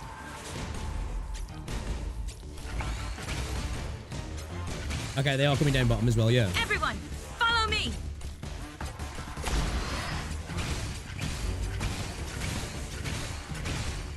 I like this, though. Different way to play the game. I like this. It definitely feels different, anyway. Bro's got the cheeks clapped. I love the Osprey coming in. Okay, so they're coming in bottom and top now, then. Okay, so we got enemy movement speed increased with the number of rounds elapsed. Enemy movement speed slightly increased with the number of rounds elapsed. Okay. Can I click on the individual? Oh, shit. Can I click on individual dudes? I guess not, right? Okay. Okay.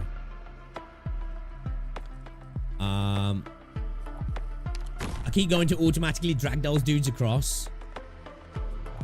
Oh, what's this? Strong T, SP recovery rate. Yeah, okay. Throw that on her. Throw my boy over here, shall we?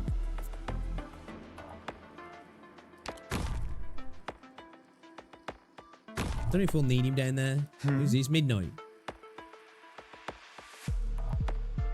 Okay. I think I'll keep those in there. Ah, fuck it, actually. Let's refresh. Oh, what's this? During battle, attack plus 20. Yeah, let's get that popper core, yeah. Alright, let's go. Let's go. You can press the switch view. Oh, did I need to hit him at the top right, was he? Oh, man. Have a look, have a look.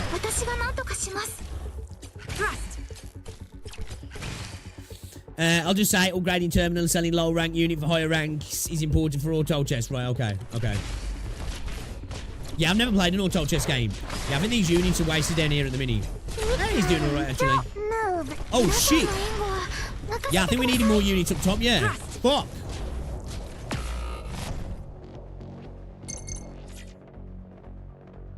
Okay, he's gonna come fight these now, yeah. Okay. These dudes, no joke. Everyone, follow me. We need a healer. We got murdered, chat. Okay. Alright, so seeing which units and where they're coming from. Okay, so we're gonna definitely need some decent units up top then with these. These dudes look like kind of problems. Enemy attack speed plus 10. Oh, okay, I see it now, I see it. I get it now, I thought this was just overall, but that's for the individual unit. I see. Okay. All enemies gain 10% physical and arts dodge. Right. Okay.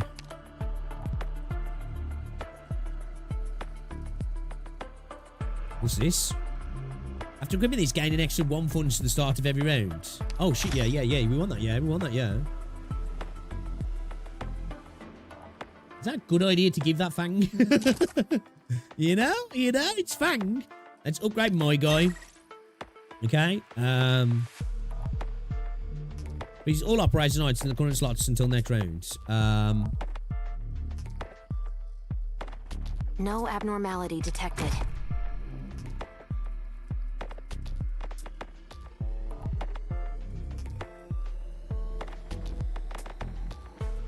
shit. Do you know what? Hold up. Can I move her back, yeah? In position. So let's move Fangle together, maybe. Leave it to us. Probably want like a caster there, yeah.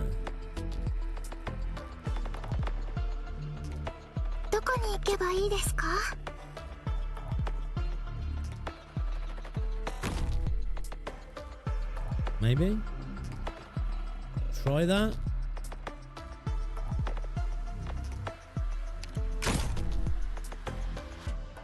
So what does this actually do? Small shield during battle defense plus 25. Okay. I can deploy the drones as well. Oh, shit. No way. Fuck, I didn't even spot that. Let's go, chat. You legends. Let's go.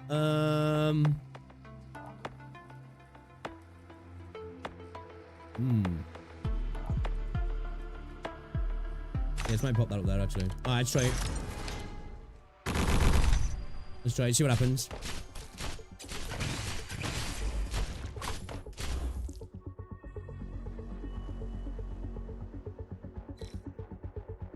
Thrust. Spiders.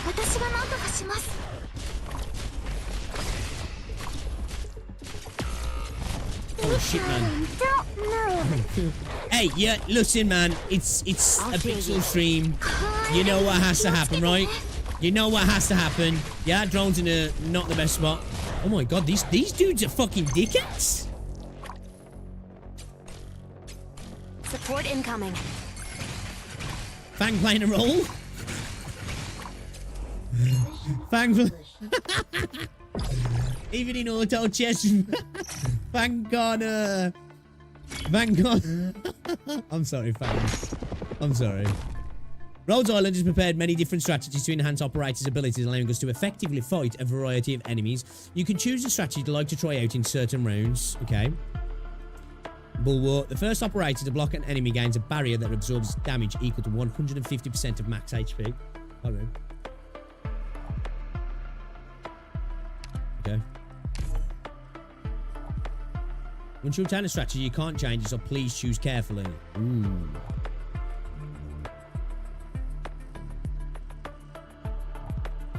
Both ally and enemy HP will be displayed in real time. The ultimate objective in this simulation is to reduce the HP of all enemies. Okay.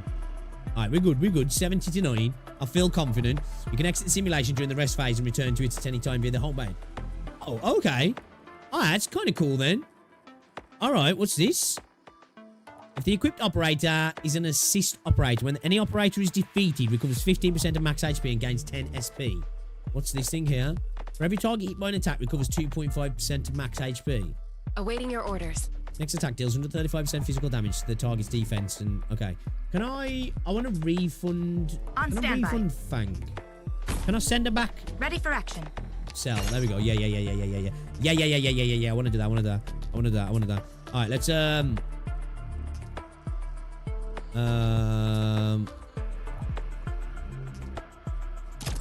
yeah, let's file down there. Who's this? Structural stability, max HP plus 26%, height defense by 26%. That costs 9 to upgrade. Ooh, that's a lot, isn't it? That's a lot. What's up?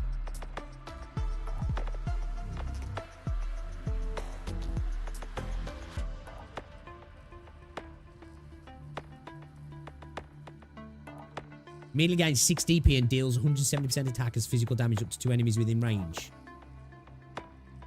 What's the range on this?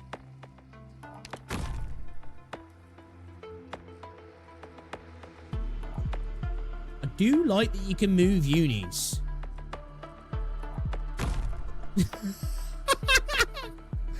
Fang gets done dirty, man. Fang gets done dirty.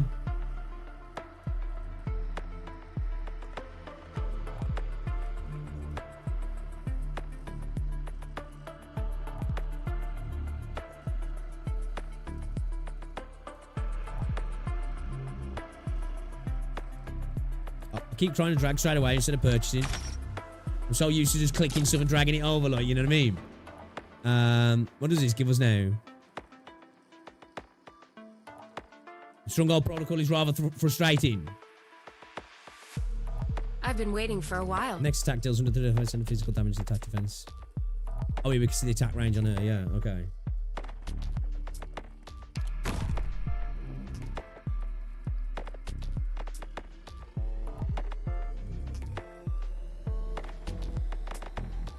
Please stop arguing.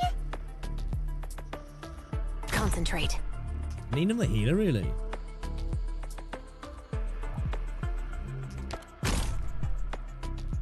Yes? Yes. So this is a battlefield. どこに行けばいいですか?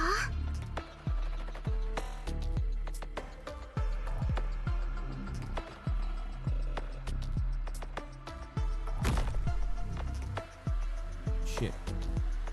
So this is a battlefield. So this is a battlefield. Would I better put it out front, actually?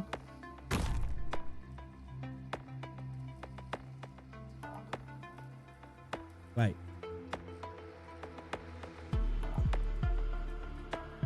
Wait. What? I'll stay vigilant. Oh, can I have so many units? Oh, my limit. I didn't notice my limit. Okay, shit. My bad. I wasn't paying attention to my limit. Awaiting your orders. I want to keep silence in there. Stay calm. I want to stop this fight. Shit. どこに行けばいいですか?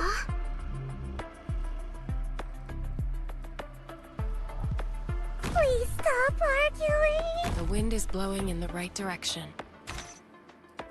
Yeah, let's do that. Let's do that. Yeah, I wasn't paying attention then. What's this? Increase arts damage dealt. Ooh, that sounds kind of good, actually. どこに行けばいいですか? Yeah, next. Oh, will that stay there, actually, next round? Yeah, no, yeah, I need to move the defender, to be fair. Critical hit. So they're coming down here last, aren't they? Should just have casters down here, really, shouldn't I? Probably casters and healers would be better off down here, wouldn't I? Really? Now that I think about it, wouldn't it? Considering that they're coming in this and they come here last, don't they? They always come here last. They have to go down there and up here, yeah. So, I'll be better having, like, healers and casters dropping from the bottom, right? Oh, we swapped out. That's what that freeze are. Yeah. I'll get it now. This is the shot. Alright, okay. Be good and don't move. Deploying. Okay, alright, okay. Now I know that. We can readjust now. Okay. We can readjust now. Okay, yeah. Forgot that as well. Copies of the ops as well. Yeah, good point. I like the UI though. The UI is really clean, man. Simulation successful. We won. Damn, that was dicey. I kind of like it though, actually. I kind of like it so far.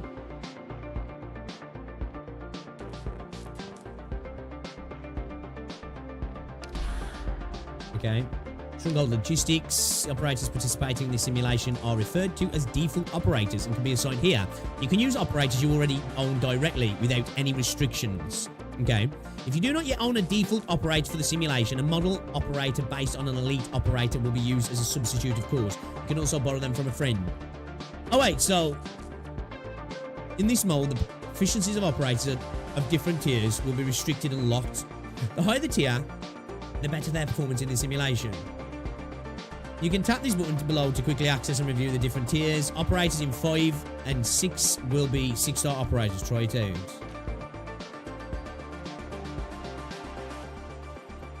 So is this like a preset thing then or something? Well, it was a tutorial. That was really, I'm joking. I was gonna say it's really hard. 4 preset operator slots are available for tier 5 and 6 operators.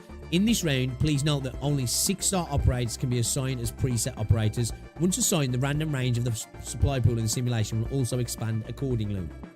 Okay. If you do not own a default operator for the simulation, you can borrow them from a friend, provided it has been set as a support operator. Please note that in this mode, you can borrow multiple operators at a time to best complement your squad. Okie dokie. Tap here to view all the available equipment and arts.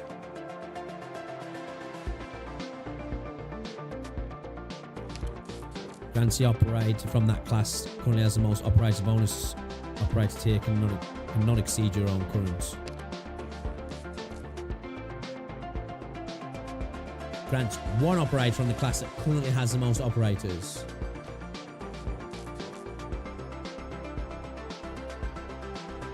Excluding assist operators. Which one are assist operators? What's an assist operator?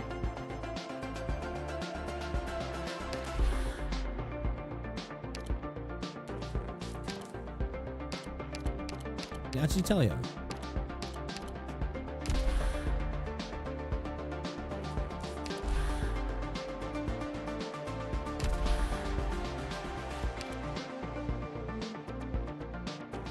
Alright.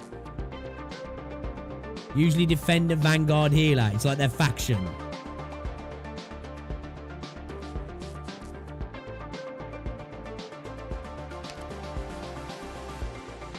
Ah, okay. Okay. I see you. I see you. Okay. Right, okay. Okay, is this...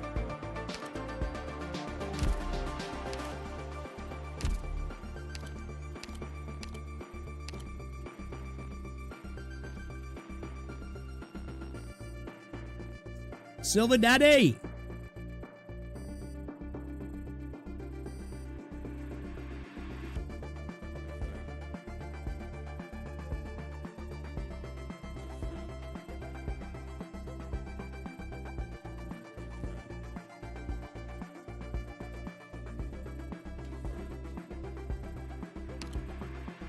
All default operators you don't have yet are listed here. You can request assistance from friends to fill the vacant slots. Okay.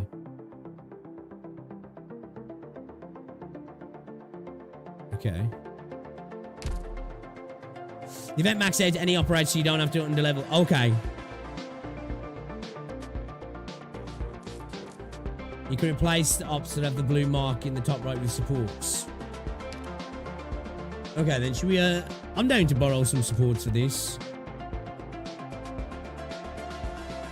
It's not the normal game mode, so I'm down for that. What we should have done there.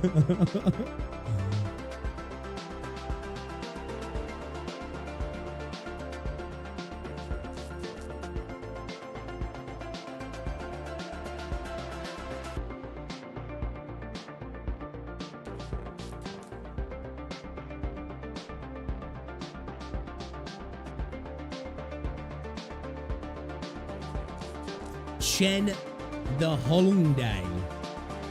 Is that Chen in a bikini skin?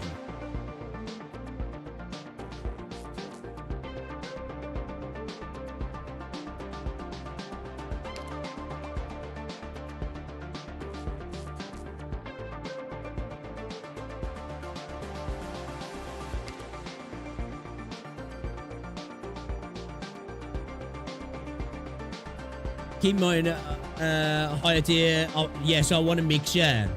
I want a mix of like some easier to obtain stuff, yeah, at least, so I can get things going. Right?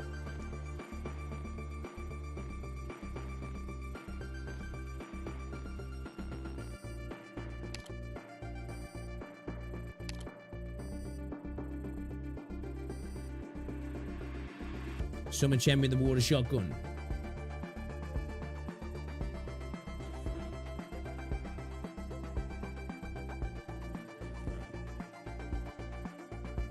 Should we get your big shield girl as well?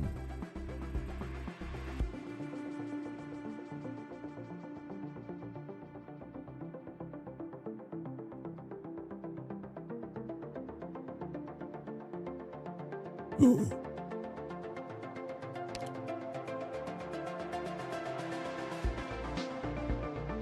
What?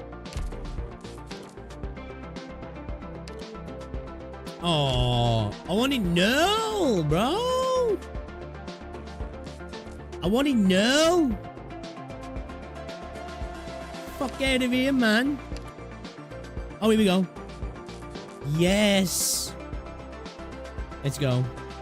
Let's go.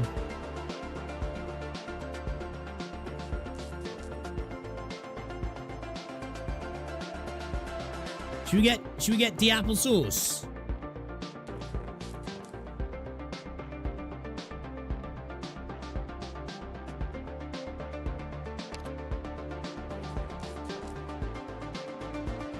La pluma.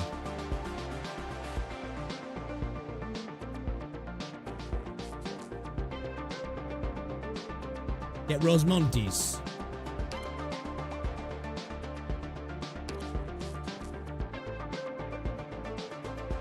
Spectre as well.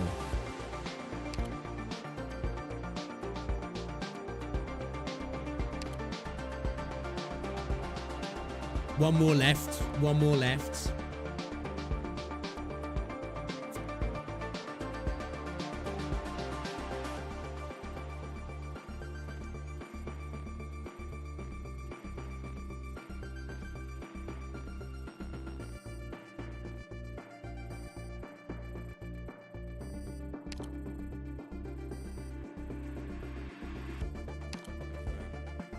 Alright.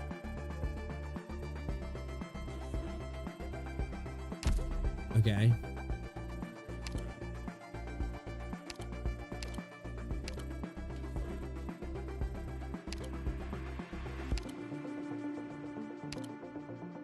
What's going to do, man?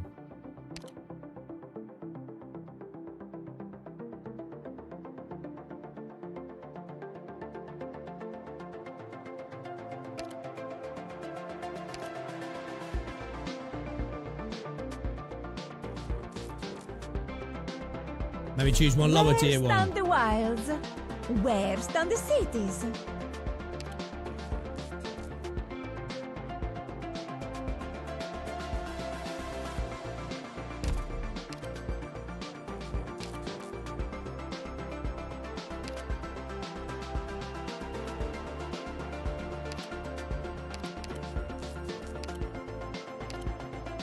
Should we get Crown Slayer in, shall we? My smoke will be their grief.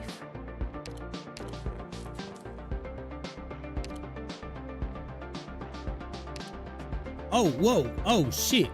Yo, we can do... Oh, shit.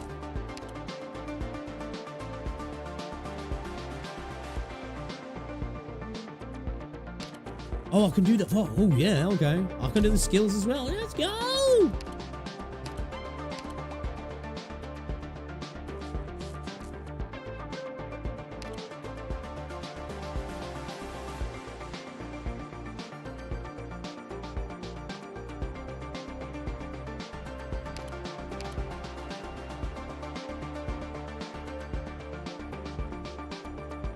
Mecha Cord Caster.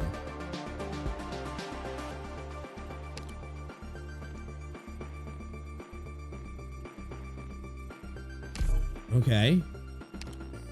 Fuck yeah.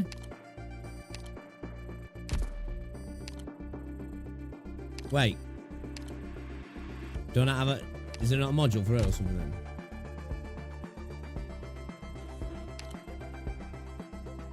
What's his other skills saying? Attack range expands, attack 40%, attack speed plus 16. Stops attacking, plus 40% defense, 70% when hit by an enemy. Normal attack launches, attack plus 60. I think I'm going to go with his third skill, yeah. Can launch range attacks, deal 80% of normal attack. Attack deals an additional 10% of arts. Attacks poison the... Ooh. Alright. Yeah, man. Let's do that as well. Right. After deployment, stops attacking for 8 seconds, less likely to be attacked by enemies. Deployment talent 1, range expands, Crown Slayer displays within the smoke, gain invisibility, and a block becomes 0. I don't know, actually, I might just... Can I, get rid of Crown Slayer, actually.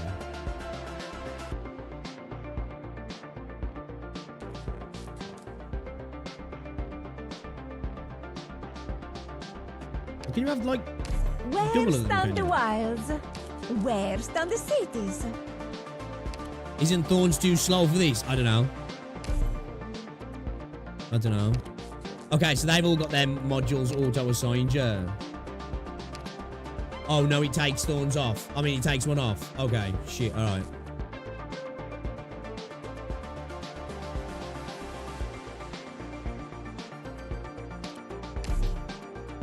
Okay. Oh shit! I want a. Yeah, fuck that. I want the 6-star on lapping then, don't I?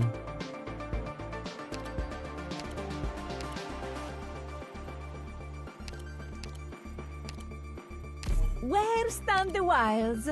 Where stand the cities? Let's just check the shop. Let me see how Rhodes Island fights. Yeah, done ya.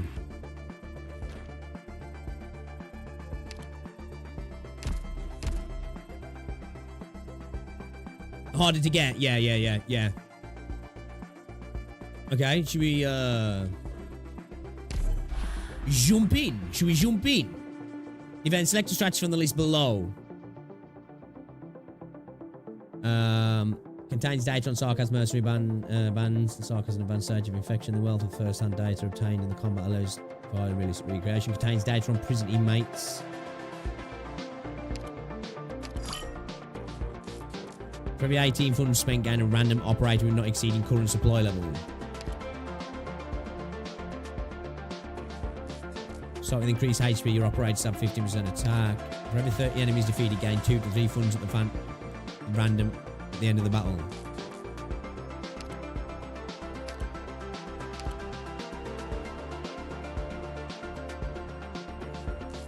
Yes, we can do that, yeah.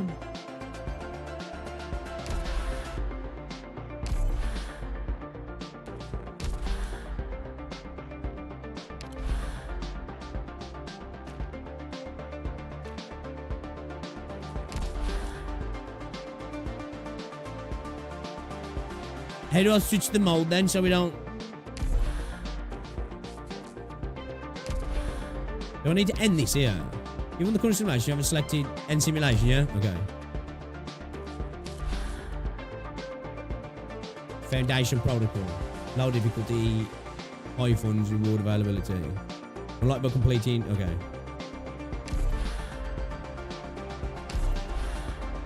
Okay.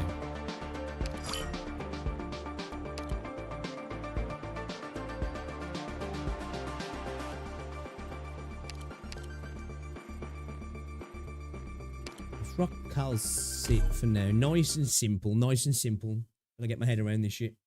Okay, the mode itself actually seems kind of simple. It's just a lot to get through off the get-go, I guess, right? A lot of info dump, like. 2 seconds, chat. Let me just check somewhere. Big info dump, man. Fucking nearly R4. I've been yapping so long, chat. Sorry. I'm sorry. I need to get a PhD in yapping. Okay. Oh, cruise. Oh, can we not put units down here then or something?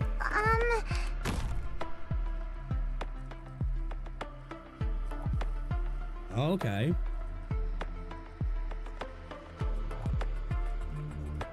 Please stop arguing.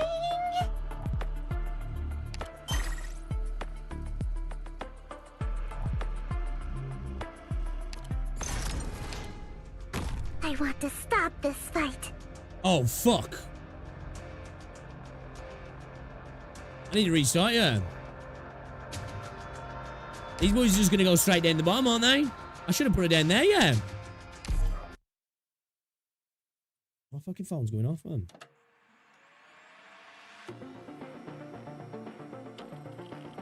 Sorry, chat, 2 seconds. My bad. Oh shit, I need to end the simulation. Do I need to end the simulation or can I go back in? No, I need to. Do I need to what's it? Do I need to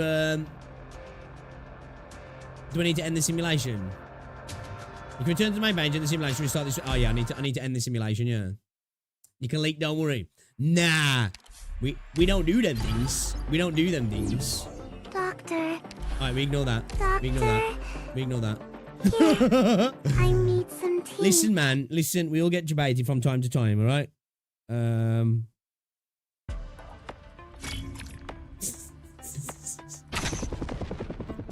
Oh, shit. Oh, W, man, Milan fam. Give me instructions. Oh, shit. Oh, shit. It's random, yeah. Oh, okay. All right.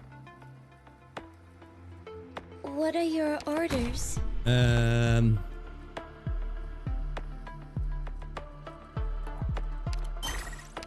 Okay. Bro's coming in at the bottom, yeah? Bro's coming in at the bottom. So, we're good to place her here, right?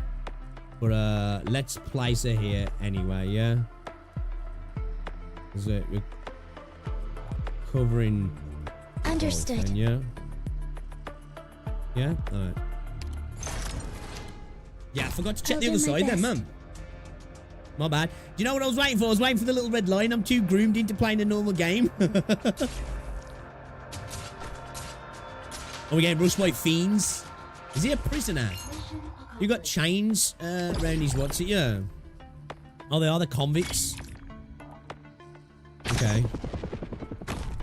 Dude, the Osprey coming in makes me think of Girls Frontline 2.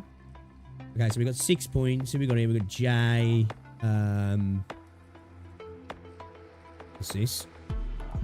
Destroyed after the next round. Obtain one random operator with the same class as the equipped operator and not higher than the current level. Ooh. I've been waiting for a while.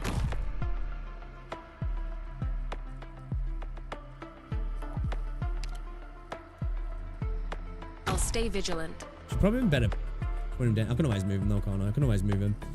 I have to equip that to somebody, yeah?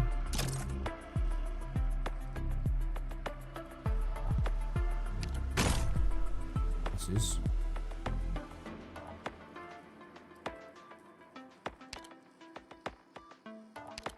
Alright, we're good anyway, yeah? Alright, let's go. I'll do my best. Yeah, I need to check their... what's it actually? I do need to check their stats. I'm not reading. I'm being canonically EN correct here, chat, okay? I am rushing a little bit, though, because I need to get off in a bit, because I've been yapping too much. We're going to do more of this, though. We're going to do more of this, chat. Definitely over the weekend. I kind of like the look of this. It's different, you know what I mean? Start with increased HP. Gain equipment elite sniper set made specifically for sniper operators. Gain equipment elite defender set made specifically. Gain Casimir model made specifically for operators. Okay, will that go on?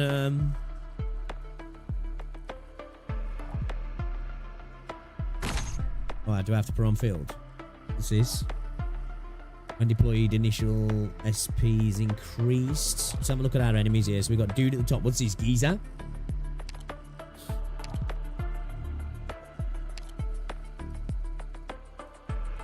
Oh, is that what he's classed as one of these then? Movement speed increases. Attack speed increases with the number of rounds elapsed.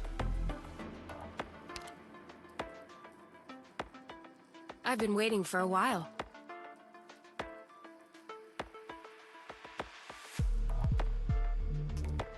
Oh, that's unusual to see crews with that. Crews there. I'm listening.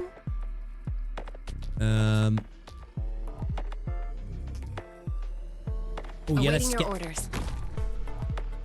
Wait a minute. Is that I've been waiting for a while. Is she just auto upgraded, yeah?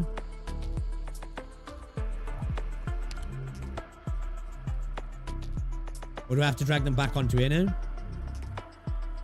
I've been waiting for a while. Or they just auto upgraded? Right I thought when you put more units on, you need. Oh, is it 3? Oh, got it. Oh, yeah. That's when it gets gold. Yeah. Yeah, you're right. Okay. The wind is blowing in the right direction. Need 3 to combine. All right, nice one, chat. Yo, Reldon, what's going on, dude? Yeah, I'm liking it so far. I'm liking it. I'm ready.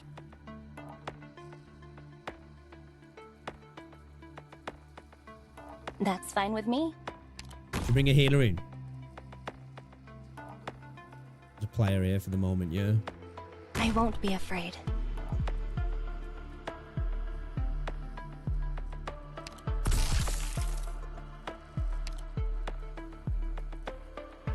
many gold coins have I got left? Yeah, whatever, because I was just going to refresh anyway. Yeah, that's fine. It's fine, it's fine, it's fine. Right direction. 3 to upgrade, yeah, nice one, guys. Here I am. Me forgot.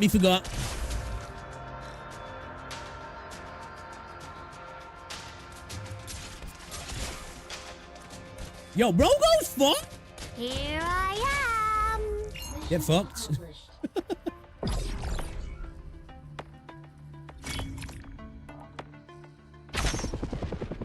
Wait, did the item not sell? Is that going to be back there? Okay, this dude's a problem, right? This dude's a problem. Movement speed increases, movement slightly increases.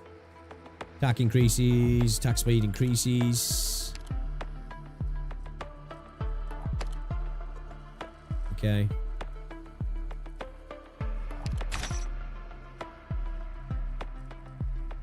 Here. That's fine with me. Here. What's up?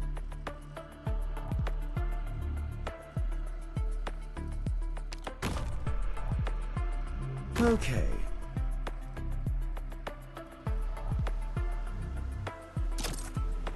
Okay.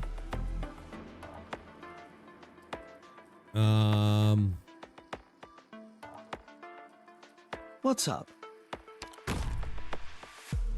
Okay. Should have probably upgraded, shouldn't I, really? Probably should have upgraded. When deployed, the equipped operator gains attack and defense plus 20. But the current battle stacks up to 4 times in a single battle. Okay. Alright. I gotta start upgrading, man. I gotta start upgrading. Stay vigilant.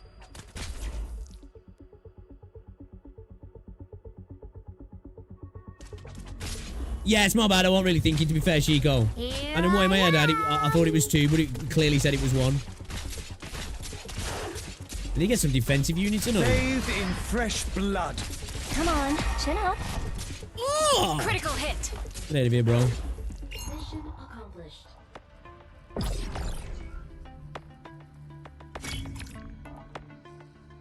Let's upgrade this round, man. Let's upgrade. We've been slacking on the upgrades, yeah. Who's this geezer? So do these all come under the same thing then, the convicts, yeah? So, okay. So this dude comes under this, yeah. All enemies gain 10% physical art and arts dodge. All enemies gain max HP plus 12. Okay.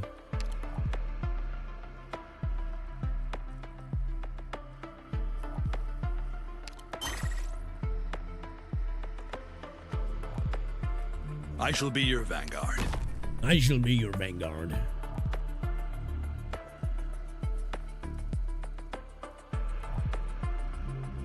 That's fine with me.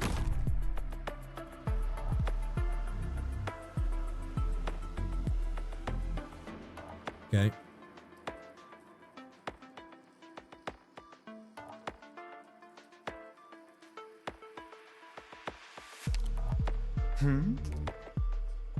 I've arrived. I won't be afraid.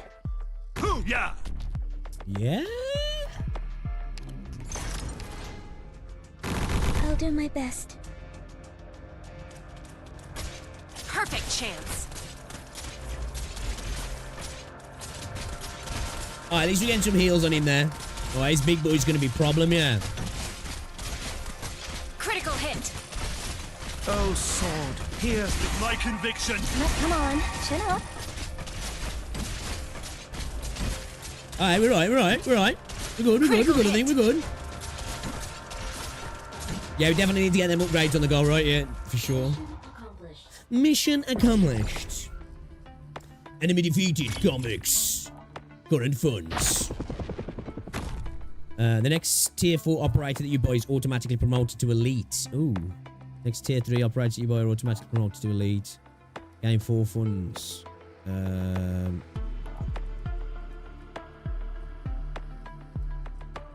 Not including it. You guys go with tier 3.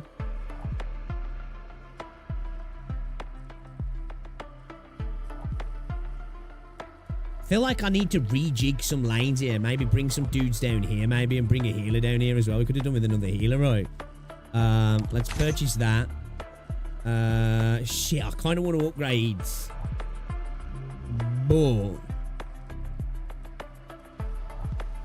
But I feel like we bring this guy in. Oh, we got shit. Fuck, no. Do I get the same back when I sell him? No!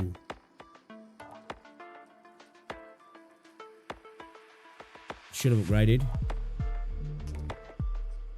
Should have upgraded, chat. Chat, I should have upgraded.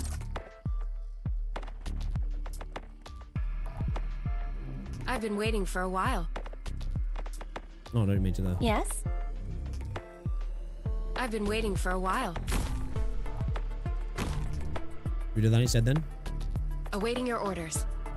Let's not sell it. See if we can try and get the upgrade, yeah. We buy this dude as well. He becomes elite as well, doesn't he? Maybe drop my guy. Angry scream! The realization that you've gone fucked up.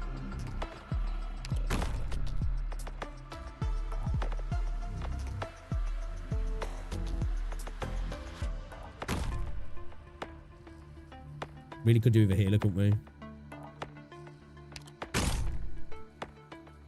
A very wise choice. Awaiting your orders.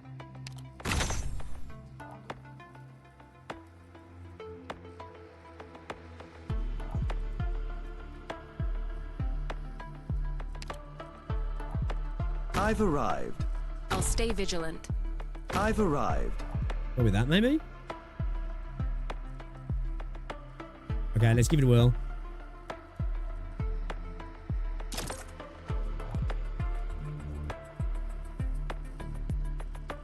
I can't use this at the minute, can I? Can I? I've arrived. Alright, see what happens. Critical hit.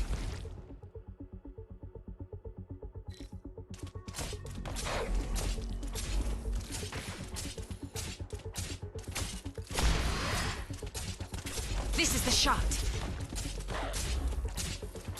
I like the design of this dude, though, to be fair. Like this, then. Oh, do you get a... Oh. Do I just throw it down and then it... Okay, okay. Yeah, I can. Okay, okay, okay. Oh, yeah, it's for upgrading meaty. Yeah, I remember now, It's because he hit me with a lot of stuff, man. I'm like, dude, I forgot half of it because, like, the mold itself's kind of simple. It's just the game hit me with a massive info dump. Attack enemy plus 10, HP plus 12. Enemies gain 12. Attack speed slightly increased with number of rounds elapsed. Okay.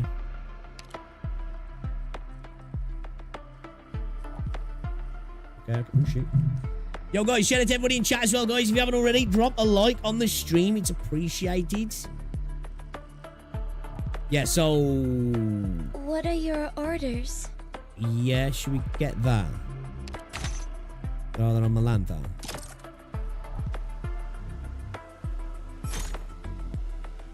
Ooh, who's this?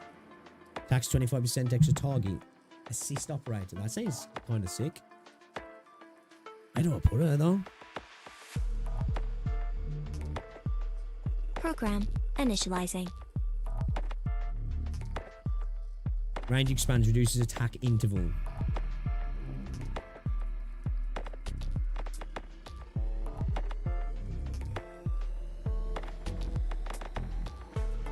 Let's try her. Slows the target.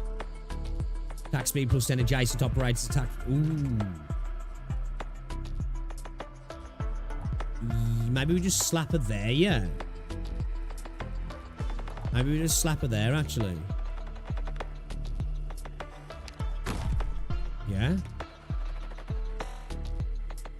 Who do we pull, though? Who do we pull, though?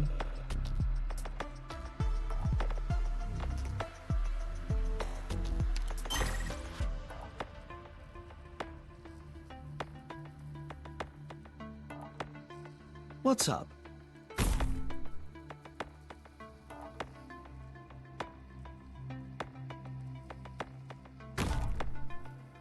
Can we drop her there?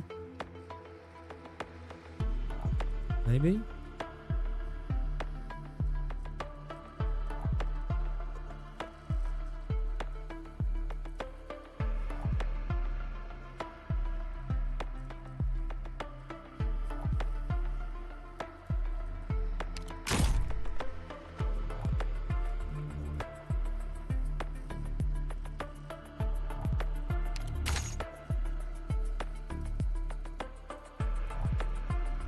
Equipped operator gains attack and defense plus 20 for the current battle and stacks up to 4 times in a single battle.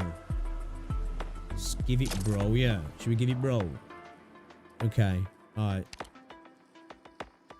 Bro's gonna need a little bit of help there, yeah. I feel like a healer would have been... Do we rejig? Do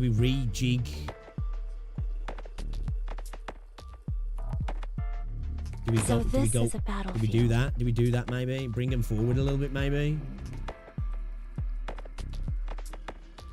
Is that risky? Is that risky? Let's have a look.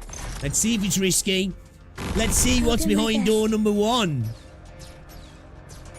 Oh shit, that slow's gonna be insane. Perfect chance.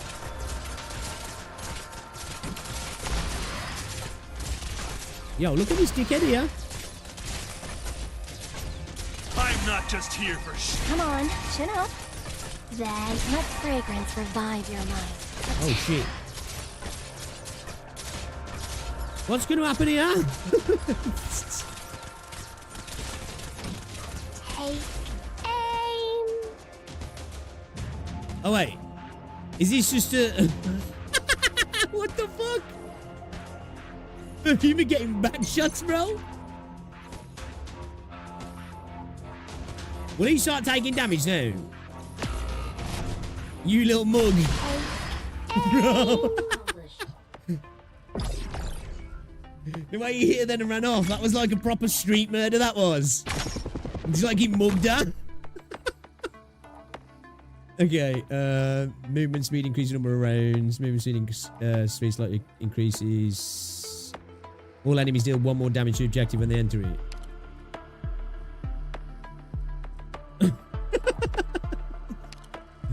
That was like a mugging, that was, chat, I'm telling ya.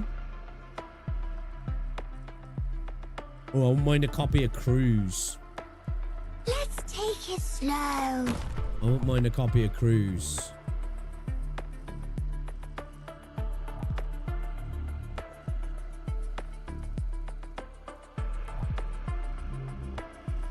Let's take it slow.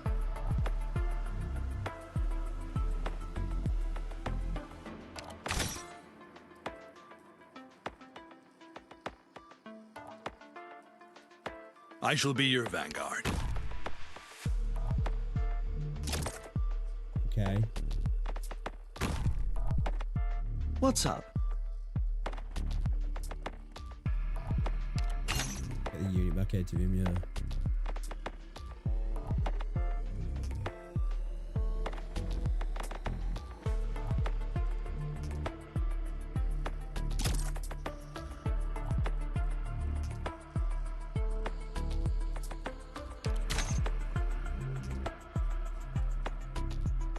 Get that to you, boy. Let's get that to you, boy. You have the refresh, maybe? Oh, yeah, let's get that. Let's get that. Shit. Okay, alright. Let's see how we do. Let's see how we do. Let's see how we do. The team was getting back shots. That tickled me. It's the way like he just donked on the head on that last bit and then ran off. Got your purse. Got your purse. Retribution. Come on, chin up. Oh no, this dude's gonna kill her. Kill Perfumer, yeah.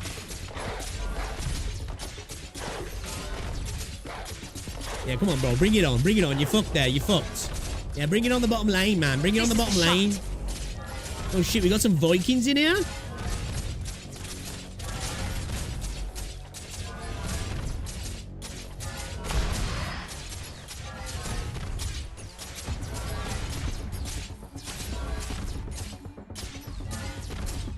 Retribution!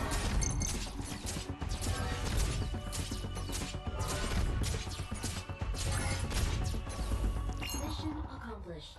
Get fucked.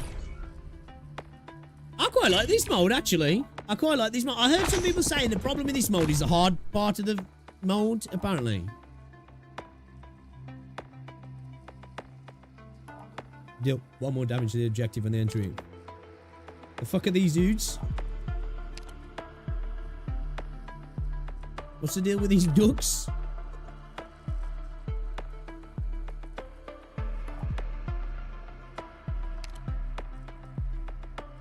What the hell? Okay.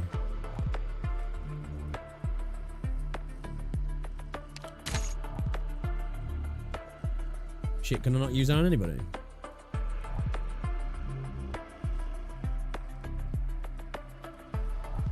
It's just for casters only, yeah, fuck. I'll hold on to it, I'll hold on to it. And speed up when you hit them. Be careful, they also run super fast. This is quite a challenge on hard mode for sure, is it? Fuck.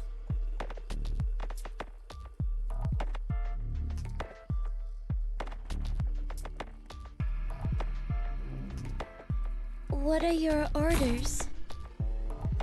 What are your orders?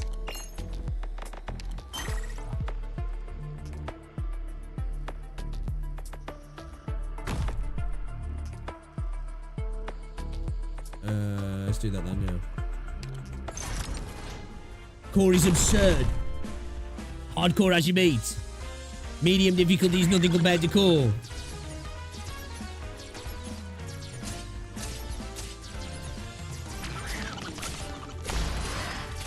Here I am! You don't have what it takes! Oh, they're coming down bottom now, yeah.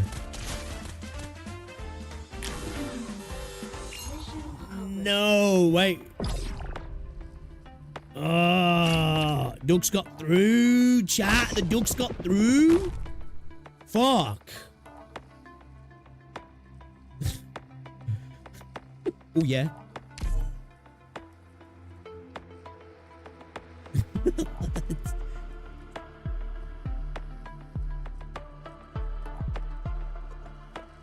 What's this?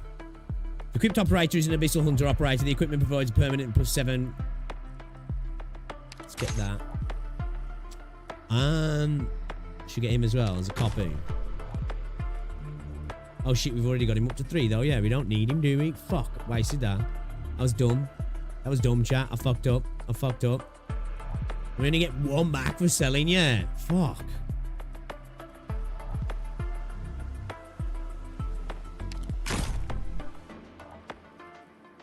Do that. My shield is ready. We'll do that though, yeah.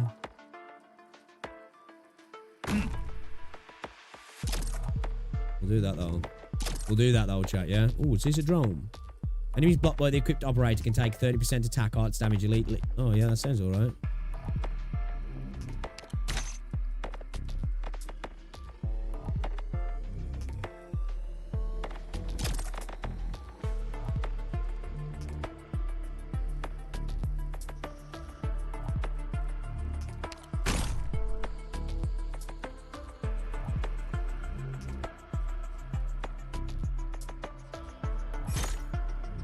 Hey, Lappy.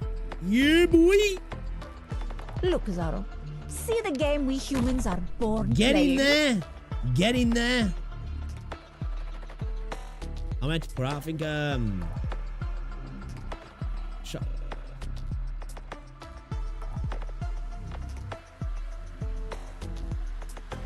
Oh, where should I put her? I put her on the bottom here, maybe? Stay vigilant. Your weapons are right at your fingertips. Why wait?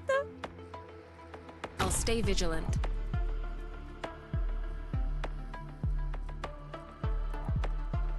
Because we can't just put her back there, can we? Because every skills are based on being in your range. Right, if I remember.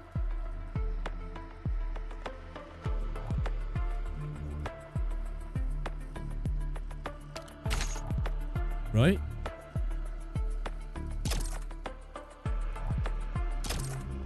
Yeah, let's go. Let's go. All right, let's fucking do it.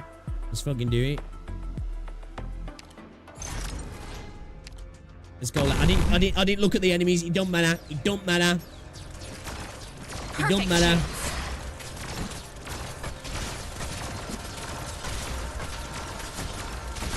Yo, lappy clappy. Shakes. Oh my days. Critical hit. This is why she's the best wife, man. She's the best wife. Oh my god.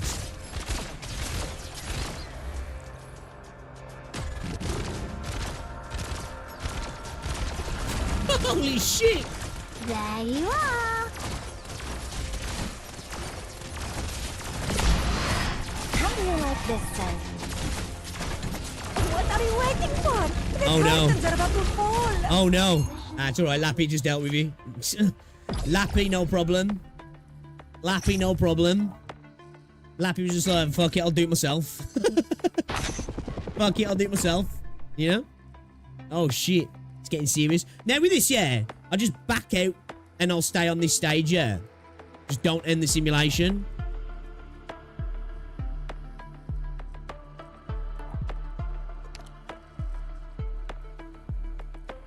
Right? Okay, I think maybe we start dropping some of the lower units here. Maybe.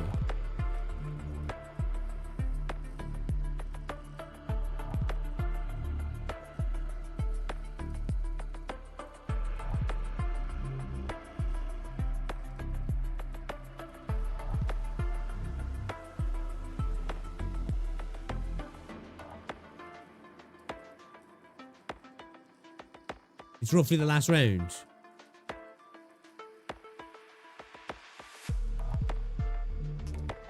When you play the first time attack, plus 50% buff decreases whenever damage is dealt. Yeah.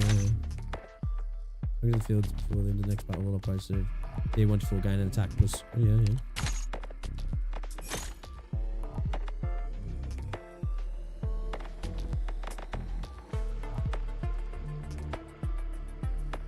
Okay, so that just doesn't matter where that's placed, then, yeah?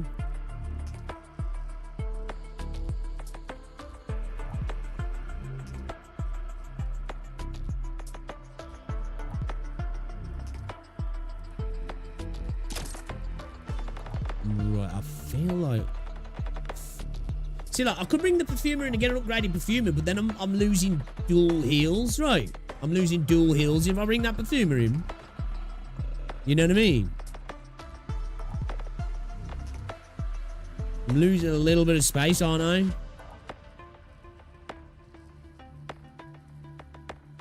Awaiting your order. Yes? What's our range?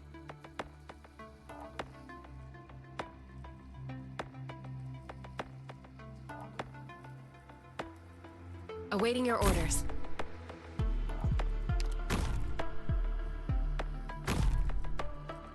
Awaiting your orders.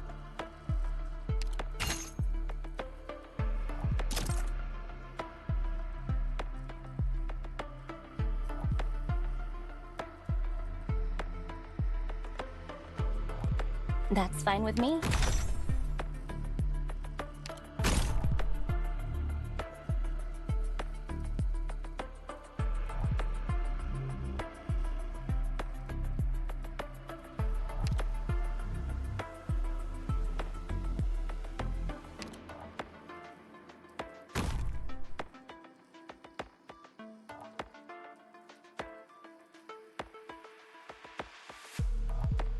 I won't be afraid.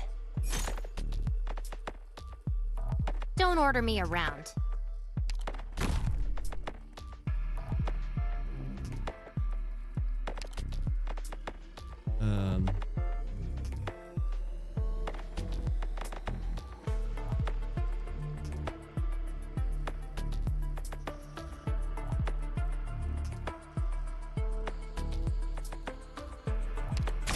Where should I put her? I'll drop it in up front, maybe. Does she have it Not a bad back here, position. maybe? Does she not equip that? can. She can.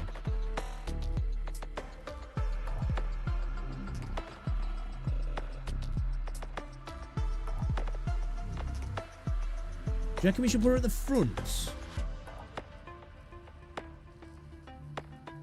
Let's try her at the front and see what happens. Maybe she'll thin the herd a little bit.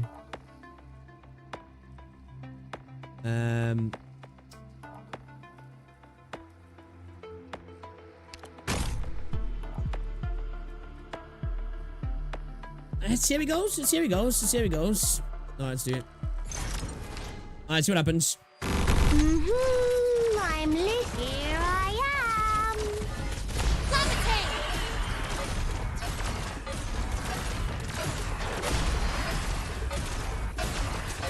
How do you like this then? Lappy's gonna deal with it. Lappy's gonna deal with it. It's alright. Lappy's gonna deal with it. Lappy's got this shit. This is a bit problematic though.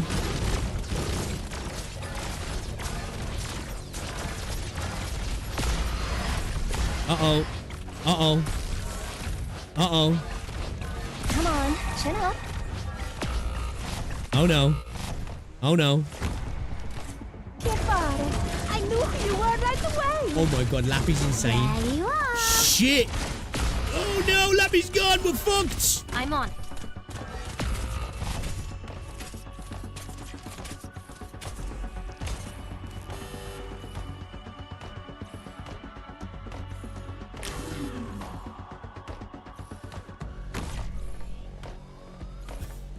It's fucking spider here, man. Come on, chin up.